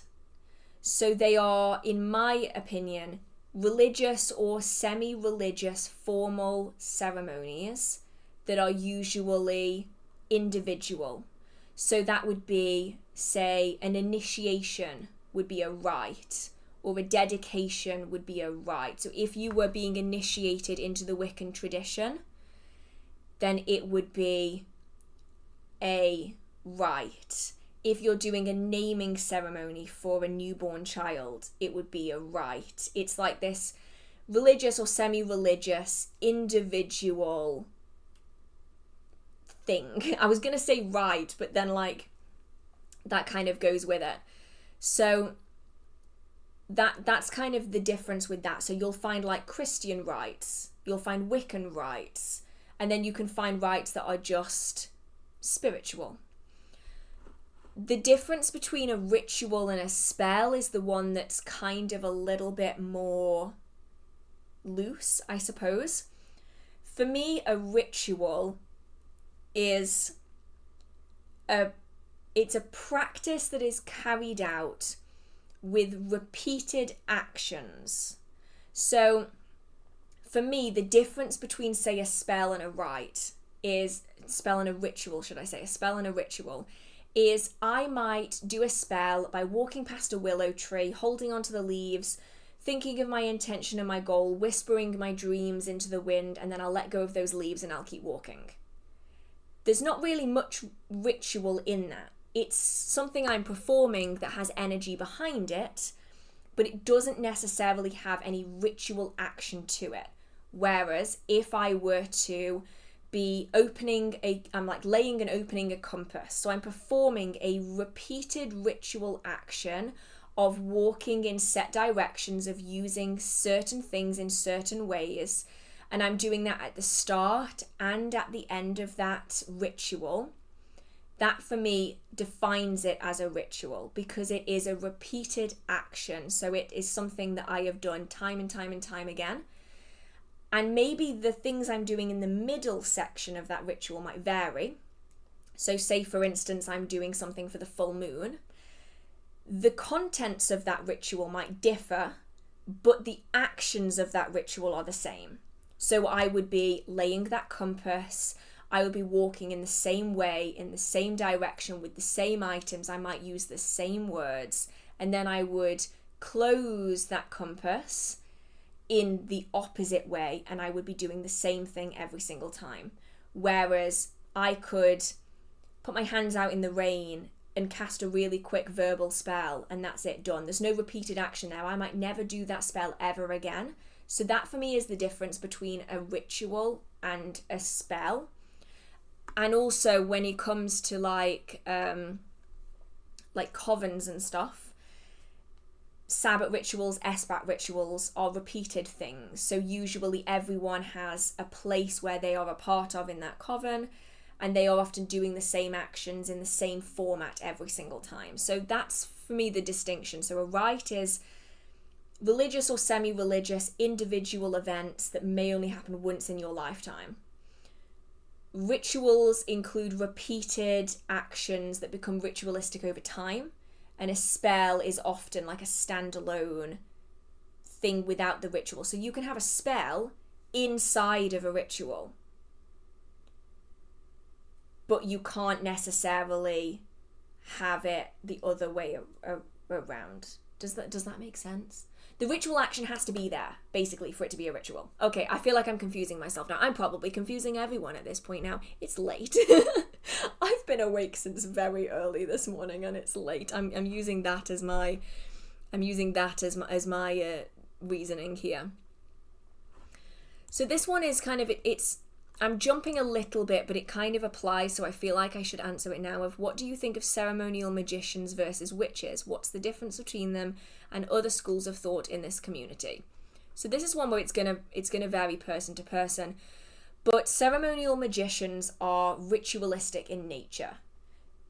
The majority of what they do is heavily steeped in ritual, and whether that is individual or whether that is, say, for instance, part of a larger order, a lot of it is very formatted. It's very ritualistic in nature. You are following set steps. You are perhaps using set sigils, set incenses, set oils to do workings with certain planetary bodies and certain days of the week, certain times of day. It's very formatted. Whereas witchcraft is very flexible. My practice is going to be very different to your practice, which is very different to the next person's practice. It's very intuitive in nature, and everyone's practice is usually drawn from a different source. So for some people it might be ancestral, for others it might be folk and history based, for others it might be regional based, it might be the earth that's guiding them, or their nature spirits, familiars and the like. It is far more fluid in nature, and so while there can be ritual within witchcraft, it isn't done in the same way as it is with ceremonial magicians. So a lot of ceremonial magicians, you might meet a bunch of them and their practice will be incredibly similar. And that's often because they are using the same resources, they're using the same grimoires, they're using the same order teachings. And so their workings are often very successful, but they're very ordered. They're very closely related to one another, because that's what they have success with, and that's what they teach others, and that's what the orders are made up of. Whereas within witchcraft, there's a lot more kind of nuance there. And this applies in other ways as well, like different terms are going to be used for different styles of practice, and everyone is going to have varying opinions on kind of where the lines get drawn. And I'm definitely not a font of knowledge in this regard, but that's just my experience with the ceremonial magicians that I know myself. Even people who aren't part of larger orders or groups, they tend to be using the same grimoires as others who also practice the same thing, and so you often find that there's a lot more similarity.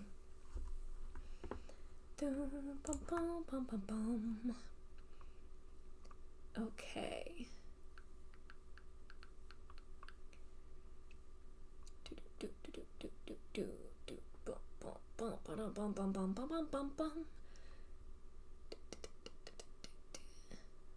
What did it do, the spirit that was bound? How can you tell it was negative? Sincerely curious, since thankfully I've only encountered unpleasant energy, not super awful. So this was in regard to the letter opener that had the spirit attached to it. So myself and my partner at the time have different sensing abilities, let's put it that way. For me, it's this kind of like knowledge, this, I can pick something up. I suppose it's a little bit like psychometry, I suppose, where you can pick something up and it gives you information that you should know about something. And the immediate thing that I got when I picked up this letter opener, and I'm using letter opener loosely, because while it was sold as a letter opener, and technically it can be used as a letter opener, let's just say that it is a very sharp object. If you know what old-fashioned letter openers look like, you will know exactly what I mean here.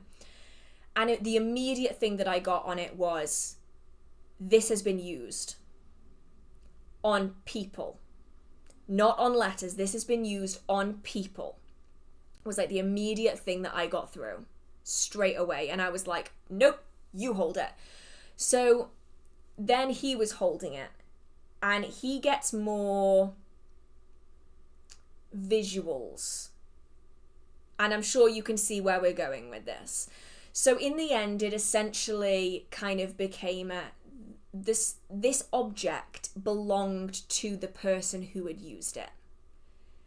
And they had been bound to that object by someone else after they had passed over. And we don't know where the object came from. It could well have been that someone bought the house as, like, you know, when someone passes and they don't have any next of kin, that house often gets sold at auction with all of the furnishings in it. So I'm suspecting it may well have been that someone purchased the property with everything in it, and then they realized that there was a spirit in the home. So yeah, that one was a very strong, oh, you're bad. Okay, got it. Yep. And I'm very glad I don't have that in my possession right now, because I mean, I would keep it in my possession just so that no one else has to deal with it, but I'm glad that I don't have to, because it is with someone who is much better at dealing with it than I am. So I can deal with uncomfy. I can deal with not so nice. That, though, was like a whole new level of no. No, with an exclamation point at the end of it. I did not want to be dealing with that, not at all. So.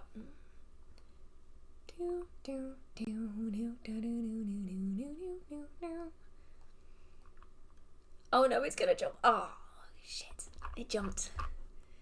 Crap. Okay. Let's see if I can figure out where I was.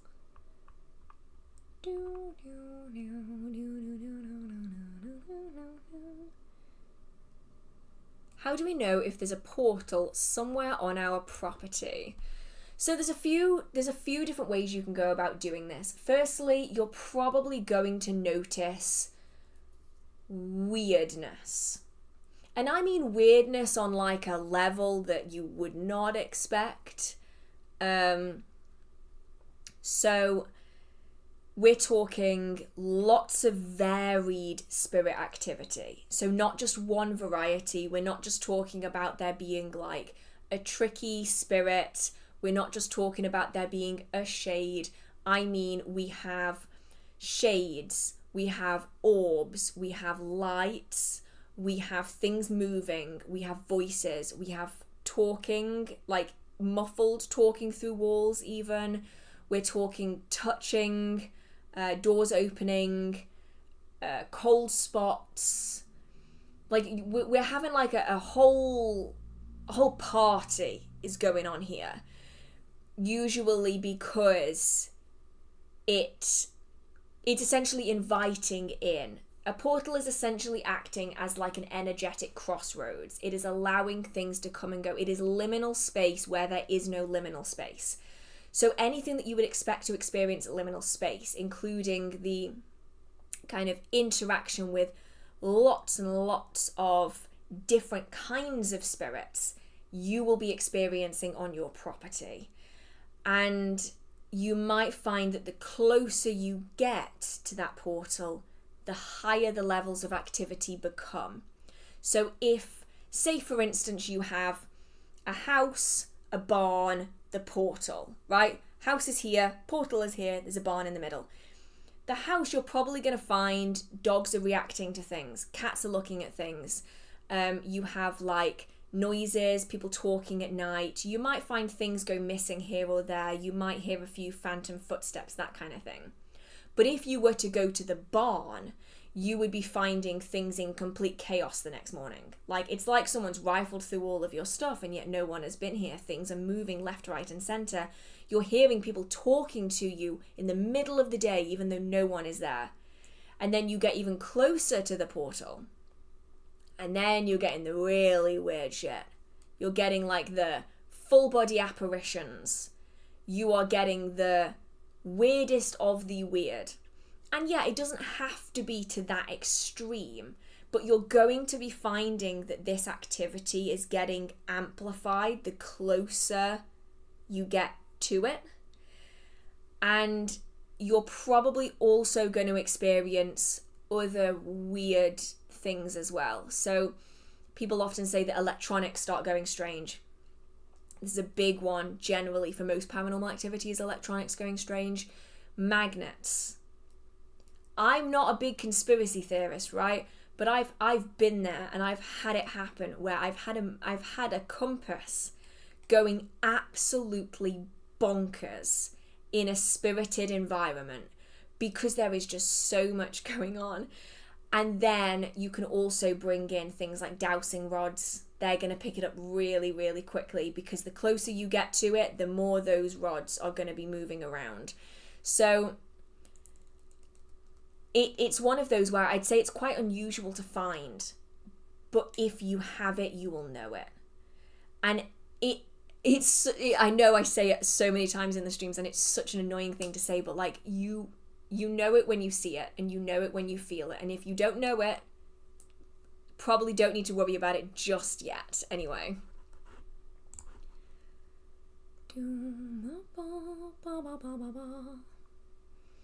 I now have Moon River in my head. Why? I never know. Right. I am getting sleepy now.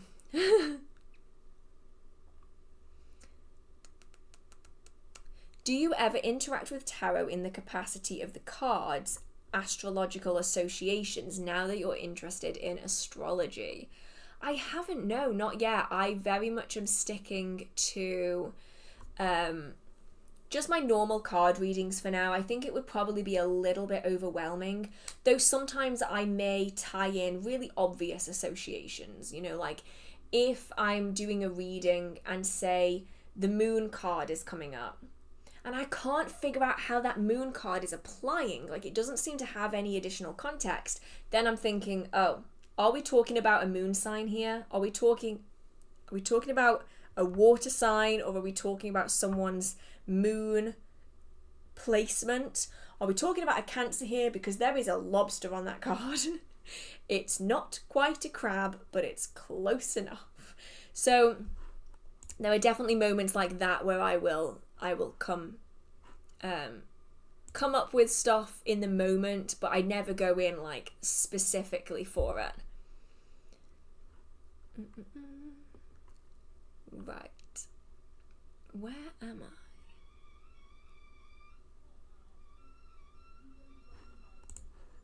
Can you hear that?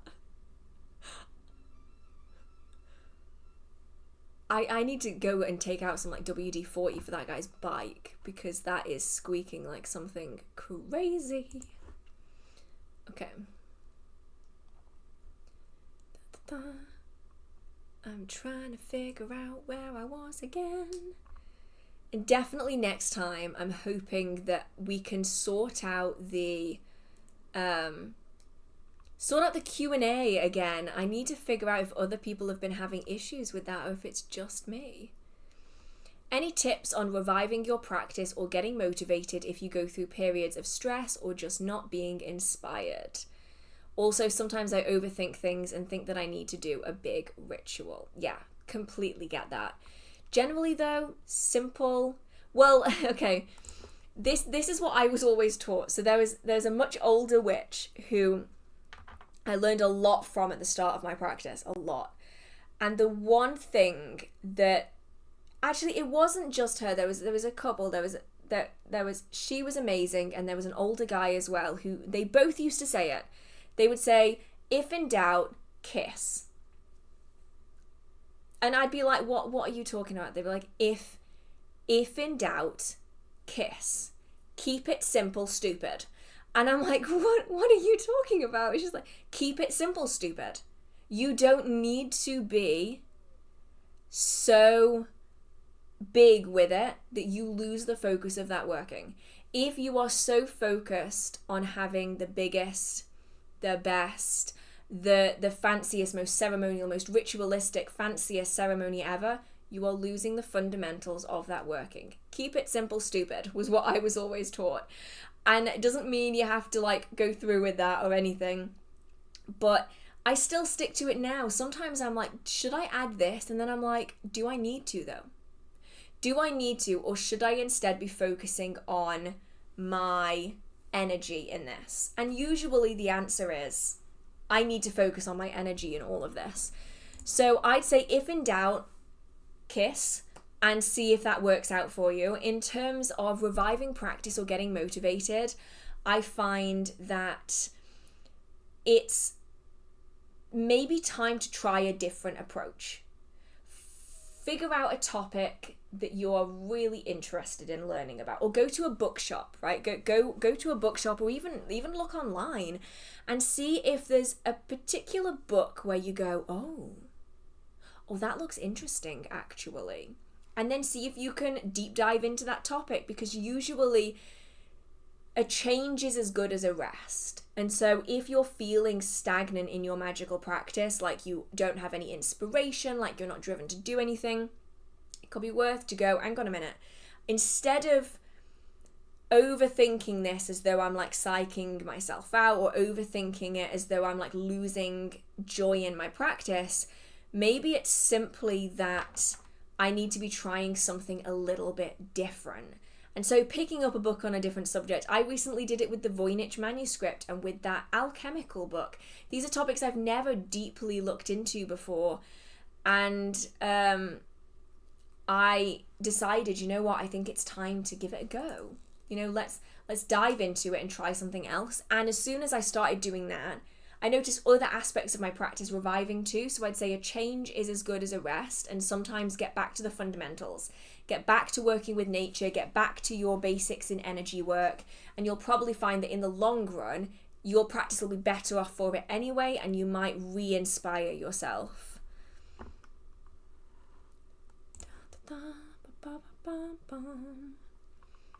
Right, I am here somewhere. I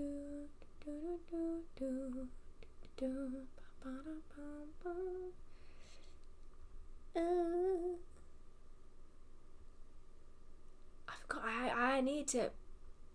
Okay, right. This is something interesting. So when you do your book hauls, please can you show the font size? I struggle with reading certain things. Yeah, okay. I will add that in as something that I need to. I'll even put it in this little book so that I can remember. Because I'll occasionally point it out if the writing is particularly small, but this is definitely something that I should do all the time. So let's do this. Show font size in book videos. Got it. Because like I sometimes these things just completely pass me by. Okay.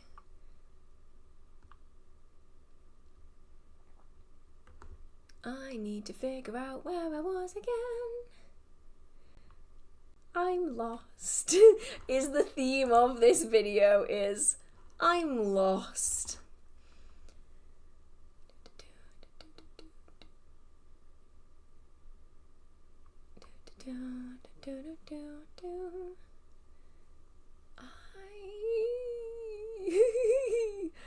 I'm here somewhere. somewhere. Any advice for learning tarot for those who have anxiety? I would like to use them, but if I get a bad card, I get anxiety. It sounds stupid. What would you suggest learning? Right. So basically, it's avoiding, it's having the anxiety of getting a bad reading, essentially. And I suppose the best way to look at it is, tarot reading is not revealing the inevitable future. So divination it's a tool that allows us to look into the potential future as it is approaching if change doesn't occur. So this change could be anything. It could be you dropping your pen and being 2 minutes late for work. It could be that you have locked yourself out of the car, and so you have to call your partner to see if they have the spare keys so that you can get in. It could be one phone call, one mistake that's made. It could be saying hi to one person on the bus that will completely change everything in the future, right? It can be something so small you wouldn't even acknowledge it as being change. So when we do card readings, what we are reading is the future until something changes. And so nothing is ever set in stone with that reading, nothing. And that's why I typically recommend not to do readings that are like a year in the future. You know, don't do a year-long reading if you want it to be really accurate, because anything could happen. Everything could happen in that year that could change everything. So it's something where I would suggest doing like a card a day reading, right? So just pull one card, see what the meaning of it is. And not only see what the meaning of it is, but look at the symbolism that is in that card. So I don't think I have any tarot cards in here. No, I don't, do I? I don't think I've got any tarot at all in here. But if, say, you were going to pull like the devil card, right? You might immediately go, oh no, bad card, my day is ruined, I don't like this.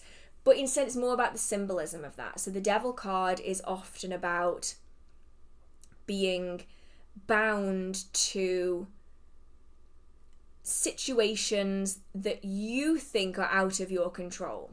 So the card itself, if you've never seen the devil card before, in the Rider-Waite-Smith deck, it's the devil is sitting there or standing there, depending on the deck, and in front are two naked people with collars and chains around their neck, and they're like tied to the devil, right? And at first you go, oh my god, this is a terrible card. But when you actually really look at it, you realize those chains that are around the necks of those two people that are apparently, bound into this situation are actually so loose that they could just take them off. They could just decide, I don't want to be in this anymore, I'm just going to take them off. And so while initially that card might appear really negative, there's deeper meanings in all of the cards. So I know that other people have said that there's not really any bad cards per se, and there aren't. I mean, there's cards I don't like getting. Like, would I like to not get the Tower in my reading? Obviously. I don't really like sudden change. I'm bad with things like that. And so that for me is kind of a stressful card. But the context of that card is in the cards that are surrounding it. And so you can have a really bad card, and yet if it is next to other things, that, it doesn't necessarily imply what you might expect. And so I'd say, if you can, get familiar with the meanings of the cards, the kind of symbolism of them, because that's going to take out some of the fear of it. And then also remember that anything can still change. Like, nothing is ever set in stone. So even if you were to get the worst reading ever, it doesn't necessarily mean that it has to happen. Things can change, develop, and evolve, and nothing is ever solid.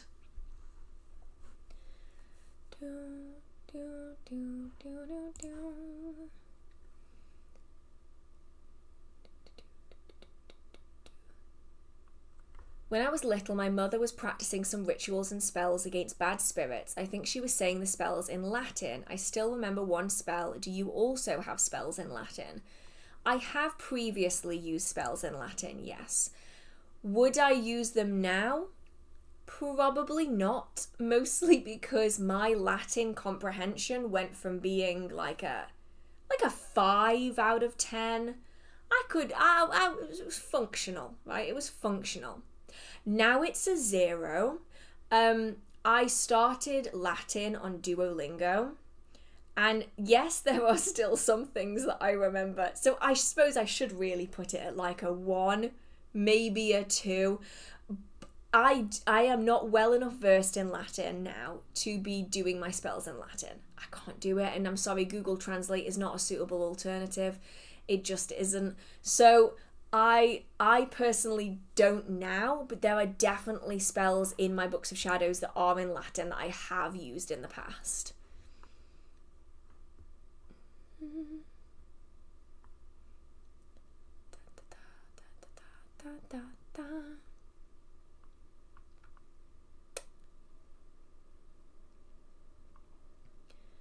I need to figure out where I am. Da, da, da, da.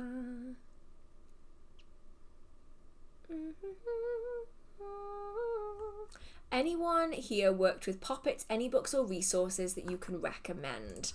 There's one that I don't know where it is in my bookshelf, so I don't necessarily want to be going looking for it. But there's one book that I actually got from Moira, actually at a show. She's lovely, by the way. If you ever get the chance to meet her, she's really, really nice. It is The Folklore and Magic of Dolls by Moira Hodgkinson. I can have a look to see if I can find it, but I'll be honest, I don't think I'm going to be able to find it.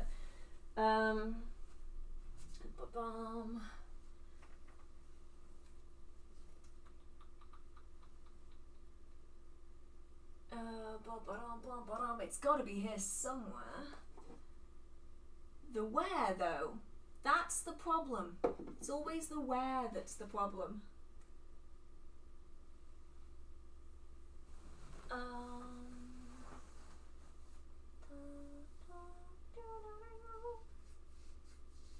No, I think it's probably in the other bookcase. But it's called The Folklore and Magic of Dolls by Moira Hodgkinson. That's one that I really enjoyed. There are others out there, obviously, but that's one where I've had the chance to meet Moira and she's just really, really good at what she does. So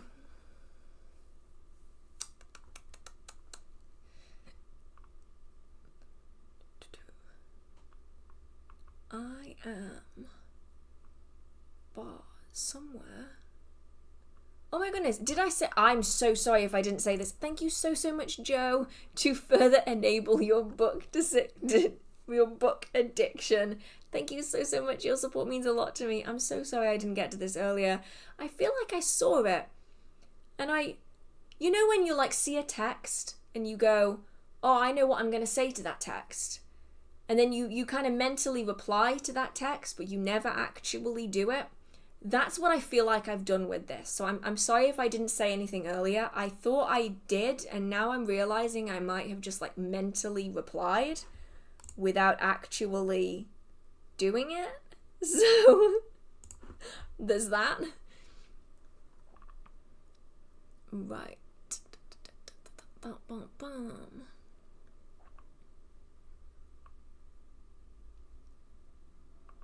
Oh, I've got to the bit about places feeling void.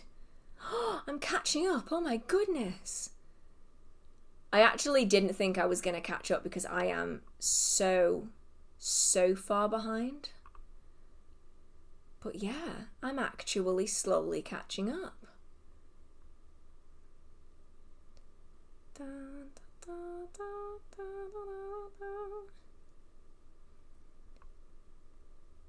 I'm in here somewhere. Somewhere.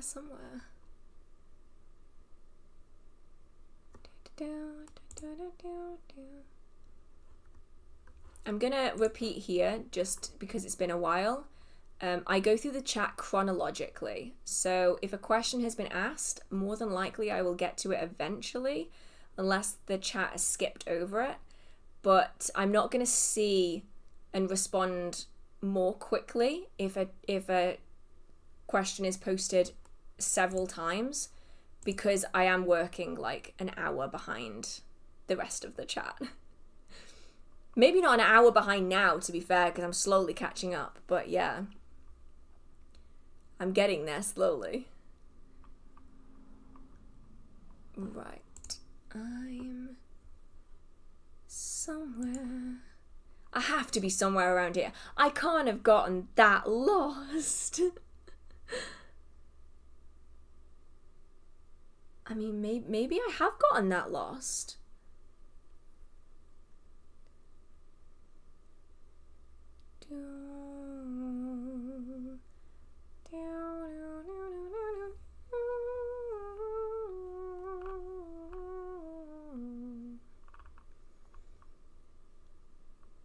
Oh, I'm so close to catching up now. Yeah, maybe I'm not that far behind.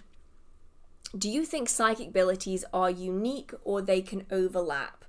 I am somewhat precognitive, but my medium abilities are null.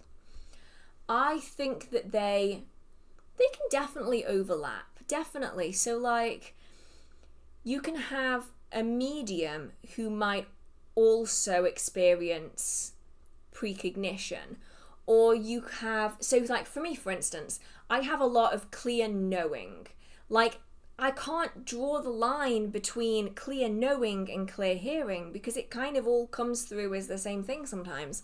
And it's really hard to tell whether I'm hearing external things or whether I'm just being fed information that I find particularly useful in that given moment. And so they definitely seem to cross over. And then you also have people who are very good at seeing spirits, but they're also very good at interacting with spirits visually in dreams. So they have that kind of crossover there.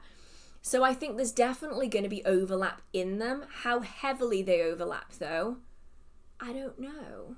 But yeah, some people are just not good at certain things. Like, some people are just really bad with, like, say, mediumship. They're bad at working with spirits, but they're great at seeing them. And they just don't have that, like, balance between it. Anathema versus a bowline. Go.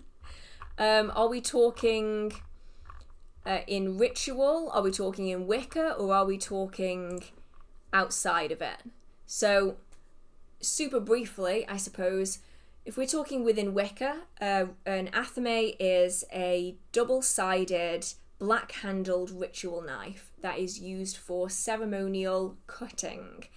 So some practitioners will use it to only cut energy, other people will use it to cut physical things like herbs and plants that they're adding into spellwork and ritual.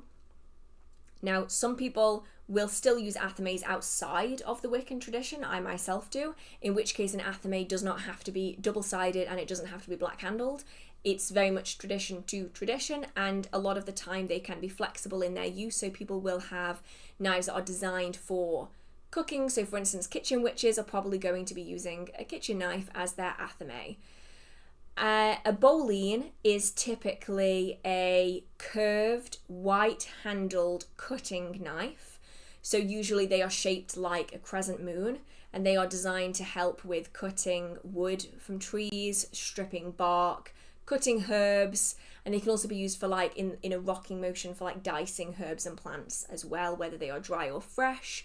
So the athame was typically used as a ritual knife, and the bowline was typically used as a practical object that is similar in shape to, say, like a scythe, almost, like it's a C shape.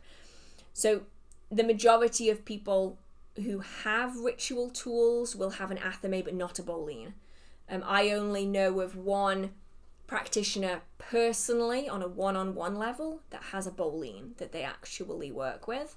it is beautiful, really, really beautiful. But yeah, it's not, it's not something that you commonly see people have now in a non-ritual sense.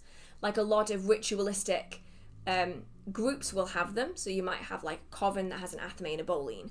You might have individuals that are more ritual in nature who have a boline, but not many people outside of that. I mean, I really want to get one, but I want to get the exact same one that my friend has, and I don't think they make it anymore, so I'm not going to be able to do that. And in which case, I feel like I probably shouldn't get one just for the sake of getting one out. I need to get one that is perfect for what I need.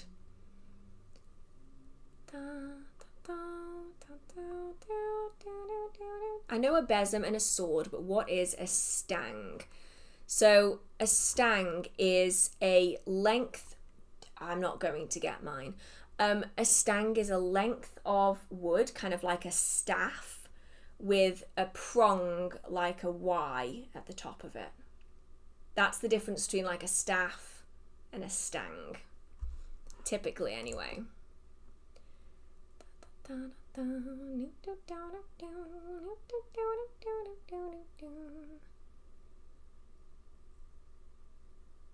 Okay.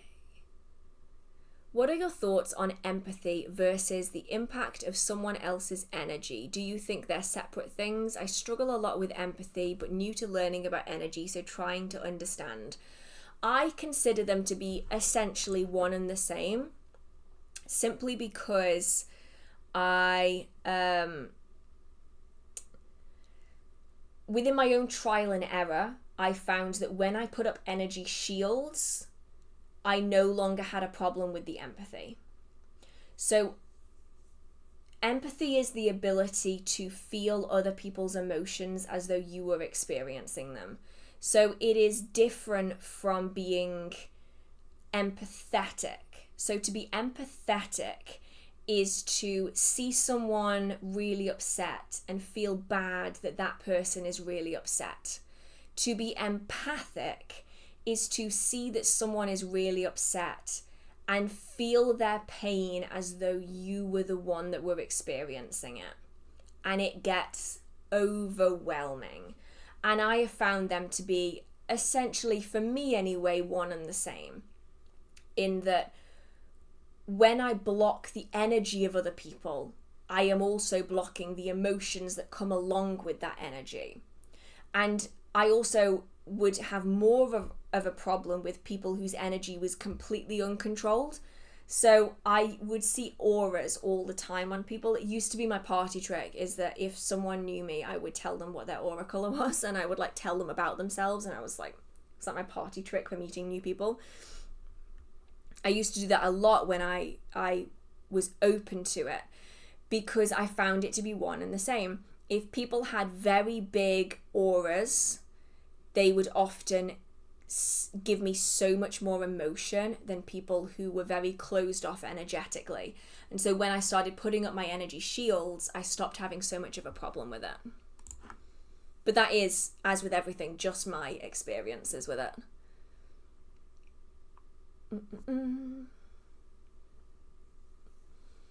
So how is a stang part of magic? They're mostly used in traditional witchcraft or adapted forms of folk magic, and they are used in kind of several ways. You'll find a lot of older practitioners using them simply for stability as well as for magic when they're out and about, but they're often used as a standing altar. So they are a central component of compass workings, like compass rounds, and of ritual practice, because they act as a central altar space that things can be hung off, left at the foot of, and worked around. And then they're also often used for things like gathering the sproul. They're used in divination techniques where the two prongs are pressed against the closed eyelids so that you can gain divination and information from land wights and kind of genus loci. So they're primarily focused in traditional witchcraft, but staffs and other such magical objects are used in other forms of witchcraft anyway. I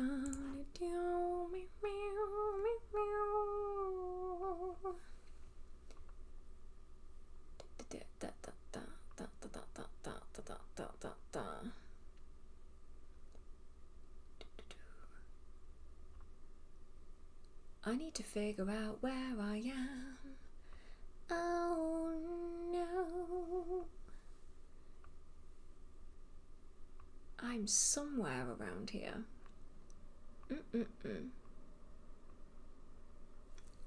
Oh my goodness, thank you so much to... Oh, I can't see your whole name. Gamer's Block is all I'm getting on mine, so I'm sorry I can't see the rest of your name. Thank you so much. It really means a lot to me. Honestly, your videos have guided me since I began my journey in 2020. Honestly, that means so much to me. Sorry, I struggle to know how to deal with people being so nice. I'm just glad that they're helpful. Honestly, like, let's face it, 2020 was an absolute disaster.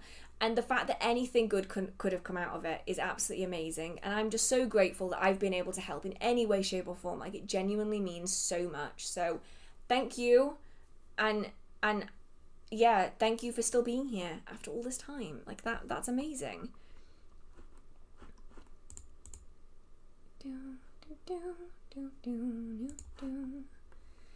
Right. I'm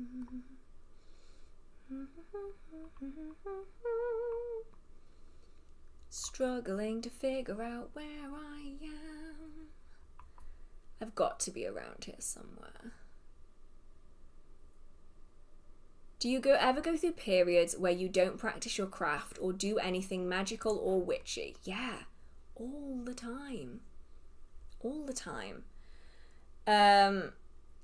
It's if I'm going through bad times, bad situations, then things start dropping out of my life, you know. So it starts with social media, like being active on social media is the first thing to go, and then if I don't need to practice, I won't.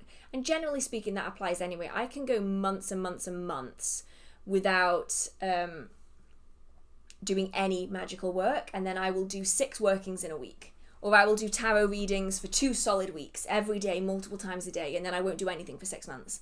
That's just how my practice has always been. And if I'm finding that I'm in a bad headspace, I will take a step back from it if I need to. And I don't feel bad about doing that anymore, because when you've been doing it for so long, I think that's the main distinction. When I started my practice, if I went even a few days without reading a book or doing something, I felt like I was a failure in my practice, right? I felt awful about it. And that's because the percentage of time of practice versus not practice, they were quite similar, really, and it made me feel really bad about it. So if I'd been practicing for a year and I hadn't done anything for 3 months of that, I thought I was a complete failure.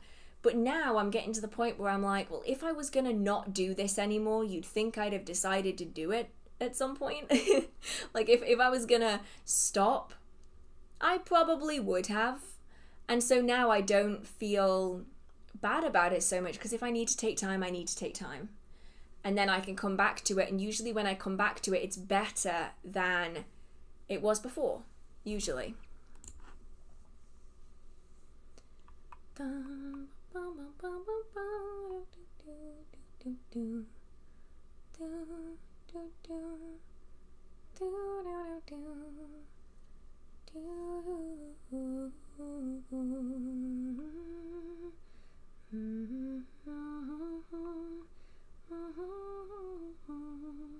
Oh, we're going full hocus pocus now.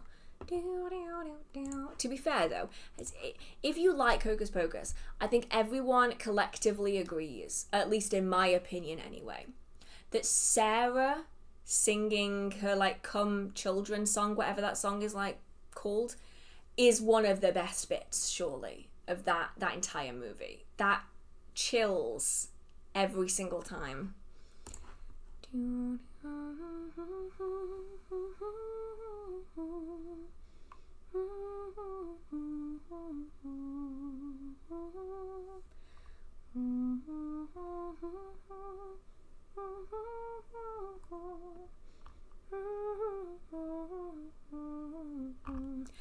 I'm wondering where I am in the chat, and then I'm realizing it jumped and I didn't even notice it jumped. Okay. I'm still completely lost. I think it's because it's so late. So what I'm going to do is I will get to the bottom of the chat and then I'm going to have to go because I've been on for, what, 5 hours? 5 hours. I've got to be up at 7 a.m. in the morning. It's like 12:30. I'm tired. But I'm dedicated to getting to the bottom of the chat. So that's what we're going to do. I'm very sleep deprived at this point.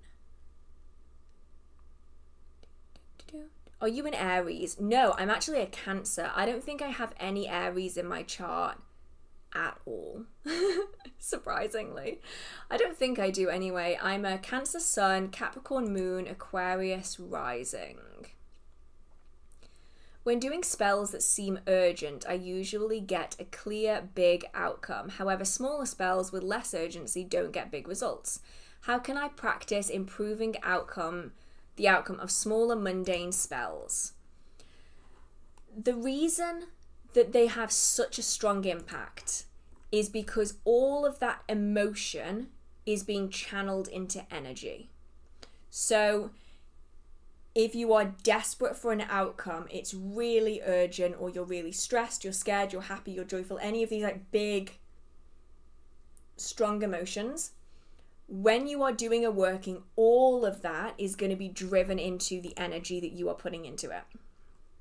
So the goal here then is the smaller workings, if you don't have the emotion, they need to have the energy.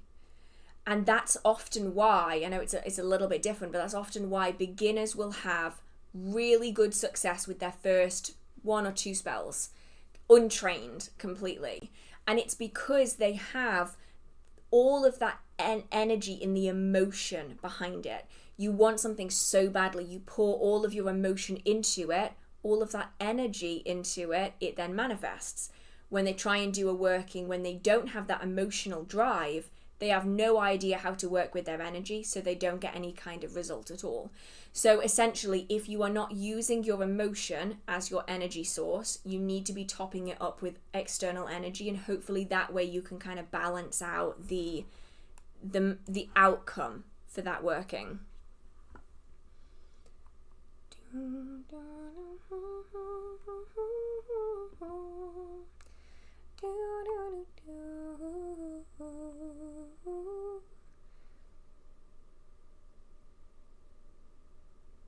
Oh my goodness, thank you so much, Magic999. That means a lot to me. P.S. Are you married? I am not. No. That would have been cool at this point, but no. How do I deal with people that are energy vampires? Shields. Honestly, because whether they are called leeches, energy leeches is a popular one, energy vampires is another one. They are sometimes intentionally, most of the time unintentionally drawing energy from other sources, usually people. And so what you don't want is, if you're going to be spending a lot of time around someone like this, is for them to be draining your personal energy.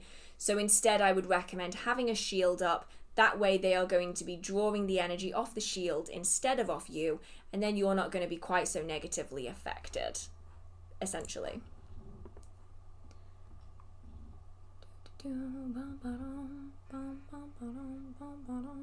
What's your opinion on deities? For some people, they think they're powerful thought forms. For others, they're archetypes they use for spells. Does it even make a difference?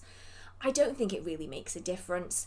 No matter what they are, people still work with them for very powerful outcomes and have a lot of joy working with them. And so I don't think it matters all that much what they are, as long as we are working with them with respect. For me, I am probably leaning more towards thought forms in a way than anything else, but that's just a personal stance. For me anyway, most important thing is I build good relationships with them, and I can get amazing relationships that are long lasting with them. I think that's my main goal.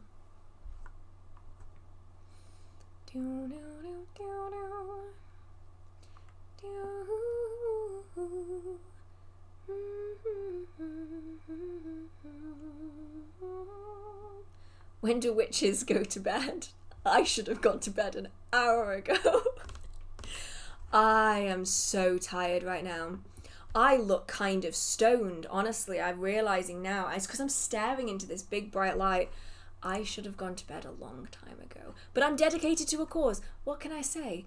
I want to answer all of the questions and I feel bad if I don't. And I know I've missed so many as well. Like, I know that there has to be maybe like 50 questions that I'm missing because the chat kept jumping. So, yeah. Oops. Yeah, witches go to bed. We don't go to bed. We just stay up all night like vampires and then pretend we're not tired in the morning. That's what I usually do anyway. Because no doubt I will get off the stream. I will snack on junk food, probably. And then I will do what I always do, which is I'll sit in front of my heater, even though it's been like 21 degrees today. And I will then procrastinate going to bed. I can be like falling asleep on the sofa and I'll still be like, 5 more minutes. Why? I could get into bed and play Fae Farm and chill and relax, and instead I'm gonna punish myself for whatever reason and be like, I can stay awake for 5 more minutes. No, you can't. You're tired. Go to bed. I need someone to kick me up the arse and be like, you need sleep. Go to sleep. This is what I need. But if I set an alarm to do that, I will just turn it off, so that's not gonna work. I'm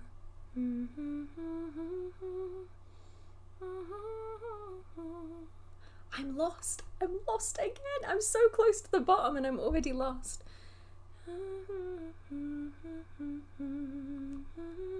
Oh, Anne. I did not see this. Annie. Anne. I'm gonna go with Anne. Thank you so much. It really means a lot to me. Right. Where am I? Oh, I unintentionally...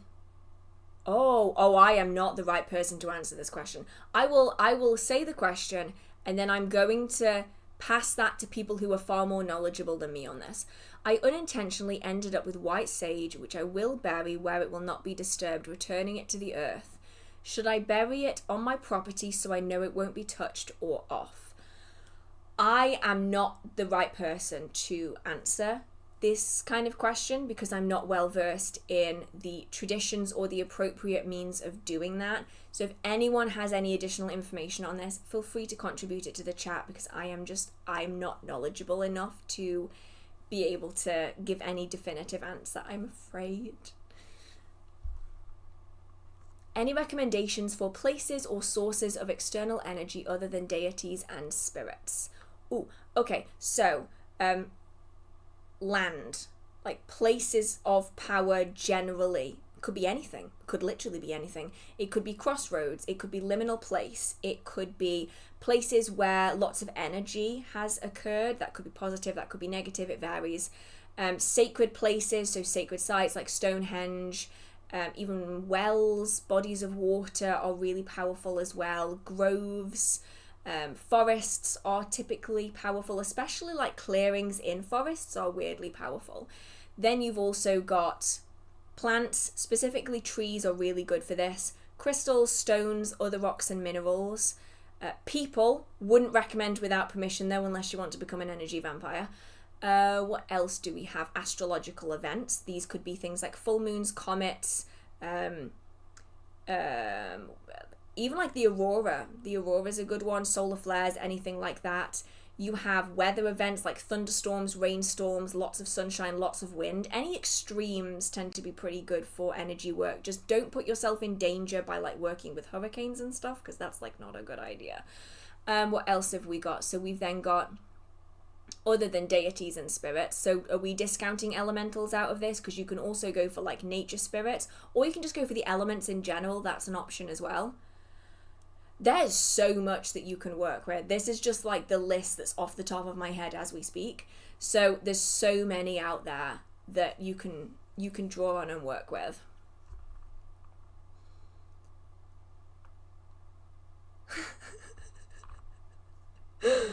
Oh dear.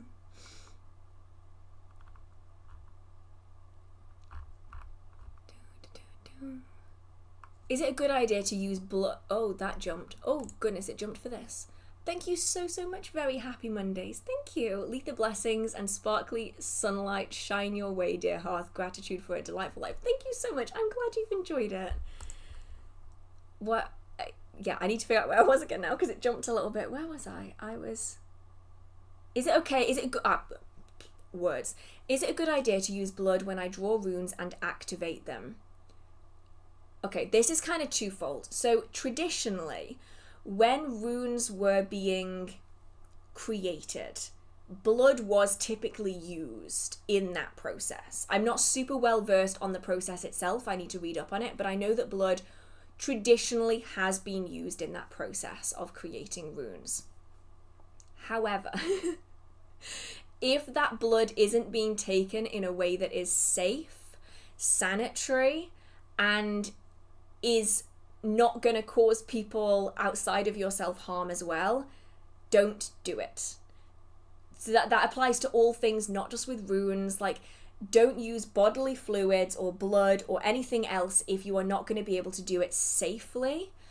Otherwise, you are going to risk your own safety and also the safety of other people as well. So everything has to be sanitary. You have to make sure that you are well before you even consider doing it.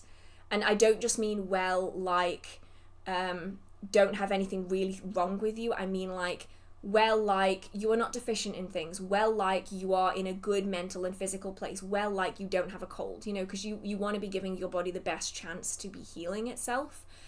And also you need to be able to dispose of everything that you have used in a way that is safe. And if you cannot tick all of those boxes, find an alternative for it. If you want to be using some kind of tag lock to attach it onto you, you don't need to be using blood. You can use something like saliva instead. You can use something like hair and store them in with it. And that's an option as well. It's not traditional, but it is perhaps a safer option. It's almost your birthday too. It is. I'm terrified and excited all at the same time. I'm hoping to go to Pendle.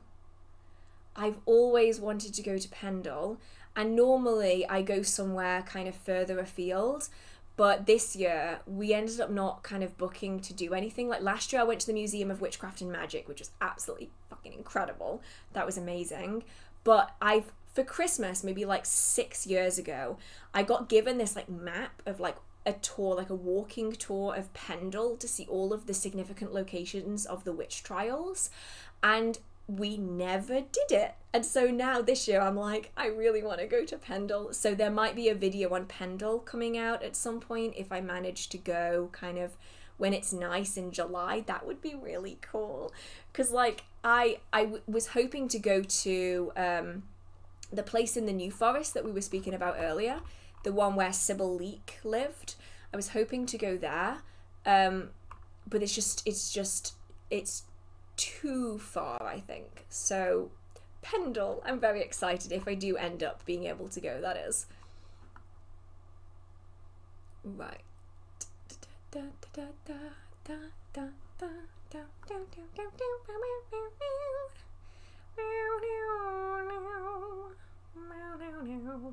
It's getting to that point of the night where the cat keyboard is coming out more and more.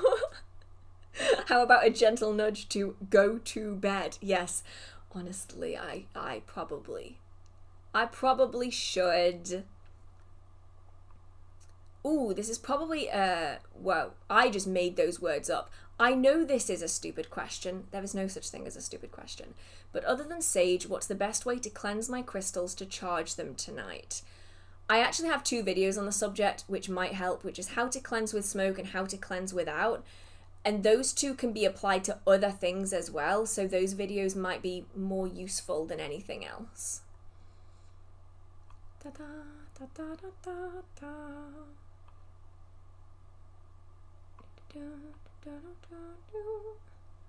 Do you know football chants? I don't know football at all. I was in a pub last night. I know, shocker, weird for me, right? I was in a pub last night, and they have the screens with the Euros on, and I'm watching Scotland versus Switzerland last night, I think, and I'm watching it I'm like waiting around for people, and I'm watching it, and I'm like, I have no idea what's going on. Straight over my head, I don't know anything about it. I think I played football for like a week when I was in high school, and then they decided, this isn't for you. I'm like, no, I know it isn't for me, right? This is not my sport. And I know nothing about football. All I know is that football chants in England are very rude. And that's it. That's all I know.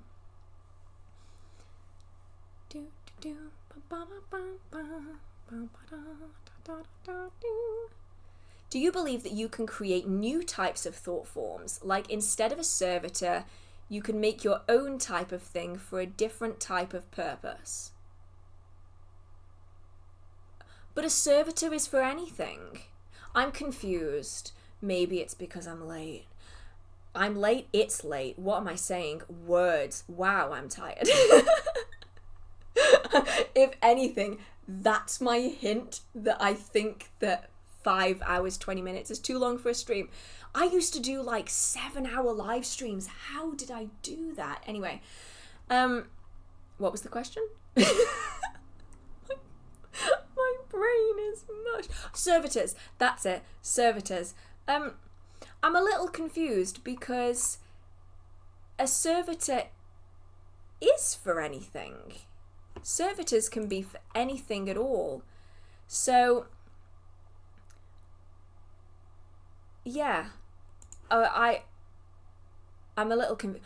What do you think a servitor is for? I'm really interested because, like, I'm wondering if this might be a different people have different terms to describe the same thing kind of situation, because that might be what's happening here. Because to me, a servitor is an alternative name for a thought form. So a servitor, an egregore, and a thought form are all the same thing, where it is a spirit that has been created from your energy to complete a specific task.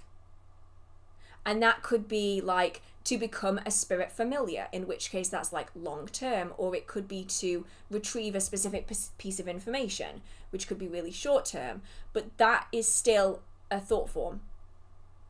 And it's still a servitor, and it's still an egregore, depending on the term that's being used to describe it. But maybe that's just because I use the same term for all of them. Like, to me, I use the term servitor within my own practice, but they are all like one and the same. Okay. Do you have a vid about how to shield energy? If not, please do a really detailed one, pretty please. I have a video on the 3 rings of protection, which is a really kind of simple energy shield, which I've done before. That's on my channel already. I'm pretty certain it is still available, maybe, fingers crossed. And that can then be adapted, so you can adapt the shape of that and whatnot to suit what it is that you particularly need. Right. Da, da, da. I'm here somewhere.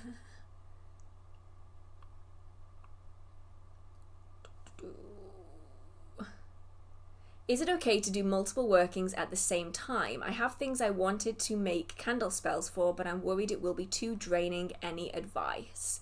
You can do multiple workings in a similar time frame. I wouldn't necessarily do them like you're halfway through one and then you're starting another and then you're going back to the original one, but like completing one, setting it to a side, completing another one, setting it to a side is something that you can do if you feel comfortable doing that. In terms of the energy, you're going to need to be getting it from an external source, so grounding, using your earth's energy instead of your own, otherwise you're going to start feeling really shit. So just trying to constantly replenish your energy from the earth so that you aren't getting too low. Otherwise, you're going to need to have like long-ish breaks in between so that you aren't just exhausting yourself.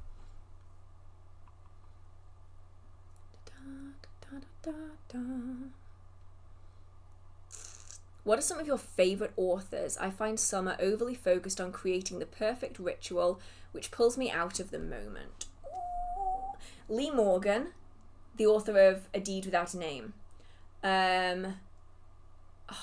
Roger J. Horn, who did folk magic. Was it folk magic or was it called folk witchcraft? I forget which one it is. I have the book twice though. It's that good I bought it twice. Gemma Gary, it's an obvious choice. Brian Hoggard of Magical House Protection.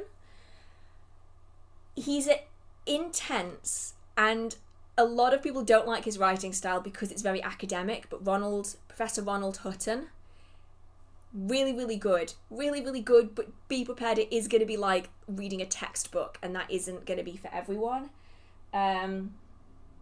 What else have we got? If you are a beginner, I really like Mystic Dylan.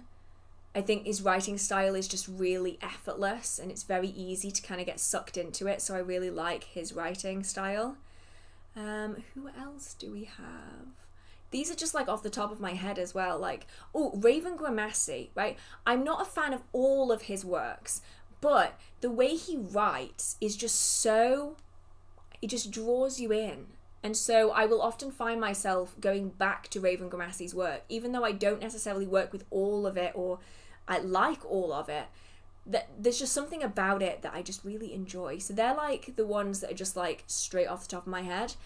But obviously, maybe I should do a list. Shall I do a list? I will write it in my little tiny Christmas book with my pen that I already broke. I was messing with it and I snapped the little clippy thing off. I'm going to regret doing that forever now. Anyway, because I mean I have other favorite authors, but they're almost more translators. Like there's a few of my favorite grimoires that are translated from like French or Latin, and that they're done by very set translators that I will always look for because I really enjoy their work. If that doesn't sound like the most ridiculous thing ever, like I have favorite translators? What? That's weird. It's weird. That's weird. Even I can admit that that's weird. Oh, it jumped again. Yeah, poor Clippy. He got snapped. I know. And then what makes it worse is I dropped it on the floor, so I can't even... I'll fix it later, maybe. If I can find some super glue, I'll fix it. Right. What are the best ones? Crystal, metal, wood. I'm thinking crystal. Personally, I would go for whatever you feel drawn to. So I have glass ones, wooden ones, crystal ones. I have clay ones. I've got lots of different kinds of ones. My two favourite ones, however, are antler and blackthorn. Two different ones, like one is antler, one is blackthorn. Two very different reasons why I like them, but I resonate with both of them, and so I like them both for different reasons. So I would say go with whichever one you feel the most drawn to. A lot of people say servitors are more like robots and do a singular task, whereas I'm reaching for more of a familiar. See, for me, a servitor is simply a thought form to me. And so you can have a servitor that is just an all-purpose servitor. So then they work more like a familiar than, say, a servitor that's been created for one set task.